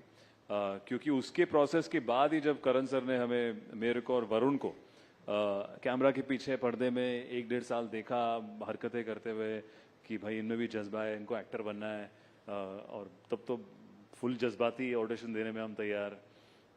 वहाँ से उन्होंने फिर हमें 3 महीना ऑडिशन लिए बिना बताए कि यार उनकी पिक्चर की है नहीं। वो तो लेकिन डेविड धवन के बेटे थे ना, आप तो बाहर से आए हुए थे जी, तो उनके चांसेस ज्यादा थे जी। आई थिंक अवेयरनेस ज्यादा थी, चांसेस के पता नहीं, बिल्कुल कि कोई जब उस माहौल में पड़ा बड़ा होता है तो एक अवेयरनेस होती है कि यार, जैसे तभी शायद जैसे उनको, वरुण वाज मोर अवेयर कि यार पोस्ट प्रोडक्शन एडिटिंग क्या होता है, यू नो मे बी क्योंकि डेविड सर एक एडिटर थे अपने यंगर डेज से, तो वो नॉलेज है, और मुझे वो नॉलेज उसी फिल्म के थ्रू मिली। मैं फर्स्ट टाइम देख रहा हूँ एडिट पे कि अच्छा यार, अच्छा ऐसा एक एक कट काट करके आप पूरी पिक्चर बनाते हो, तो मेरे लिए तो वो एकदम डिज्नीलैंड था उस टाइम पे कि मुझे इतनी बड़ी पिक्चर में मौका मिल रहा है। घर में क्या बता रहे थे, पैसे नहीं मिल रहे थे कुछ भी?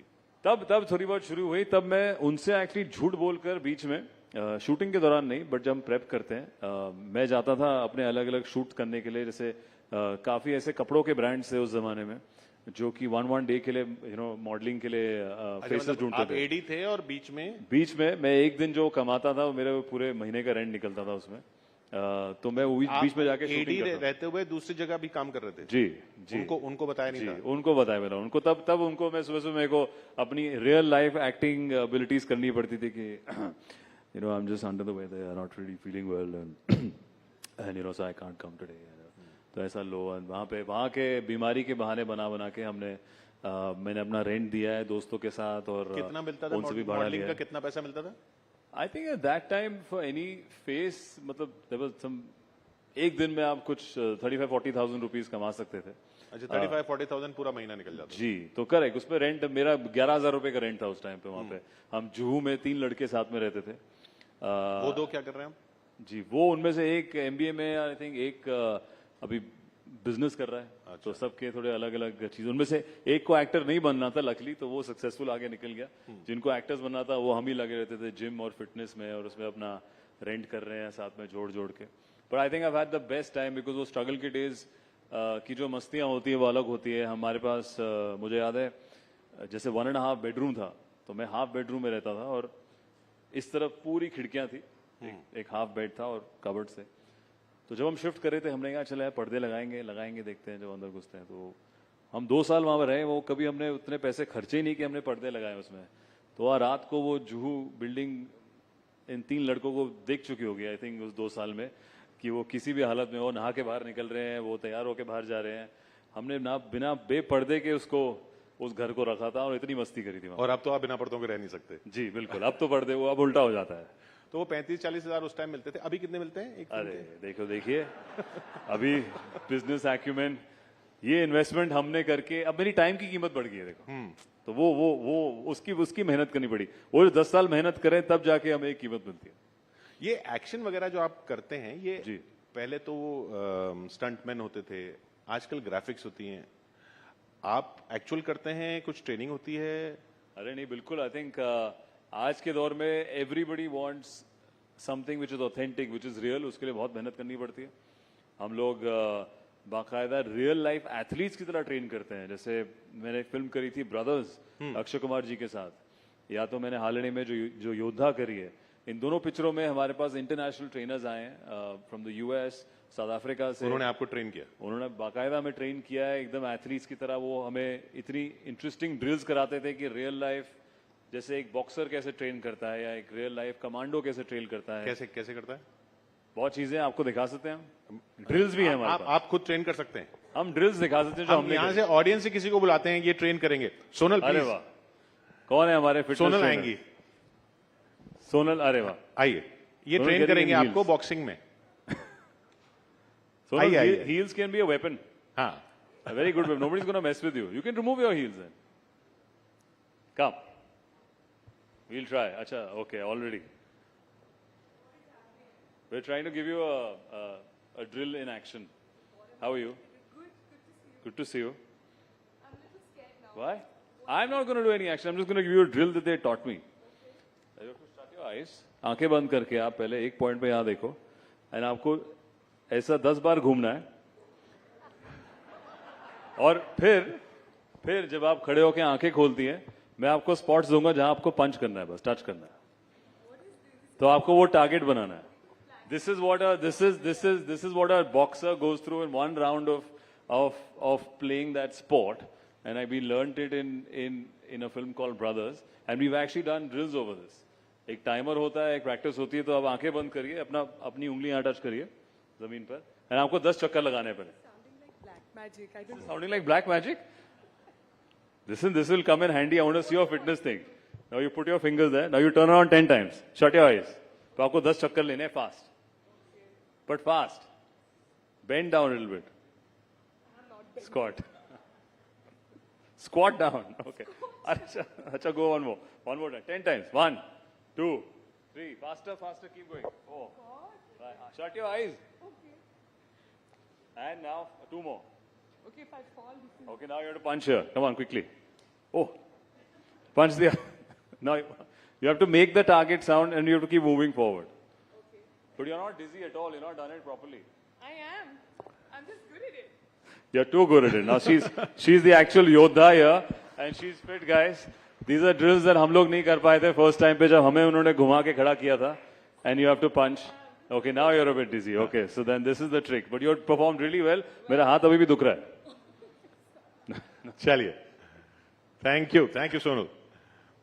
तो मतलब ये एक्चुअल जो आपको ट्रेनिंग करनी पड़ती है जी, ये आप यूनिफॉर्म की आपने बात की, आपको इस तरह की इमेज बना रहे हैं जैसे 60s 70s में मनोज कुमार ने भारत कुमार की बनाई थी. अरे वाह. अब आप यहाँ राइजिंग भारत में बता दीजिए कि आपके 21st सेंचुरी भारत कुमार आप बन रहे हैं. नहीं, मैं नया भारत की इमेज बना रहा हूँ, विच इज जो फुर्तीला है, फास्ट है. I think this is also Bharat जो मैंने 10 सालों में चेंज देखा है. अच्छा. जेन्युइनली कि जब हम लोग बचपन में जब बाहर किसी देश में जाते थे तो हमेशा लगता था कि वाह यार क्या जिंदगी है, क्या सोसाइटी है, क्या चीजें हैं, क्या सड़कें हैं, क्या बिल्डिंग्स हैं. और अब जब मैं देखता हूं तो I think we have gone far more inwards and we have so much to be proud of, and we have every technology, every facility जो बाहर है. तो तभी हम एक अपनी पिक्चरों में भी जब भी दिखाते हैं अपने फौजी, या जैसे मैंने हाल ही में पिक्चर करी योद्धा, जब उसके हम कमांडोज भी दिखाते हैं, उसकी ट्रेनिंग भी दिखाते हैं, या उसकी काबिलियत भी दिखाते हैं. I think it's at par with any other military agency और military force of any other country. I think हमारे जो जितना मैंने भी देखा है शेरशाह मूवी के दौरान, जो ट्रेनिंग होती है, जो उनकी वेपनरी है, वो पिछले 10 सालों में जो बढ़ोतरी हुई है, वो खुद फौजी बोलते हैं यार कि सर आज we're at par with anybody else in the country, anywhere else in the world. And I think वो चीज़ हमारी कोशिश रहती है कि नया भारत, एक यंगर भारत, एक फुर्तीला भारत, एक थोड़ा शार्प और खूबसूरत भारत दिखाने की कोशिश रहती है. ये आप अपने आप को डिस्क्राइब कर रहे थे या भारत को डिस्क्राइब कर रहे थे? भारत को भी. मैं और भारत साथ में चल रहे हैं. सिद्धार्थ, फाइनली ये बताइए कि अब ये OTT की लोग बातें करते हैं कि अब ये OTT स्टार हैं, ये सुपरस्टार हैं, आपके जमाने में भी आपने भी जब फिल्में देखी होंगी तो शाहरुख खान के नाम पे लोग आते थे जी, उससे पहले अमिताभ बच्चन के नाम पे लोग आते थे। ऐसी इच्छा होती है कि आपका पोस्टर लगे और बस भीड़ लग जाए? अरे वाह, आई थिंक आज का दौर बदल गया है। हमारे पास टेक्नोलॉजी के हिसाब से इतनी सारी ऑप्शंस है एंटरटेन होने के लिए। आज लोग हमें भी इधर इस स्टेज पे नहीं, कोई कहीं और अपने मोबाइल फोन पे देख रहा है, कोई अपने टीवी पे देख रहा है, कोई अपने दूसरे ऐप से देख रहा है। अंडरस्टैंडिंग बढ़ी है पूरे मीडियम की इन 12 साल? एब्सोल्युटली, आई थिंक हमने जब हम लोग आए थे अपनी पहली पिक्चर पे तब सोशल मीडिया नहीं था ऐसा जो कि आज है। पिछले 6-7 सालों में लोगों के पास बहुत ऑप्शन है एंटरटेन होने के लिए। मूवी तभी हम, जैसे इंडियन पुलिस फोर्स जब हमने शो किया था अमेजोन के साथ, मैंने और मिस्टर रोहित शेट्टी जी ने, उसका इंटेंट वही था कि हम वो ऑडियंस को भी लेकर आए जो कि आजकल OTT पे है, घर बैठ के शो देखना चाहता है। हम थिएटर में भी आ रहे हैं कि वो ऑडियंस को भी एंटरटेन करे। कल अगर कोई और नया मीडियम शुरू होगा तो हम एक्टर्स वहां भी पहुंच जाएंगे। आई थिंक एक्टर को सिर्फ एक्टर से मतलब है, एक्टिंग से मतलब है कि हम हर मीडियम में ऑडियंस से कनेक्ट करें, अलग अलग कहानियां दर्शाएं। मुझे पर्सनली रियल लाइफ स्टोरीज बहुत पसंद आती है, इसीलिए मैं भारत की कहानियां चुनता हूं जहां पे यार मुझे पता है कि असली में हुआ है और इससे हम रियल लाइफ हीरोज को इंस्पिरेशन तरीके से दर्शा सकते हैं। चाहे वो OTT मीडियम हो, चाहे वो थिएट्रिकल हो, या चाहे कोई नया मीडियम कल आ जाए, पता नहीं। But the attempt is to keep entertaining and showcasing India's brave stories, and hopefully apart from this also be a part of some interesting campaigns that we are planning very soon. Personally also as a citizen would want to contribute to many causes, but बहुत जल्द उसका कुछ announcement करेंगे और plan करेंगे। तो finally आप अपने जैसे और जो सिद्धार्थ मल्होत्रा बनना चाह रहे हो जी, उनको कैसे इंस्पायर करेंगे? क्या एक लाइन बोलेंगे कि ये जरूर ध्यान रखना? आई थिंक उसके लिए एक योद्धा एटीट्यूड, जो कि मैं अपनी पिक्चर में बात कर रहा था, होना बहुत जरूरी है। हमें कभी भी सफलता या सक्सेस आपको पहले वर्ड गो से नहीं मिलती, और अगर आप मिल जाती है शायद आप उसकी कदर नहीं करेंगे, स्पेशली भी किसी क्रिएटिव फील्ड में। तो एक योद्धा एटीट्यूड होना बहुत जरूरी है, जहाँ पे आप रिजिलियंट रहे, अपने सेल्फ कॉन्फिडेंस को ना खोएं। दुनिया चाहे आपको जो भी उस बोले, पर दुनिया चाहे उस वक्त आपके टैलेंट को ना देखे, पर वक्त जरूर आएगा और उस कॉन्फिडेंस से डटे रहें। कीप द योद्धा एटीट्यूड ऑन। और वक्त आता है जैसा सिद्धार्थ मल्होत्रा का आ चुका। बहुत बहुत शुक्रिया सिद्धार्थ हमारे साथ यहाँ जुड़ने के लिए राइजिंग भारत में। Thank you Siddharth Malhotra. Thank you, Siddharth and Kishore, for a very entertaining discussion. Thank you to Sonal also for being a true sport over there. That was also very entertaining to see you give it a shot. All right, so as we've been talking about how diverse our panel discussions have been, it's not just entertainment, sports, or even politics. As we all know, Prime Minister Shri Narendra Modi ji will also be gracing the event in the evening, which will be the grand culmination of a 2-day Rising Bharat Summit. But having said that, let's now shift focus also over to international affairs, because we told you we have a very special guest all the way from United States. What is common between the United States and India this year? Well, we are both headed into general election. While there's talk about who will be India's next Prime Minister, there's talk about who will be the United States' next President. Will it be Joe Biden or will it be Donald Trump? On that note, our next speaker is a person who has spearheaded some of the US government's most significant foreign policy breakthroughs. As the only 4-year national security member of President Donald Trump's cabinet, he worked to impose crushing pressure on the Islamic Republic of Iran, avert a nuclear crisis with North Korea, even deliver unmatched support for Israel and bring peace to the Middle East. His efforts to promote religious freedom around the world were unequaled in American diplomatic history. He even helped the Trump administration craft the America First approach that appended Washington's wisdom and made him America's enemy's worst nightmare. Please welcome Mr. Mike Pompeo, former United States Secretary of State, for a session never give an inch in conversation with Bodhisattva Ganguly and Zaka Jacob.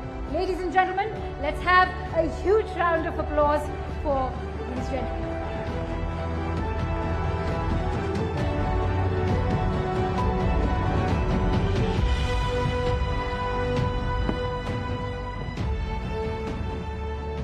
Secretary Pompeo, thank you very much for joining us here at Rising Bharat. I just want to tell our audiences he's flown in all the way from San Francisco. He's here just for our session here, and then he flies right back. So first of all, how does that feel? I'm hanging in so far. If I drop off, someone will come save me, I'm sure. I'm fine. So let me start off by asking you, our session today is titled Never Give an Inch. It's the title of your book. And the thing that's of most interest to our viewers here, and you'd imagine that, is what you said about what happened in February of 2019 when you were in office, when you were Secretary of State, and you describe in your book why you felt that India and Pakistan were on the verge of a nuclear conflagration.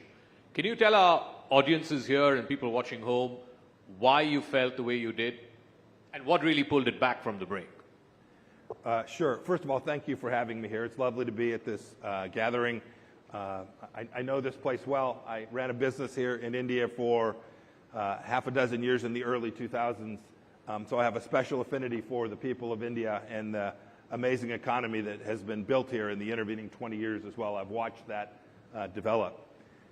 You know, you all know the facts of that night in the same way that I do, that frankly a couple of days conflict between India and Pakistan is always risky.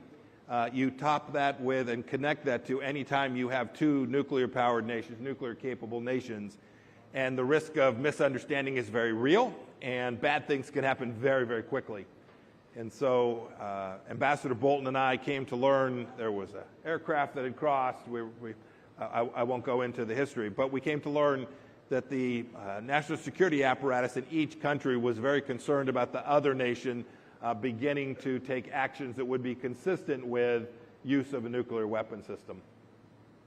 Our task, the American task, was to try and determine, A, what was real, what was just someone fearing what might happen. And so we began to deploy all the capabilities that we had, all the capabilities that our partners had to learn what India believed they knew, what Pakistan believed that it knew, and then bring that data set all together. And that was really, in the end, you ask, well, how do you put it back in the box? That was the answer. We were able to, in relatively short order, make pretty clear that neither nation was actually moving towards that there was lots of risk, that there were, neither nation had a great deal of trust with each other. We had a pilot that had been captured. And so there was lots of anxiety and risk along the conflict zone. But it became pretty clear, and we were able to effectively demonstrate that the risk that the other side was moving towards using a nuclear weapon was very, very low, and we were able to take that tension down over the course of just a handful of hours. But nonetheless, you know, there's no issue when you're the Secretary of State for the United States of America. There is no issue that you worry about more than the proliferation of nuclear weapons and their potential use. And one of the things you worry about most is not that they will be used by someone who's doing so in a rational, intentional way, define rational however one might like, but rather based on a set of facts that isn't real, that there's a mistake, false release, some kind of storyline, some propaganda, some deep fake. You can imagine lots of things that would create a situation where it would get to a place you can't get it back. And we wanted to do everything we could that day and night to make sure that that moment didn't arise, and in this case, it did not. I just want to talk a By the little way, bit. last thing I'll say is really good professional leadership on all sides. The team that worked for me, the teams that were both in India and Pakistan did a very nice job that evening of managing a very heated moment. You know what? When you were Secretary of State and in the Trump administration, the Pakistan policy was much more hardline than what we've seen in the last 4 years under the Biden.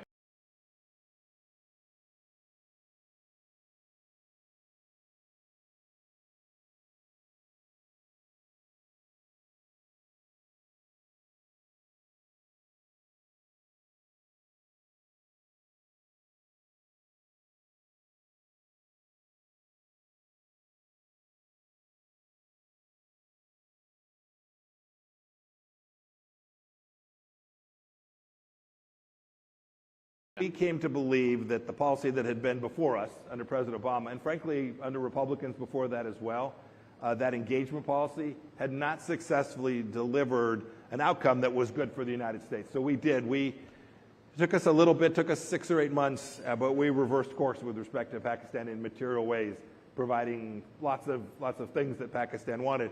not in an effort to punish, but rather in an effort to convince the Pakistanis that they needed to be part of a model that looked more like ours than the Chinese Communist Party's model. And I think, unfortunately, and I don't mean this politically, I don't do politics on national security. I think, unfortunately, the last few years have demonstrated that we were right, that the policies that we had were more likely to reduce Chinese Communist Party influence in Pakistan and the risk of extremism in Pakistan more than the policies that have been adopted these last couple of years. I think we largely had it right. I wouldn't say that about every element of our policy there, but we largely had it right. You compound that with the failure of America in Afghanistan, and I think American trust and leadership in this region has been diminished in these last 3.5 years. Just to ask you a variant on that question, one of India's strategic goals of this administration, even the administration before that, is to what we call the de-hyphening the India-Pakistan relationship. That India is a rising power, it's now the world's 5th largest economy, in 5 or 6 years it'll be the 3rd largest, and therefore India and Pakistan should not be clubbed together, which it may have been if you go back 15 or 20 years. From your vantage point, you've held the Secretary of State position for 4 years and 3 years that has followed. Do you think India has succeeded in doing that? Yes. So, yeah, it has. Yes. Yeah, I think it's succeeded. More needs to be done. But there's no doubt these two countries have taken fundamentally different directions, and I think you have economies to prove it. I think you can fundamentally see the difference in the growth trajectory of the two economies and, frankly, their place of leadership in the world. I think it is unambiguous that now you describe it, declubbing the separation.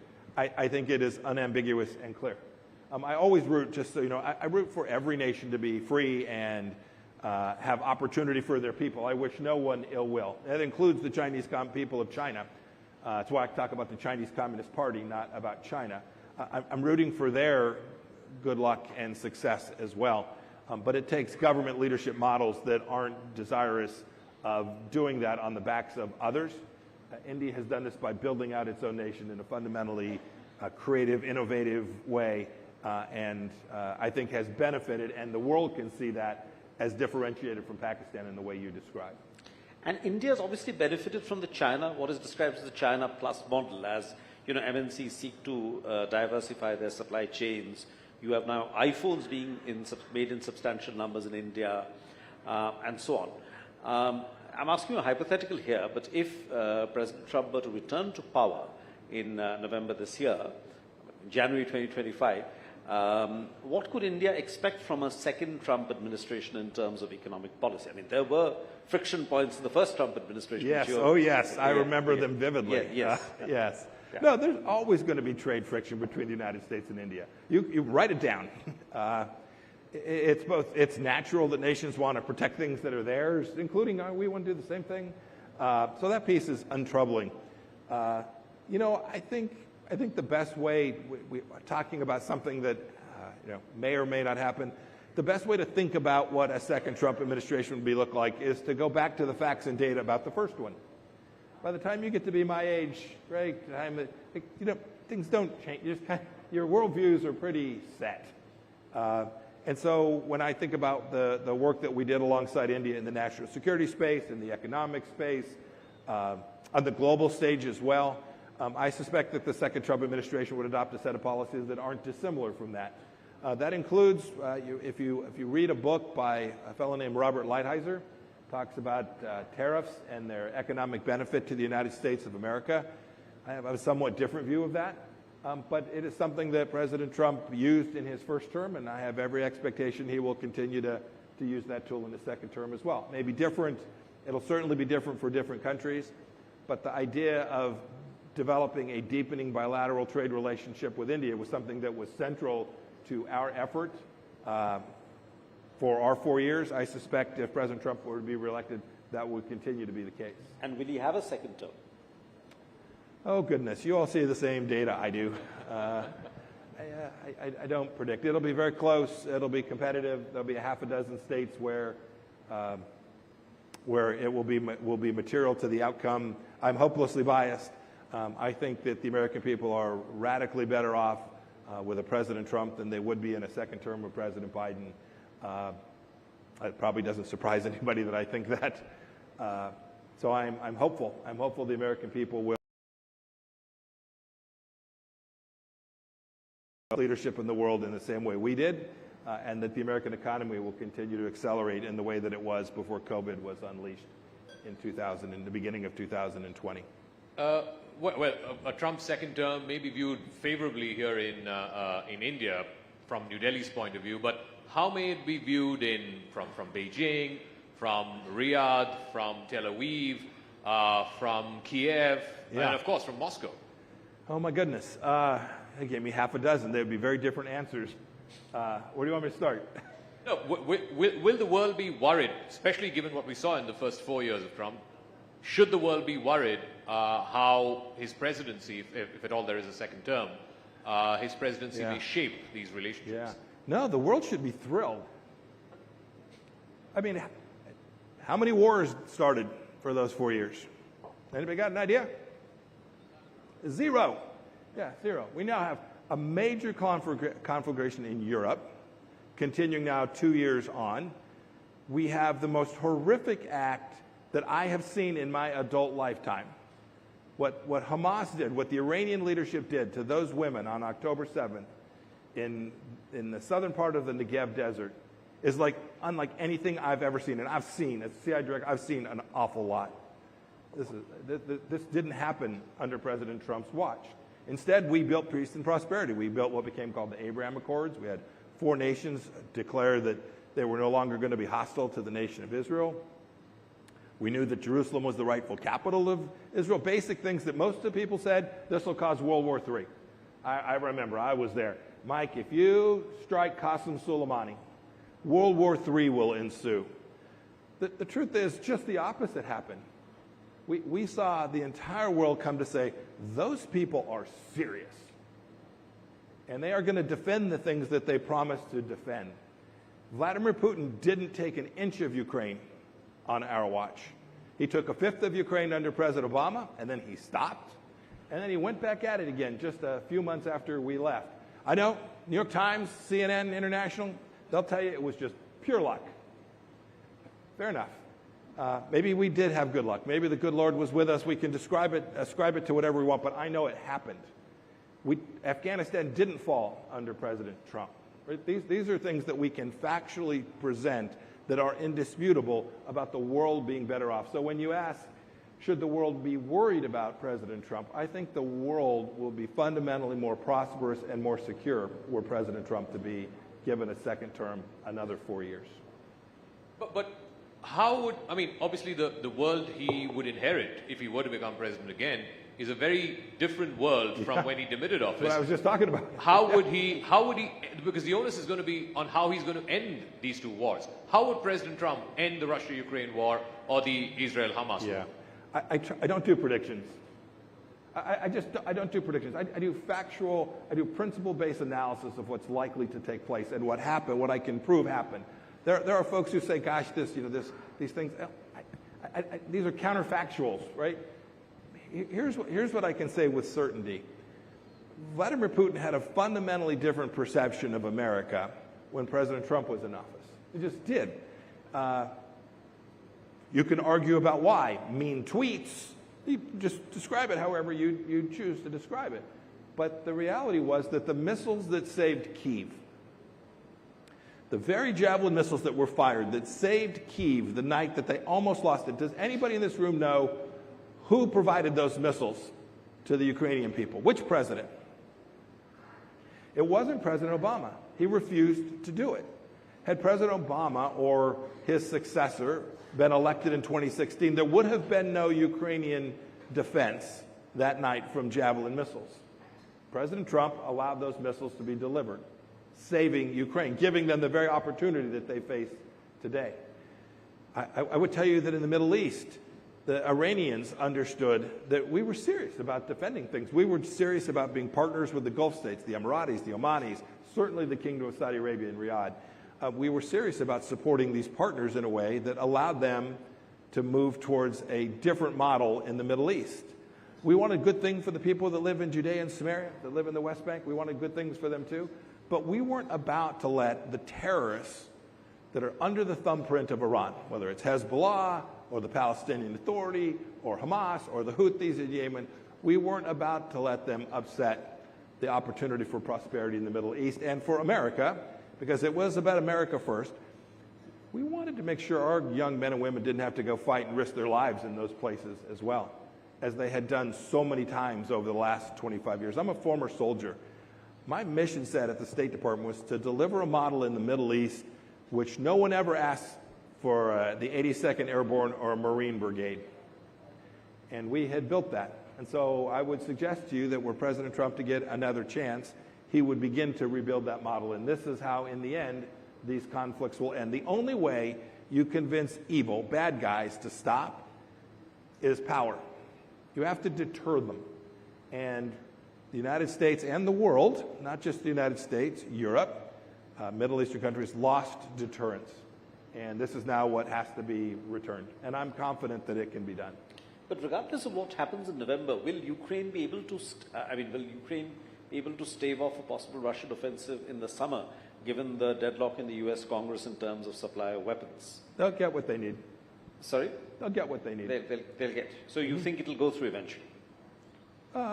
It will go through. The Ukrainians will get what they need. I'm convinced that they will get the tools that they need. But I'll be honest. The fact that we've provided these weapon systems to them for now 2 years plus, we collectively, the Europeans, others as well, the Koreans, many nations, not just the United States, we haven't let them win. You have to win. In the end, you have to convince your adversary that the cost of continuing conflict exceeds the benefit. This is deterrence 101. This is economic 101. This is what you teach your children. When they behave badly, you have to convince them that their bad behavior, which they enjoyed and benefited from, their bad behavior is exceeded by the cost of that bad behavior. And that's what we lost. And we have to allow the Ukrainians to do that, and we didn't. I'm afraid we're not doing it in Israel either.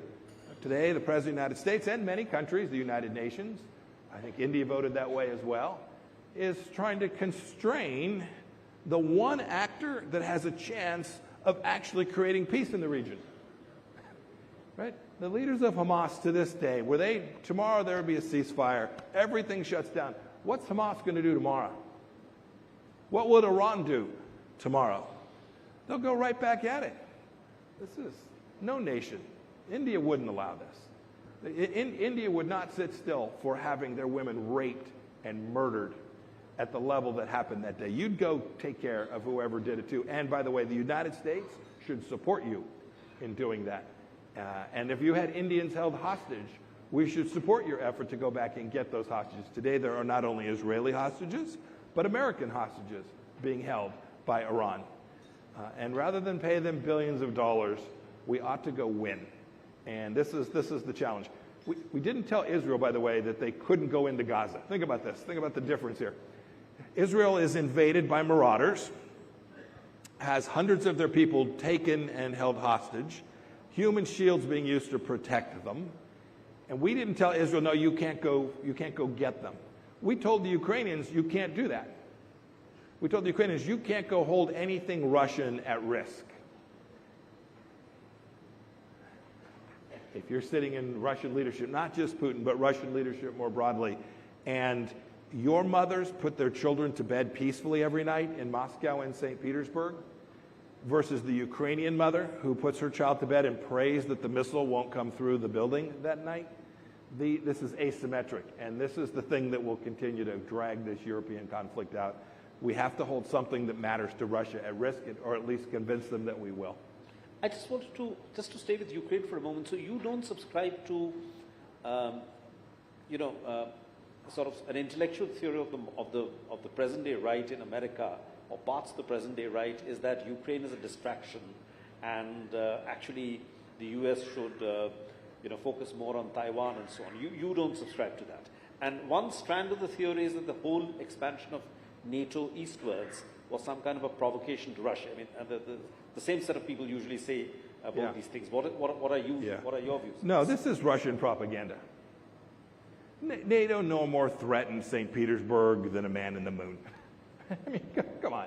Like, can we just all, we don't have to tell your kids, but like, can we just all agree here today? Does anybody think Vladimir Putin really feared that NATO was going to roll into Russia? Maybe. I don't think there's any evidence to support that. By the way, the United States made a promise to Ukraine in 1994 in the Budapest Memorandum. We said, give up your nuclear weapons, Soviet-era weapons, and in exchange for that, if you come under threat, we will support you in your defense. The world knows that America made that promise. If we walk away from that, good luck getting Chairman Kim in North Korea to give up his nuclear weapons. Good luck getting any nation to give up anything that matters to them based on an American guarantee. So I would argue there is a deep, important commitment there. Second, to your point, this is a European conflict. I was a soldier now decades ago. My first assignment as a young lieutenant was patrolling the then East German border. It was a great job. Drive up and down, M1 tank, put the tank away, go drink beer. Great job. European kids were sitting at the bar when I got there. Europe has to do the work, just as India needs to do the work in this region. Japan, South Korea, Australia, the list goes on. Regional nations need to do the job in the first instance to secure their own sovereignty and their own freedom. That's true in Europe. But America has a deep interest in Europeans' continued integrity and success as well. Yes, the bigger challenge is from the Chinese Communist Party. The long-term threat, the chance that my son, and if we are blessed, our grandchildren, will live in an America that is very different than the one we live in today, comes largely from Xi Jinping and his like in the Chinese Communist Party, not from Russia. That much is true. But it doesn't mean that we can allow a sovereign nation to be invaded by an aggressor. We will only encourage folks like Xi Jinping, whether that be in Taiwan or in Los Angeles. And I would remind you here, too, it's as true in India as it is in the United States. The Chinese Communist Party isn't just a threat in the Taiwan Straits. They're inside the gates. The largest spying operation, I believe, ever conducted on America wasn't by the Russians. It was being conducted out of the Chinese consulate in Houston, Texas, with diplomats operating undercover. And we closed the consulate. We made the decision to close the consulate. Not an easy decision. You can imagine. Oh my gosh, what will the Chinese do? Will they invade Taiwan? Will World War III? What they understood was like, these guys, good on you. You figured it out and you crushed it. They remain a threat. They're all around us. They're working hard inside our countries. They want to change the nature of India as well. They want it to look more like them than you. And we can't let that happen inside our own countries either. It's complicated. I get it. Deep trade relationships for India. Deep trade relationships, economic interest for the United States of America as well. I know them very, very well. We have to find a model that delivers security and prosperity for ourselves, protects our own trading bloc, and the rules that have delivered India to the place that it is today. And if we do that well, I'm convinced China will end up having to follow suit. I want to talk a little bit about China in the context of India, particularly because of the changed situation in the last 3 years since the Galwan incident at the border happened in 2020. There is a perception, there is a school of thought here in India which says the Chinese are poking and testing, and the more India is moving in the American orbit or becomes closer to America strategically, then it just incentivizes them to try and do that more, to be more militarily adventurous. What would you say to that? If you choose to adopt the model of appeasement, you'll have more Chinese aggression. What does Xi Jinping respect? Does he respect someone who shows up and pays a tithe, an offering, bends the knee? Or does he respect someone who stands up and says, no, I'm the leader of Latvia. I'm the leader of Bangladesh. I'm the leader of America or India. And I'm going to damn well do the things I need to do to make sure that my people are served well. That's the place with which you can have conversations with Chinese leadership. You can't have relations with the Chinese leadership when you tell the Chinese leadership, no, it turns out we just want to talk more. And yeah, we're happy to let you run vessels into the Philippines. We're happy to let you make cockamamie statements about the South China Sea. I mean, just ludicrous statements about the South China Sea. More ludicrous than thinking that NATO was going to invade Russia. Right? These are propaganda campaigns intended to do what Chinese Communist Party intends. This isn't about military power. Military power matters. You must have it. This is a check the block, have to have it. India must have it. We must have it. The West must have it. But this is about, this is a larger hegemonic play by Chinese Communist Party. This is about corrupting trading systems, make sure that the currencies that are used are no longer the traditional currencies, to make sure that energy flows work the way that every international organization is run by the Chinese Communist Party. I would laugh at my team when they would come in and talk to me about these climate change summits. I want to debate climate change here today. We just got a few minutes left. But does anybody think for a moment that a Chinese signature on the Paris Climate Accords is worth a damn? Does anybody think, how many coal-fired power plants have the Chinese shut down since they've signed that agreement? Let's all just deal in reality, not fantasy. This would be my first ask in dealing with China. Observe what they do, not what they tell you in the China Daily Times or the China Global News. Observe what they do. They are the most polluting nation in the world. They have no capacity to generate enough energy for themselves. They are using the Belt and Road Initiative to achieve political influence around the world. And we should acknowledge that they have the world's second largest economy, albeit troubled, a huge population, although declining soon. And we should recognize that the Chinese people deserve better. And if we can keep those thoughts in our head, there is a model where we, Europe, South Korea, Japan, Australia, I'm sure I'll leave somebody out, India, Singapore, the United States, Canada, we can build at a model for the world that gives us another 75 years where we get to live our lives in the way that we so choose. But I just want to take off from what Bodhi was asking you a moment ago. But if you were Xi Jinping and you're in Beijing and you're looking at these two wars, the Russia-Ukraine war and the Israel-Hamas war, in a sense, it also has tested or shown to the world the limits of American power and American persuasion. So if you're Xi Jinping and you're looking at these wars and you're saying, you know, America, the most preeminent power in the world, is not able to get the outcomes in this war. It's not able to help Ukraine in a way that Ukraine can win this war. It's not able to stop Israel from, causing all these mass civilian casualties. What then stops Xi Jinping from saying, okay, let me try and see if I can take Taiwan back? Good partners and friends and American leadership. That's what's failed. I spoke about this already. This is the deterrence that failed. I agree. Xi Jinping observes that not just America, don't put this just on America. It's not fair. It's also dangerous, more importantly than not being fair. All of us have a responsibility to say, no, we have to go win these things. The world needs to perceive. Everybody loves, right? The Middle Eastern idea is the idea of the strong horse. Everybody follows the strong horse. We need to be that. We, collectively, need to be the strong horse. We're totally capable of doing this. This isn't, everybody has angst, like this is hard. We know precisely how to do this. I think in the 4 years we were there, we demonstrated that. Not perfectly. We could have done more in Hong Kong. I don't know that we could have stopped the collapse of Hong Kong as we knew it, but we could have done better. We could have done more. I'm entirely self-critical as well when appropriate. But yes, no, I think you're right. If you ask, by the way, what stops Xi Jinping today, I think he figures his generals are lying to him just like Putin's generals lied to him as well. So I'm guessing he's double-checking what everyone's telling him. It's also the case that the cocktail party talk is about an invasion of Taiwan. Why would you invade Taiwan? That's nasty. You blow up TSMC, and so nobody benefits from this. No, the way to take Taiwan is to do what you did in Hong Kong, is to apply pressure and convince the world that in fact Xi Jinping, that the Chinese Communist Party is the strong horse.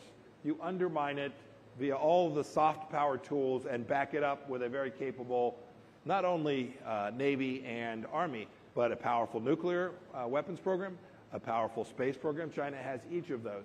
So you have the hard power tools, but your modus vivendi to achieve your objective, which is political control, not just in Taiwan, but in the entire region, Pacific Islands included. I think the model isn't to send a fleet, might do that if he has to, but the model is way more dangerous than that. About India and Mr. Modi, there is a view among certain institutions, maybe even sections of the Western press, that look, while he's great for the economy and India is the fastest growing large economy and so on and so forth, there is this whole narrative about democratic backslide and freedoms being under threat. Yeah. I'm sure it was there when you were in office as well. What would you say to that narrative, having interacted with Mr. Modi himself and members of his cabinet in the 4 years that you were in office? You know, it's interesting because that narrative of, what did you describe it as, backslide? Democratic backsliding. Is the headline in the New York Times today about if President Trump were to be reelected, democracy is at an end. So just, you should know, I have a view on these things. No, my observation was indeed uniquely different from that. My observation was about an India moving radically forward in all the most central areas. We don't get it right in the United States every day either on these same set of issues. I was deeply aware of this. What we ask is progress, and you know, we put religious freedom at the very top of the list of things we talked about. We spent a lot less time talking about climate change and a lot more time talking about religious freedom at our embassies around the world. I'm sure that's true for the embassy here today. You'll get it right. I'm confident you all will get it right. You will demand that your democracy be defended and protected. And when your leaders don't, you'll upbraid them. You'll bring them back to the place that you want them to be. And so I didn't observe this, and you asked, did I see this when I was there? I didn't observe this backsliding of which you speak. I give one other thought about the way we approached the internal policies of other nations, most especially for democracies. Less true for authoritarian regimes. But for democracies, we acknowledge that this is tough stuff, that the political fighting that takes place amongst political parties, amongst political actors inside of political parties. As a congressman, I'm perfectly attuned to that. We should welcome that. This is to be encouraged. This exchange of ideas, this political space to express one's view is vitally important. So when I see that take place in India, and I see one group,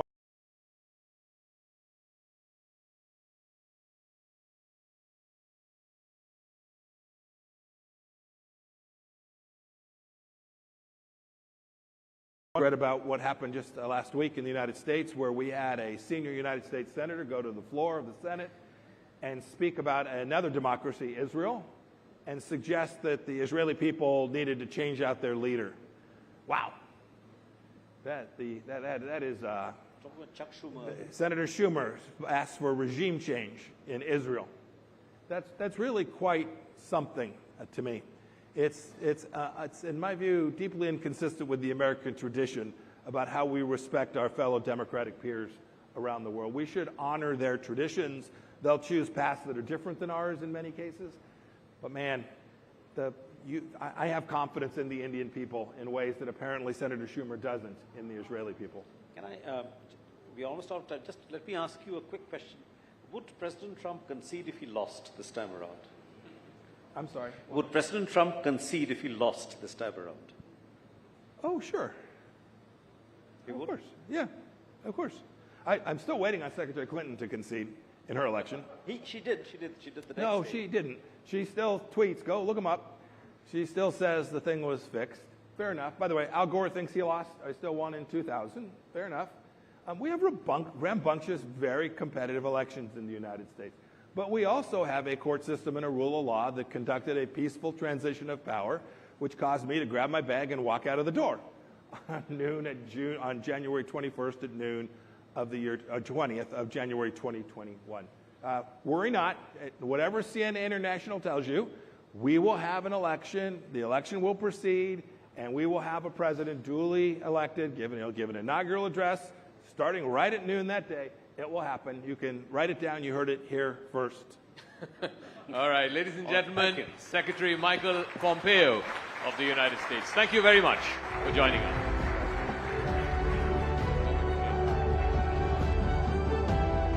Thank you, Secretary Pompeo, Zaka and Bodhi, for that very engaging conversation, one that provided us with a window to changing geopolitics of the world.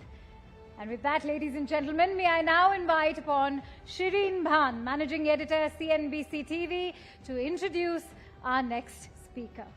Shireen, please come. Thank you very much, Akanksha. Ladies and gentlemen, it is my privilege to introduce our next speaker here at the Rising Bharat Summit. The bullishness about India that you've all been witness to over the past 2 days is showing up in our capital markets as well. The Bombay Stock Exchange market capitalization has risen. It's crossed $4 trillion recently, a nearly 4 times climb from the levels of $1.6 trillion that we saw a decade ago in 2014. The BSE Sensex has nearly tripled from 27,500 in 2014 to 72,000 now. Global funds are looking at India with an increasing appetite, and there's more money flowing from the Indian households to the Indian equity markets too. The value of shares and debentures held by households has jumped over 1,000% in the past decade. Mutual funds assets under management have also vaulted 500% in this decade. The Indian equity market has added 31 million investors in 2023. Digitization of financial systems and deeper bank penetration is transforming people's savings behavior, mirroring preference towards more return-yielding financial assets. To talk to us here on the Rising Bharat platform about the phenomenal transformation and democratization of the Indian capital markets, it is my absolute pleasure and privilege to welcome here on the stage Madhavi Puri Butt, Chairperson of the Securities Exchange Board of India, the Chairperson of our market regulator, SEBI.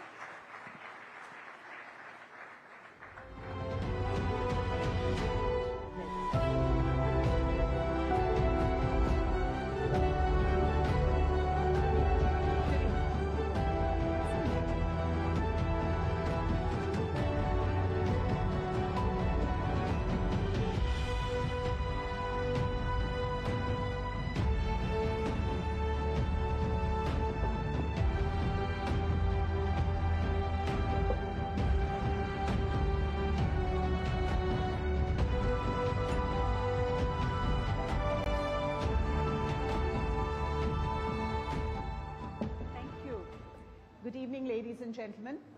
I must admit I'm a little nervous here today because Shireen has asked me to deliver an address which is supposed to be 25 minutes long. And I'm really worried because at the best of times, 5 minutes, 10 minutes is good. But to the best and brightest minds in the country sitting here today, I can't think how I can keep you engaged for 25 minutes, but I shall try. So the strategy is to share with you some stories along the way in terms of what is happening in our capital markets. So as we think about democratization of the capital markets, to me, the question that starts right at the beginning is, what do we understand by democratization? And in order to share the story of many years ago, it's a story about one Mr. Murthy. Oops. Go back.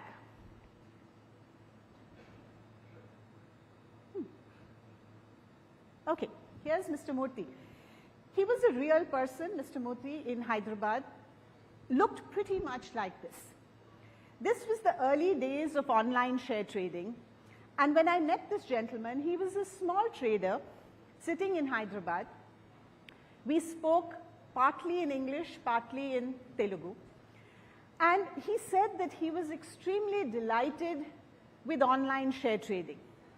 And when I asked him why was this the case, he had two very simple things to say.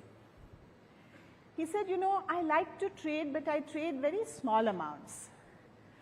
So the sub-broker doesn't really care much about me, And I have to keep pestering him and following up again and again, and he just often doesn't even take my phone call. And if it's a really volatile day, so there's no chance of my being able to get through to him. And all the volatile days, I miss the activity in the market because the sub-broker simply won't pick up my phone. And he said, online share trading gives me an equal right, like all the bigwig investors, to go and buy and sell my shares. That was the day that I learned what is meant by democratization. We often think only of entry, access to come in. What he taught me was access to get out as well. Because in a large part of any industry, any product or service, there are many people who encourage you to come in. But do you have equal access and as much service from them when you want to go out? So to me, democratization needs to encapsulate not just ease of coming in, but ease of being served right through the life cycle of being an investor, and indeed the ease of going out. So what is it that has really happened in our markets? I will take you to another story. This story is about Mr. Kamath. Many of you know him. I've taken his permission to narrate this story. It's not a professional story. It's about Mr. Kamath, the man. Mr. Kamath has household help, and he was really keen that they should participate in the growth of the country, the growth of the markets, and really create wealth for their children and their families. So he wanted to pay them bonuses and part of their salary, invest on their behalf, but he always worried. He said, I'll make the investment on their behalf. But tomorrow when I am not here and they need to be served and they need to exit, who will be there to serve them? They will be lost in this world. Right? His domestic help, his driver, his maid at home, his sweeper, his cleaner. And then one day, we showed him a demo of MF Central. Those of you who are familiar with it, this is unprecedented anywhere in the world. And when I speak at IOSCO, which is our global forum for market regulators, they simply cannot believe that an entire industry, 50 different mutual funds, have come together to say that here is the one place where you will be served through a single window. It's not just about buying through a single window. That everybody does because of their own commercial interest. But to be served through a single window. So if you say, I want to change my address, and you are holding units in 5 or 6 different mutual funds, you upload it once, it automatically goes to all 5 or 6. Whenever you have any service request, you say, I want my account statement, I want my tax statement, I need to give it to somebody. You upload once, it goes to everybody. Single window to be served during your entire life cycle of holding that. Now, this is truly phenomenal. It's not just about the fact that technology enables it. It's about the fact that the entire industry chose to come together and offer this and say, this is not a space where we need to compete, this is a space where we need to collaborate. And that's what creates the democratization. Third story. This is Shakti Amma. Many of you may be aware, I am a Unilever wife, so I'm very aware of who Shakti Amma is. So this is the local Kirana wala lady who is in every village of the country. What is our ambition? Our ambition is that just as Shakti Amma is selling these little sachets of everything, and we know the entire story about how the shampoo market in India exploded when it moved from bottles to sachets, and people could afford to buy a 1 rupee sachet or a 2 rupee sachet of shampoo, but could never have afforded to buy a 100 rupee bottle. The market just exploded. So our objective is that in similar vein, we are looking to do sachetization of all our financial products. Again, the industry is coming forward to play such a marvelous role. So at the moment, the mutual fund industry tells us that a 500 rupee per month SIP is profitable for them. While many of them actually offer as low as 100 rupees a month, it is not profitable. They're sort of doing a bit of cross-subsidy while they build up volume. We as a regulator know that unless it is viable, it will not be pushed. So we are working very closely with the industry to identify what are all the costs, including some of the regulation-driven costs, which is making this unviable at a 250 rupee SIP. So again, it's something world over people cannot understand how a $3.50 per month investment can be made viable, but it is the magic of digitization. So for me, the journey of democratization is all about the journey of digitization. So hopefully very soon we will have Shakti Amma having little sachets of mutual fund units over there, 250 rupees a month top up. The next story is about the red, green and yellow. As I said, for us democratization not just to enter. Sometimes there are disputes, sometimes consumers have grievances. If you don't have inclusion and democratization of that, you are again letting down your investor. So when we think of democratization, there must be democratization of this as well. At SEBI, we are about to launch on April 1st. I told them don't do April 1st, it's April Fool's Day. We are about to launch, Scores 2.0. It's a new version. It's absolutely fantastic. The way the entire workflow of handling consumer investor complaints is completely automated. It is linked to every other system in the market. So for instance, when you go there, in our version 1.0, when an investor went there, he had to register for his complaint, and he had to put in his email ID, his phone number, his this, his that, to just register that he wants to put in a complaint. And we asked ourselves, why is he doing that? He's coming here to complain because he's already an investor. So we should be having his data. Why are we asking him to put it again? Right? So we have to make it easy for that person that Mr. Kamath told us he wants to invest on behalf of. So now if he just puts in his PAN number, you all know PAN is essential in our country for being in the market, automatically the system talks to our KRA system and pulls all the data and says, this is your phone number, this is your email ID, this is your address, if this is you, please proceed. So simplifying it to this extent from the start of registration of a complaint to taking it to the end of an online dispute resolution mechanism of arbitration and mediation, the entire process with 3 levels of escalation for the consumer, for the investor, is something that has now been digitized. And the objective is democratize this thing for them, which is their dispute resolution. If you don't do that, you're just paying lip service to the fact that you allowed them in, but are you serving them in a democratic way? This one is a story of loss. Normally when we would think about loss in the markets, you would think somebody lost money in the markets, but for us this was not that loss. It was about the loss of a dear one. So if this person sat there or was standing there and got the news that his father or his mother passed away, and he's just sitting there, that he's just lost his parents, that is grief, that is loss, that is pain. And what we said is, at a time like that, for us to give this investor the runaround and that he cannot claim the assets of his parents is just the most appalling thing possible. So what have we done about it? Again, full credit to the entire market ecosystem. About 50 odd legal heads across the ecosystem sat together, arrived at a common set of documents that they will all accept, and now if a person goes online and submits one set of transmission documents, death certificate, etc., across the entire market ecosystem, all mutual funds, all depositories, everything, you get,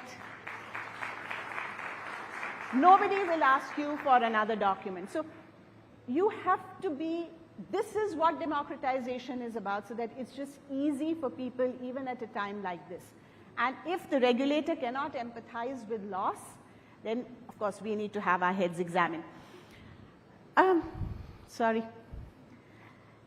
I do want to quote a few numbers. Shireen mentioned some. I love to quote Nandan. He's the, I would say, the guru for all things digital. And when he highlighted this, you can see the numbers there. The numbers themselves are not important. You know, what we talk about the hockey stick effect at a company level, imagine this is the hockey stick effect at an ecosystem level. So the entire Indian ecosystem is one. It's not one company outperforming to deliver the hockey stick. It is the entire ecosystem that is able to deliver this. And therefore, you know, the whole SEBI eases the know your client process by enabling online KYC, use of Aadhaar, etc. And look at the way in which that hockey stick effect is now achieved. And of course, the numbers show up that between, 10 years ago, Nandan presented this last year. So what is the ratio of physical to digital forms? And on the back of this, the monthly systematic investment plans have multiplied by 6x. This number has gone up further since then. So it just shows that the hockey stick effect, when you really bring together the spirit of democratization, you can achieve it at an ecosystem level, not just as a company level. Mutual fund story is well known, and this is our favorite product for financial inclusion. So if you see the blue line, which is number of unique mutual fund investors, so deduped for PANs. So 10 years ago, we started with 1 crore, we're now at 4.4 crore. And the actual asset under management was 8 lakh crore, and we're now at 55 lakh crore. So it's just been a huge amount of growth again on the back of this whole democratization. This is my favorite slide. I use it quite often. When we think of the markets, invariably we all think of the share bazaar, let us say. But we have actually a very vibrant bond market. Now, people do not know this. People do not know this. So, two things I would like to say. Number one, some statistics. While the secondary market in bonds is not very active, and we're doing a bunch of stuff to try and improve that, in terms of the primary market, issuance, okay? If you look at the total bonds outstanding today and compare it to the total banking loans to the corporate sector, it amounts to 60%, which means for every 100 rupees that the banking system gives to corporate India, the bond market gives 60 rupees. Most people are not aware as how large that number is. Now, specifically in this slide, what I like to talk about is we are expecting this to grow much more. Because with the inclusion of the Government of India securities in the global indices, right, that's already happened, JP Morgan, Bloomberg indices, we can expect to see a large amount of foreign interest in our Government of India securities. And once the Government of India yield curve is established, investors automatically tend to come into our corporate bonds as well, because then it's you just benchmark off the Government of India yield and add the credit spread. So until you have that yield, people don't have that much interest in corporate bonds. So we should see a good amount of inflow in the corporate bond market. And that's when, as people tell me, now you won't need to have an Indian hero there. So I said, we'll definitely put Akshay Kumar there in the same natty suit. So that's our bond market. Some of the things that we are doing, and this is really important again from a democratization point of view, one of the things that people used to worry about every time the markets were dislocated, the bond markets, they would say liquidity dries up. And people are stuck. Now, remember what I said about democratizing not just entry but also exit. Something absolutely sparkling that this government has done, and it's gone relatively unnoticed, I feel sad about it, is something called the backstop facility, which the government has put in place with sovereign guarantee. Think about it. The government has said 30,000 crores of asset purchase program guaranteed by the Government of India in the event that there is a stress in the market and the mutual funds, the debt mutual funds are stuck and they don't want to sell at distressed prices in a dislocated market. They have actually sanctioned that guarantee. And what that means is that the fear that some people have, that because the markets are not so liquid, tomorrow if there's a crisis and the market freezes up, what will happen? Well, the government has stepped forward and actually said, well,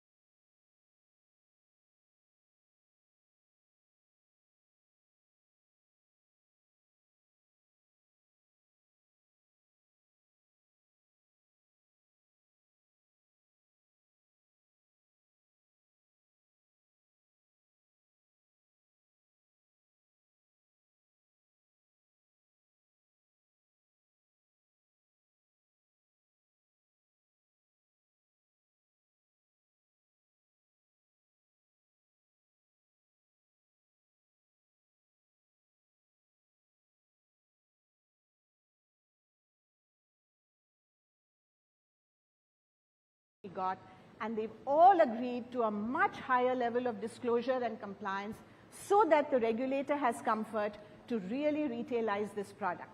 And of course, consequently, we went ahead and announced something called the small and medium REITs, which means that even assets as small as 50 crores, otherwise our threshold was 500 crores. So only the big boys were participating. We brought it down to a 50 crore asset, and we've reduced the investment size for just folks like you and us and everybody else to be a part of this entire area which is set to grow. Our own back of the envelope calculation tells us that over the next 10 to 15 years, the REIT, InvIT and Muni bond market will be as large as our equity market today, 1 time GDP. That is our belief. So where is that growth going to come from? Where is the capital formation going to come from? This is what our belief is, that this little piece of heaven, this little piece of real estate, this little piece of infrastructure, democratized across millions and millions of people, is what is going to create the next 1 time GDP market for our country. I think one additional step that we took towards democratization of what we call the issuers. This is all about the investors. Now, what about the issuers? We recently inaugurated the listing of 5 NGOs on our social stock exchange. Again, many people told us it's not worked anywhere in the world. Why will it work in India, X, Y, Z? And our belief was no. A, we will make it work because we have the technology and we can take it far and wide. And B, we have again faith in our ecosystem which has done so much. And therefore, we actually saw 5 NGOs listing together very recently last week as the first set of NGOs to list and make available a very transparent and trustworthy ecosystem for people to donate. So that's our social stock exchange in terms of creating democratization of issuers. Now even a non-profit can be an issuer. How do we achieve all this? And I'm often asked this question, and I think the answer is very simple. On the one hand, of course, technology. I mean, there's just no doubt about that. But the second is co-creation. You know, everything we do is co-created with industry. SEBI has always had a very rich tradition of doing very extensive discussion and very rich advisory committees on policy making. The big step we took about a year ago was that we moved that spirit of cooperation and co-creation into standard setting. So we've set up something called Industry Standards Forum, which set down the standards for implementation of SEBI regulations. And the amount of work that has happened in this last, I would say, 7-8 months, and the kind of, ease of compliance that has been brought about. So SEBI had to make some changes because when a logical argument was presented to us, obviously we're going to listen to it. The industry came up with some brilliant ideas on how to do that. So the entire spirit of co-creation has been extended and democratized. So it's one more form of democratization, that the regulator does not have a monopoly on policy making. Regulator also does not have a monopoly on standard making. So this spirit of collaboration and co-creation is one of, I think, the biggest strengths of India, along with our technology. On the technology, of course, as I said, it's just there for everybody to see, and Shireen and I were speaking that many people across the world cannot even understand how we can implement 90-day projects. People say we barely get our terms of reference in place in 90 days, and you guys just sort of implement things. So it just comes from, I think, the speed, the attitude, the talent. So many of our young people are tech-oriented, quant-oriented. So all of this really is a huge advantage for us as a country. And therefore, with this entire democratization for the investor, for the issuer, for decision-making, for policy-making, all of this together is really wonderful to look at it and say that this market, therefore, is contributing to capital formation for the real economy, and that's where the driver of growth is going to come from. And at the same time, it is creating wealth in the hands of our citizens. And what a beautiful win-win outcome that is. And that's all thanks to the democratization of the capital markets. Thank you.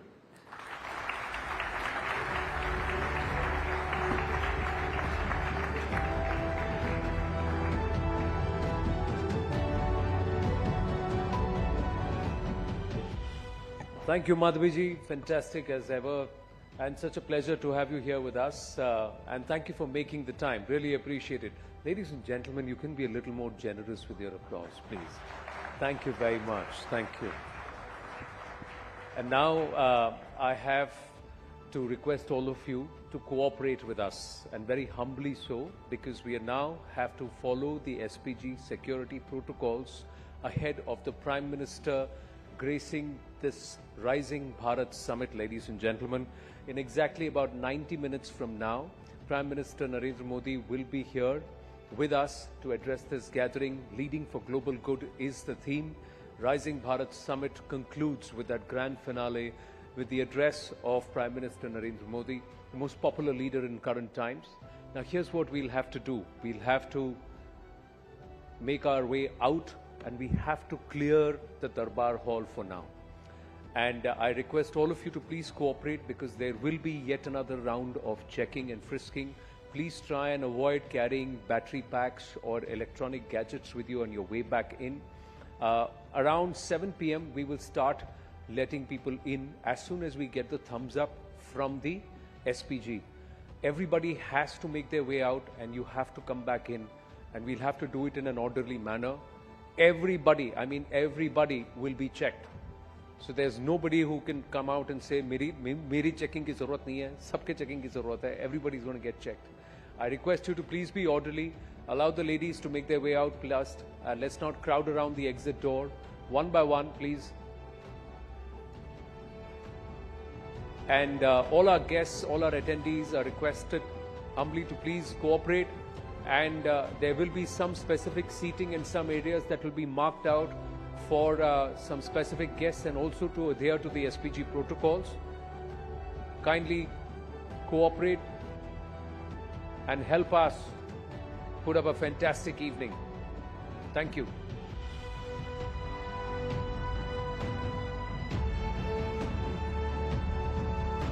Please don't leave your things behind. Please carry them with you. You may not necessarily come back and sit at the same place.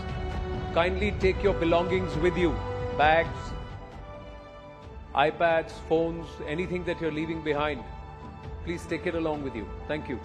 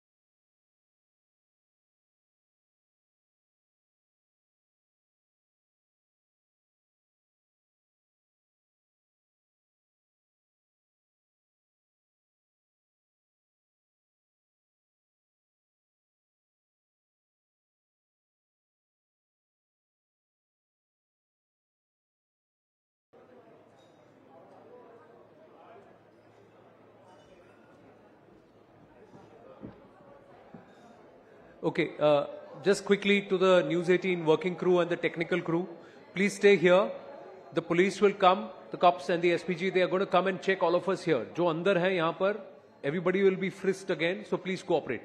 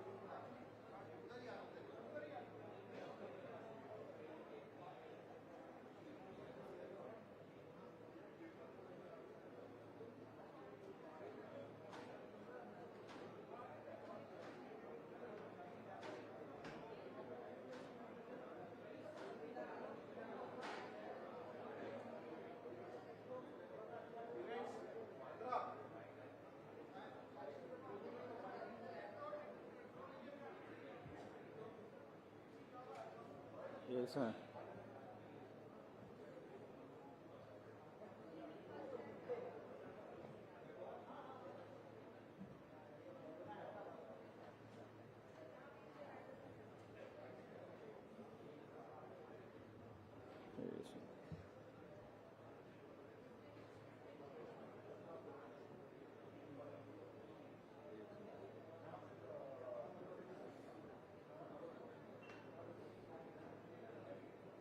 Eren gidiyor.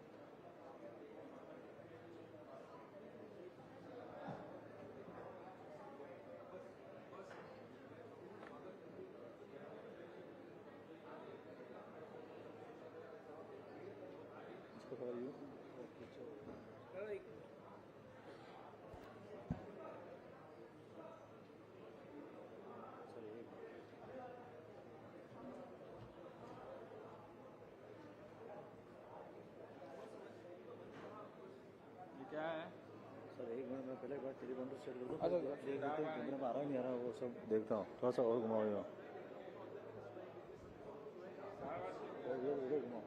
और यूँ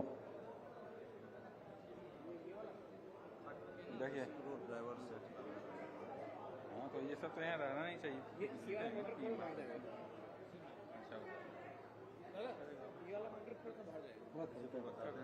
एक minute पहले हम कर लें ये सब गिरा वो सब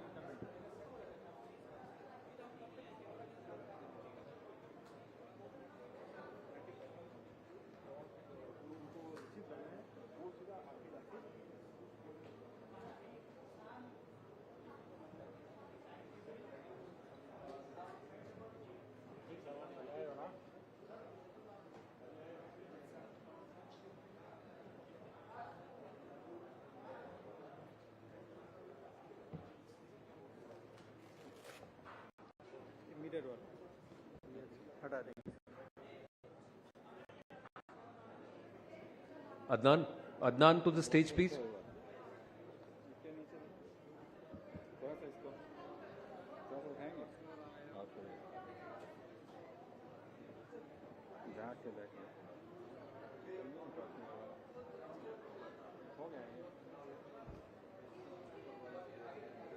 इसके नीचे भी इतनी गंदगी है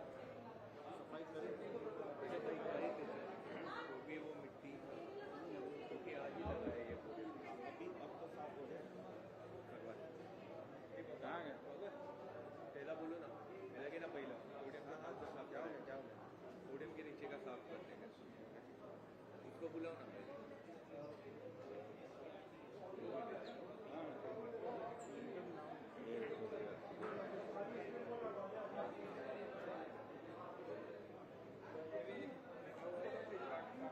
वो देखो आ गया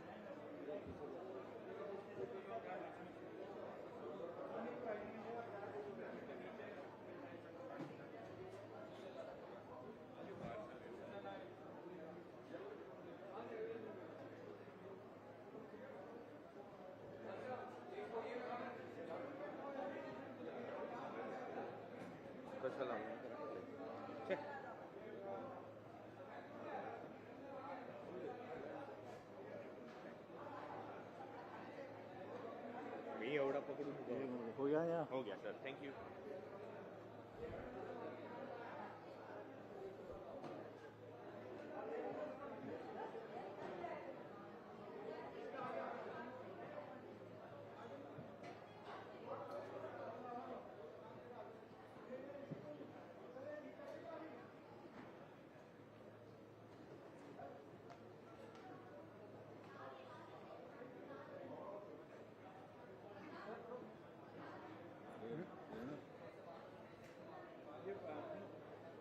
ऐसा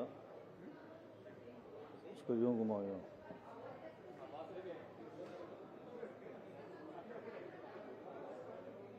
उल्टा उल्टा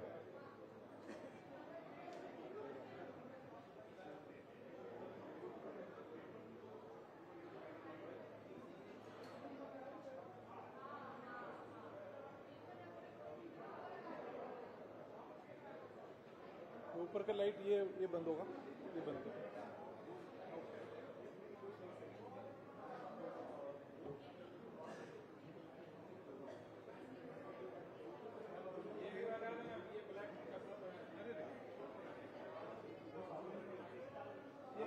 बंद करो एकदम जीरो पे कर दो हाँ ब्लैक कपड़ा रखना ही नहीं है वही बोल रहा हूँ तो सेट वाला कहाँ है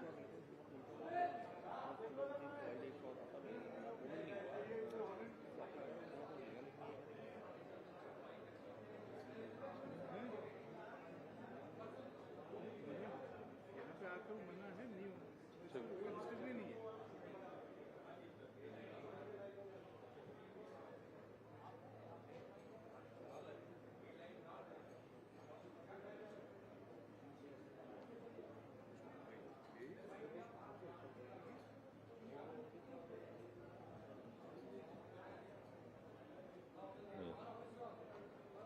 और नीचे जाएगा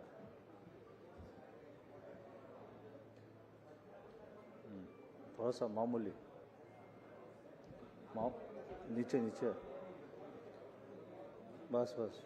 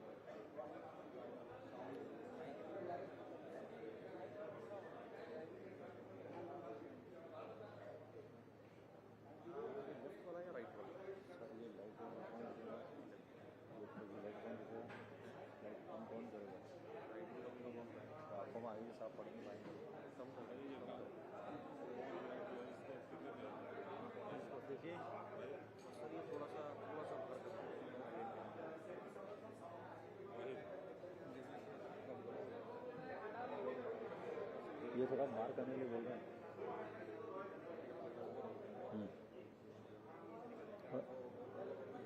ये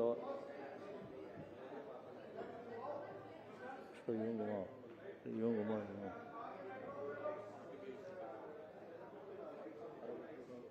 नीचे से घुमाओ, नीचे से और घुमाओ, यूं यूं।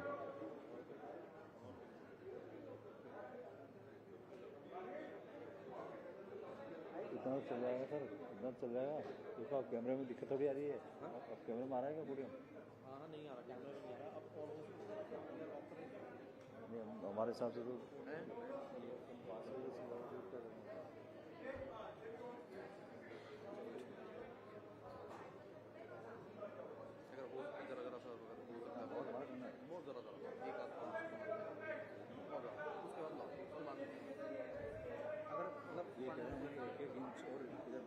कौन कर रहा है? कौन सा कैमरा? कौन सा कैमरा है? 2 नंबर ना? 2 नंबर।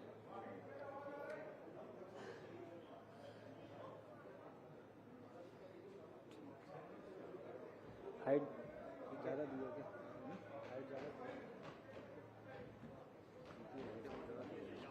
लाइटें छोड़ो।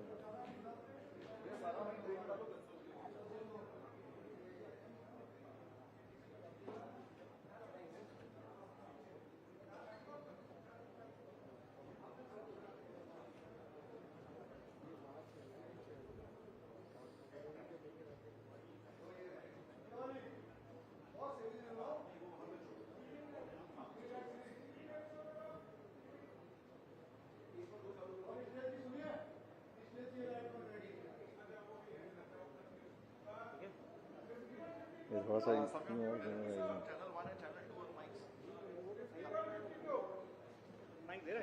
नहीं, वो कह रहे हैं बंद करने के लिए बोल रहे हैं।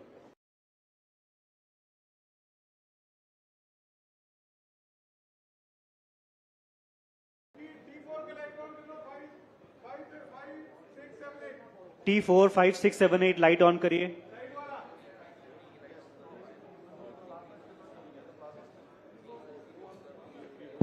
Yes, we need T4. Yeah, one light is still missing on T4.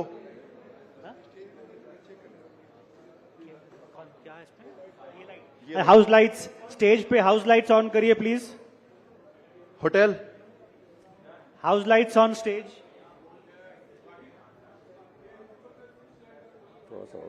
Hotel ये पिलर की लाइट चालू करिए प्लीज। कोई होटल से है? House lights on stage. ये थोड़ा गीला कपड़ा पहनेंगे। अच्छा ठीक है, हाँ ठीक है।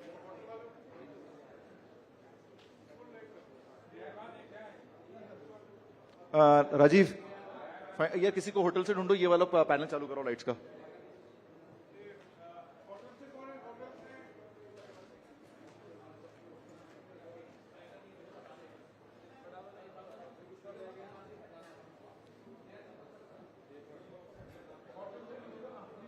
नहीं नहीं नहीं नहीं नहीं दिख रहा ना। गाइस, होटल से कौन है इस कमरे के अंदर? Hotel Taj. Anyone from Taj here?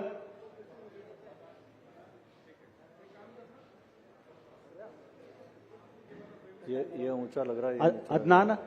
Adnan anybody of the hotel here? Hotel से कोई है? किसी को बुलाओगे? बड़ा कर दो यार। हाँ हाँ।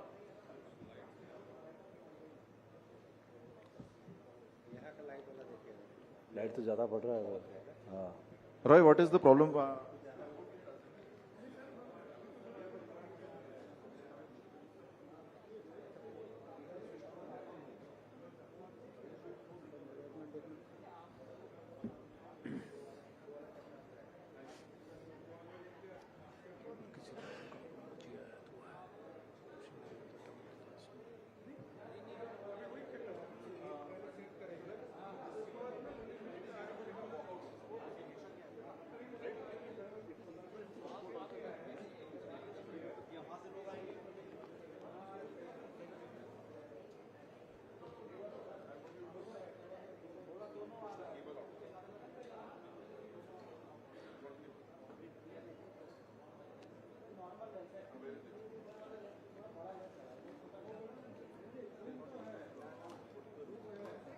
waiting for Huh. I can't see anything. I just see the screen से वो notes. हाँ, भारत का रहने वाला भारत की बात सुनाता हूँ. हाँ, ये गीत के बोल हैं, पर अगर इसे किसी ने कण कण में जिया है तो वो है श्री नरेंद्र दामोदर दास मोदी जी. 2014 में मोदी लहर के बल पर जब से उन्होंने थोड़ा ऊपर फेस कार्यभार संभाला है, तब से लेकर अब तक उन्होंने एक दिन की भी छुट्टी नहीं लिखी है. हाँ, you have to just follow my pace. हाँ, यहाँ तक कि हर पर्व, हर त्योहार वह जवानों, किसानों या कर्मठ नौजवानों के साथ बिताते हैं. उनकी अगुवाई में नारी शक्ति को बल मिला, देश को रक्षा शक्ति सबल हुई, दुश्मन की मक्कारी विफल हुई और भारत की विश्व पटल पर हिस्सेदारी प्रबल हुई. सबका साथ सबका विकास से की गई शुरुआत आज वसुधैव कुटुंबकम पहुंच गई है. भारत देश में करोड़ों, हाँ ठीक, भारत देश में करोड़ों लोगों को मल्टी डायमेंशनल पॉवर्टी से उभार रहा है, तो दुनिया को शांति, मैत्री और सद्भाव की राह दिखा रहा है. जहां जैम से जनता को वेलफेयर से जोड़ा, वहीं भारत मंडपम में G20 की अगुवाई कर विश्व को भारत की सभ्यता और संस्कृति से जोड़ा. मैसेज क्लियर है. नजरें मिलाओगे तो जान दे देंगे, भारत की ओर आंख उठा कर देखोगे तो खुश के मारेंगे. अब स्वप्न एक विकसित भारत का है, हमारी प्रेरणा भारत है, भूमि की पूजा. सुजला सुफला सदा स्नेह, यही तो रूप है उसका. जिए माता के कारण हम करें जीवन सफल अपना, यही तो है मंत्र अपना. शुभंकर मंत्र है अपना. चराई वेती चराई वेती. स्वागत कीजिए सर्व जनप्रिय, the most popular leader of our times, prime minister Narendra Damodar, to deliver the keynote address on the Rising Bharat principal theme, leading for global good. Ladies and gentlemen, take it. Great. Thank you. Thank you. Thank you, Ji. Thank you, Ji. This is okay. Yeah, this is okay. हम तो बहुत पहले आ रखे हैं. नहीं, हम तो आ रखे हैं 4 बजे के, लेकिन रूम खाली नहीं दिया ना इन्होंने. तक हम अपना वैसे प्रोटोकॉल तेरे चारों तरफ यहाँ क्या क्या सेटअप हुआ है. तो आप हमारा नंबर रखा करो ना, फोन मार दिया करो. फोन रखा करो हमारा, एक फोन मार दिया करो. कोई नहीं, हम में से कोई नहीं रहेगा तो हम किसी दूसरे का नंबर देंगे, वो यहाँ रहेगा. फोन नहीं किया, अभी आएंगे देखा.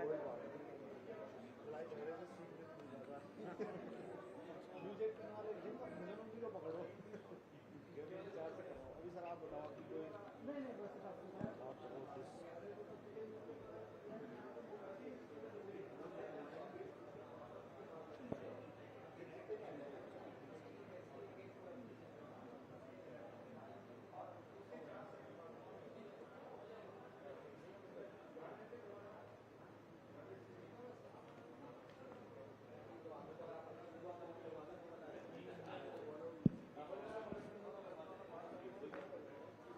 ये वाला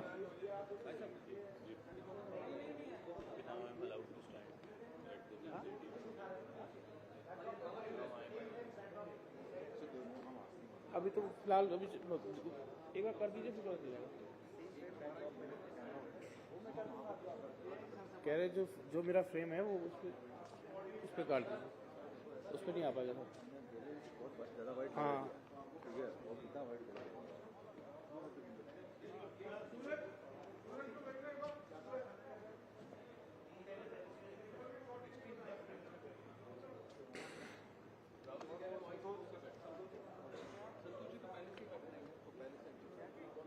फ्रेम में आ रहा है.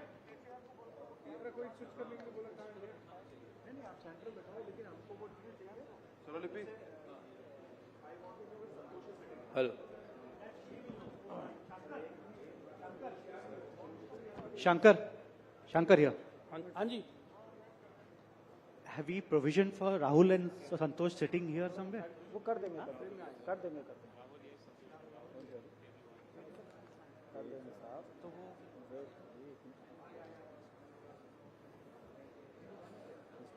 इसको घुमाएंगे पूरे में. नहीं इसको बहुत ज़्यादा बाहर हो जाएगा सर. पहले जो पोडियम इतना छोड़ा है, कैसे क्या होगा.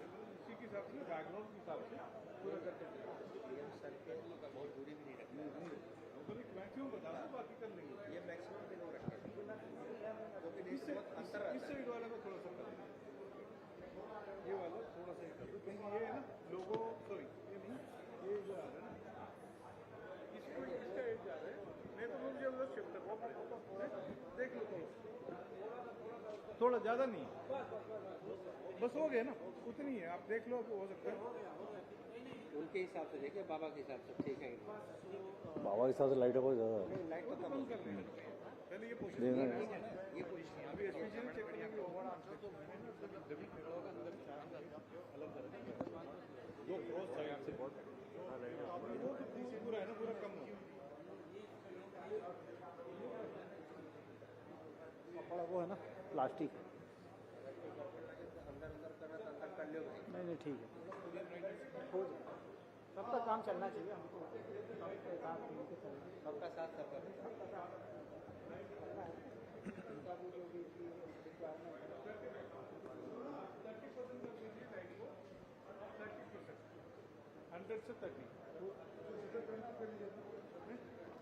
हाँ वही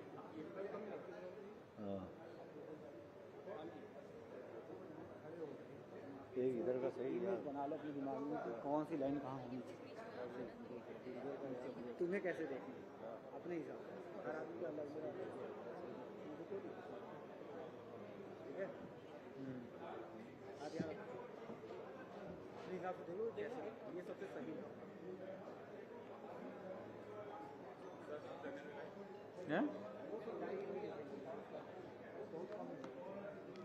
अभी तो सही है, सही लग रहा है, तो पूरा दोनों तरफ में देख के बोलते आप क्या वो जो लिए थे वही ले गए, वही खड़े थे यहाँ पे। हीट आ रही है ना, 5 मिनट को मंदिर चीज को चला सकते हैं, सामने चला दे ये 1 2 3 4 इसका डायरेक्शन से अलग है, उसमें नहीं पड़ेंगे, सामने चीज रखा हुआ है, डिफ्यूज करके रखा हुआ है, सामने भी देखने में दिक्कत नहीं आएगी। मैं तो हूँ सर, मैं कहाँ जाऊँगा, देखिए स्टेशन सर थोड़ा सा और बाकी ना, बाकी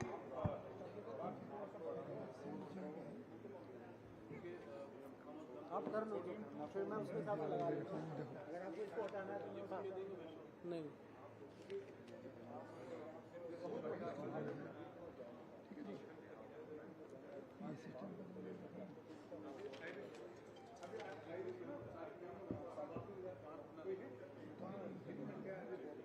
वो तो कह रहे हैं आप अपना सेट करो, उसके बाद ये सेट करते हैं।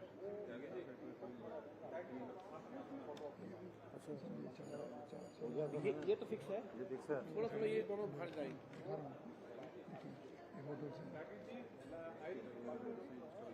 सर। हाँ हाँ बाहर करा दो, देखो ना सर,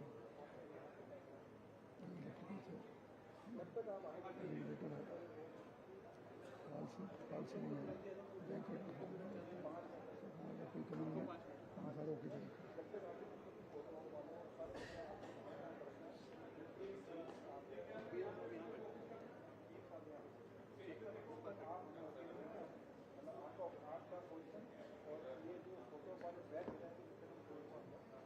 मैक्सिमम है सर, अब इससे ज़्यादा कुछ नहीं कर सकते, अपना भी फिक्स है, फिक्स। हाँ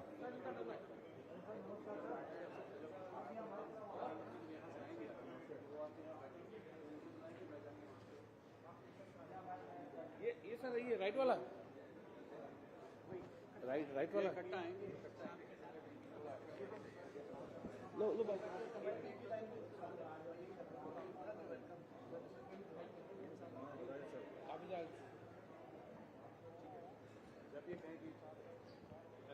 बाहर अब नहीं हो पाएंगे सर। हाँ हाँ, नहीं मार्जिन अब हम जितना बहुत ज़्यादा मार्जिन, एक तो पोडियम बहुत बड़ा है।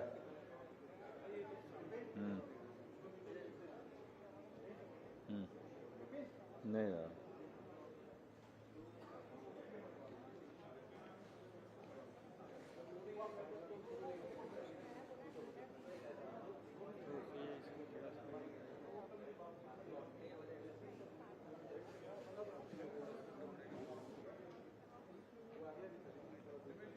लाइट अभी है, लाइट ठीक है, लाइट तो आएगी आंखों में सर, ये तो आएगी आंखों में। आंख में आ रहा है? अच्छा, ये एक काम करना, इसको थोड़ा सा नीचे और करेंगे।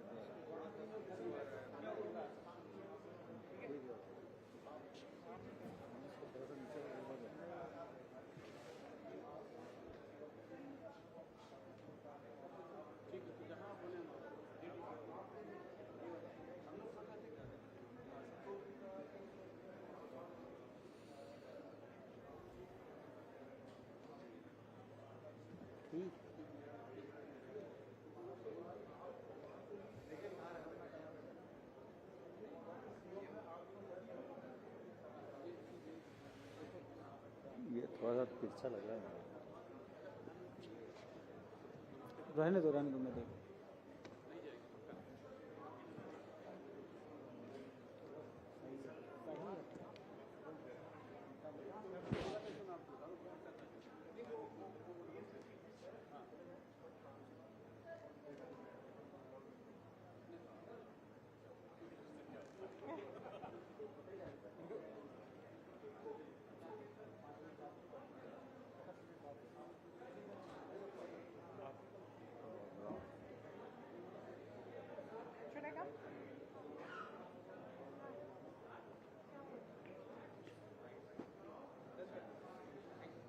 ये थोड़ी सी लाइट है ना, आँखों में आएगी सर। ये वाली जो लाइट है ना, ये वाली लाइट वो सब कुछ आँखों में आएगी यार। मैं कम कर दूँगा। Thank you sir, thank you. ठीक है, एक बार फ्रेम चेक करो। ठीक, ज़्यादा कम किया तो क्या है, फिर दाब जाएगी। वो लाइट तो चाहिए है ना।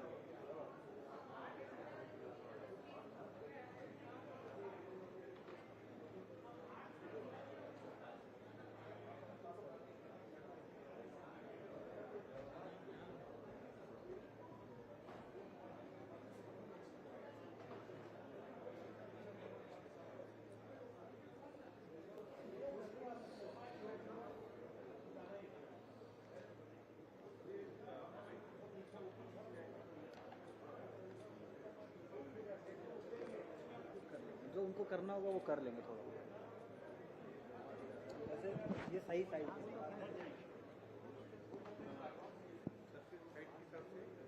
ये ठीक है। नहीं, पोडियम भी हाइट ठीक है। नहीं है, हो जाए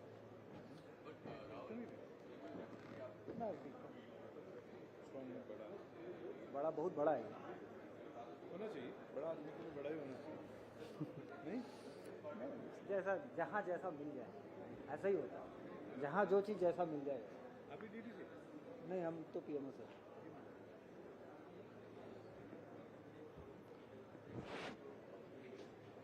हम तो टेलीकॉम्टर के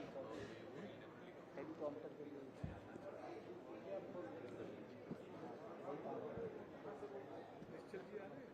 निश्चल जी तो उनकी जगह आए ना, ये दो लोग आए थे।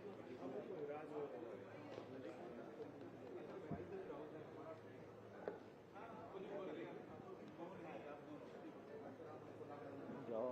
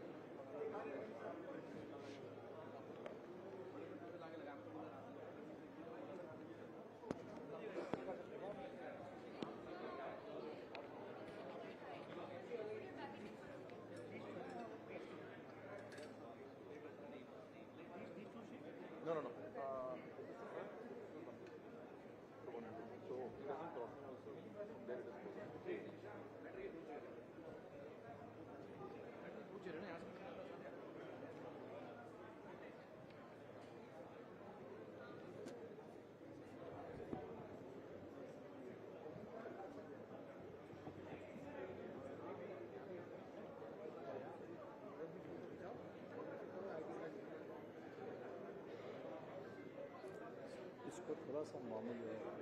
अरे भैया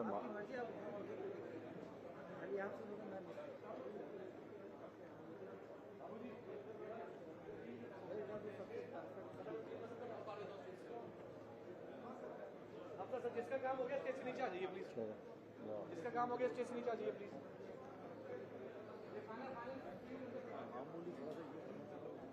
मामूली मत करो।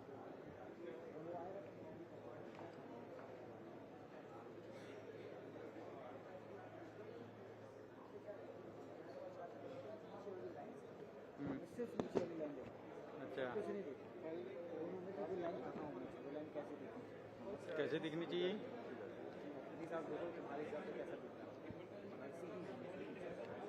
है कहाँ? नजर नीचे वाली लाइन हाँ दिख तो रही है।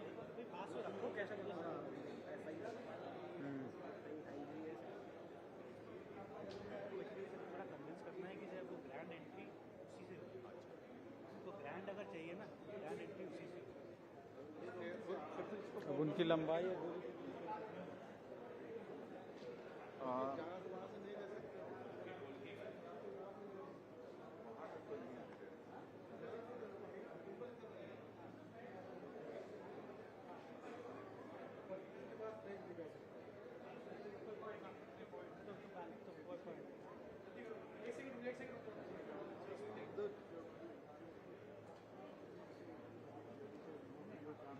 No. We checked also. He said no. You can zoom in the jib, pull the track. then you have to cut to audience.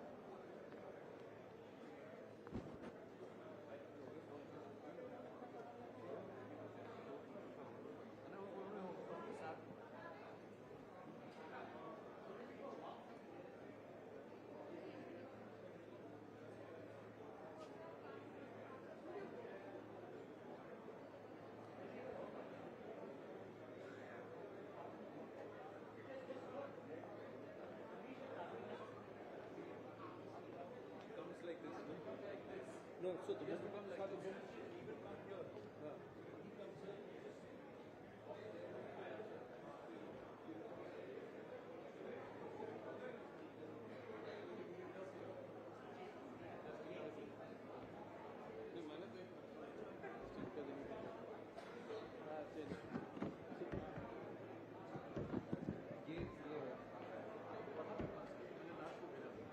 यही वाला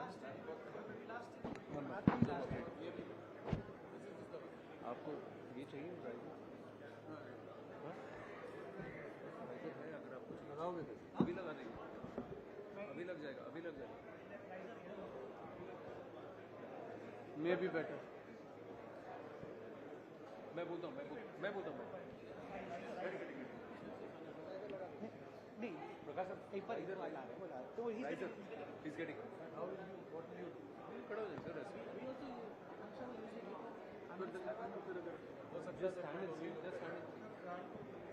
just stand and see better है it's a 1 square feet thing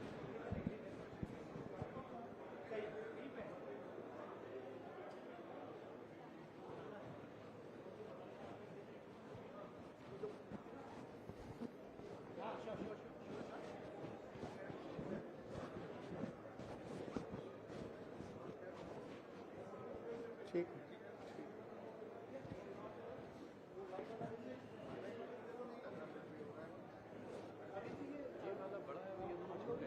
के लिए अलग light है अभी भी ठीक है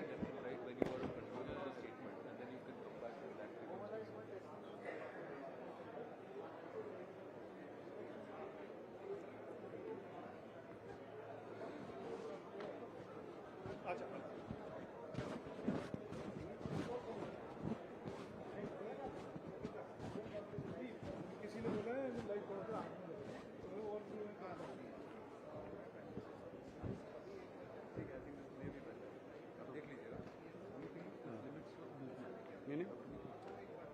हाँ बेटा आई थिंक सो ना वाहिद वाहिद वाहिद ये पीएम के लिए हमने 4 लाइट है यहीं पे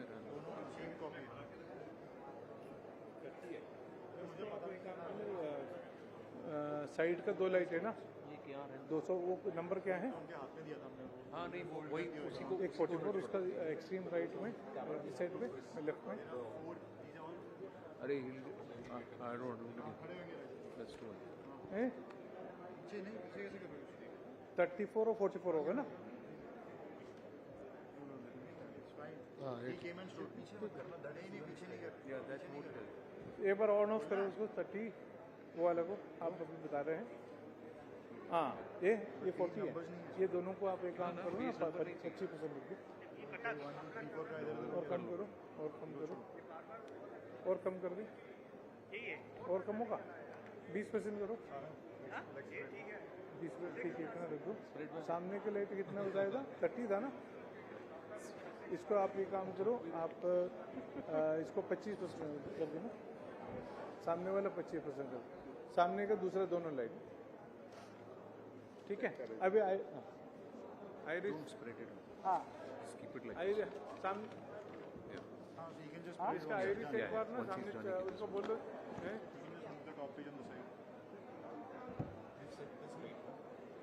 hello No. Anand is there first, no? Yeah.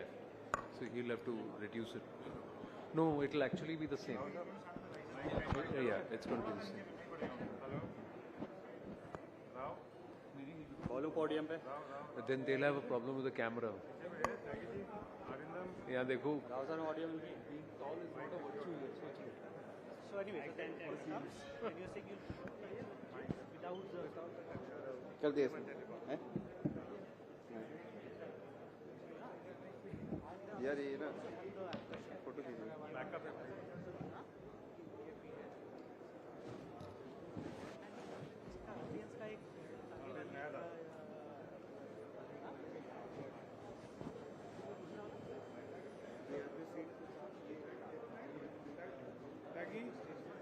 ताकि जी मैं ना पीएम का पोडियम में खड़ा हुआ है यहाँ का आइरिस थोड़ा बड़ा ना फेस का आइरिस बहुत नहीं अभी कम कर दिया कम किया अभी तो डार्क हो जाएंगे फेस बहुत कम कर दिया अभी देखो हेलो अभी आइरिस बढ़ा दो लाइट अभी कितना मिल रहे हैं एक्सपोजर मैं आप नहीं लाइट मत बढ़ाना वो वाहिद आप लाइट मत बढ़ाना आपको मैंने बोला उसमें रखना है 20 और 25 सामने हाँ जी, कैम टू मेरे पास आ नहीं रहे, आप बताएंगे मुझे।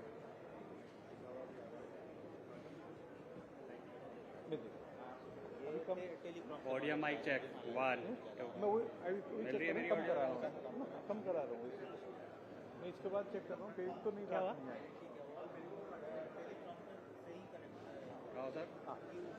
नहीं वही है, रिफ्लेक्शन बढ़ने का वही देख रहा हूँ अभी कैमरे का एंगल बढ़ा के बता दो। 3 4 5 6 7 8 9 10 1 2 3 4 5 6 7 8 9 10 1 2 3 4 5 6 7 8 9 10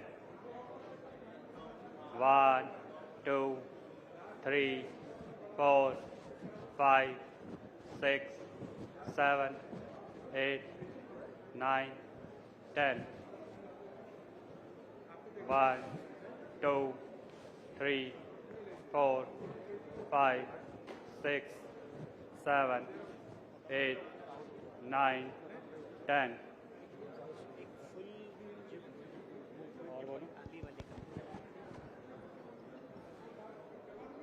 Ladies and gentlemen, in about 40 minutes from now, we should have the Prime Minister with us here at the Rising Bharat Summit. The entire team is working diligently to ensure comfortable seating for all our guests present. Request all our guests to also please cooperate with our team. There is a thorough protocol that we are following, and it's because of that there is a little bit of inconvenience for all of us. Request all of you to kindly cooperate and work with our team, which has got the list of the guests and their specific assigned seats. So kindly cooperate. Thank you very much.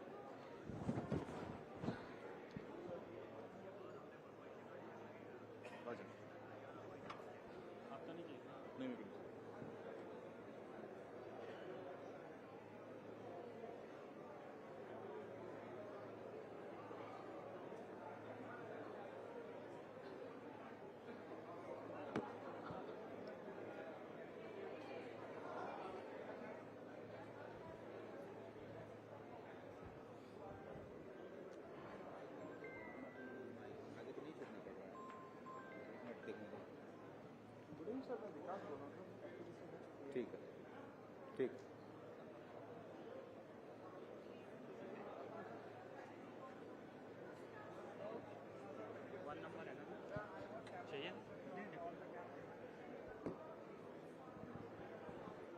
अच्छा सुनो हिमांशु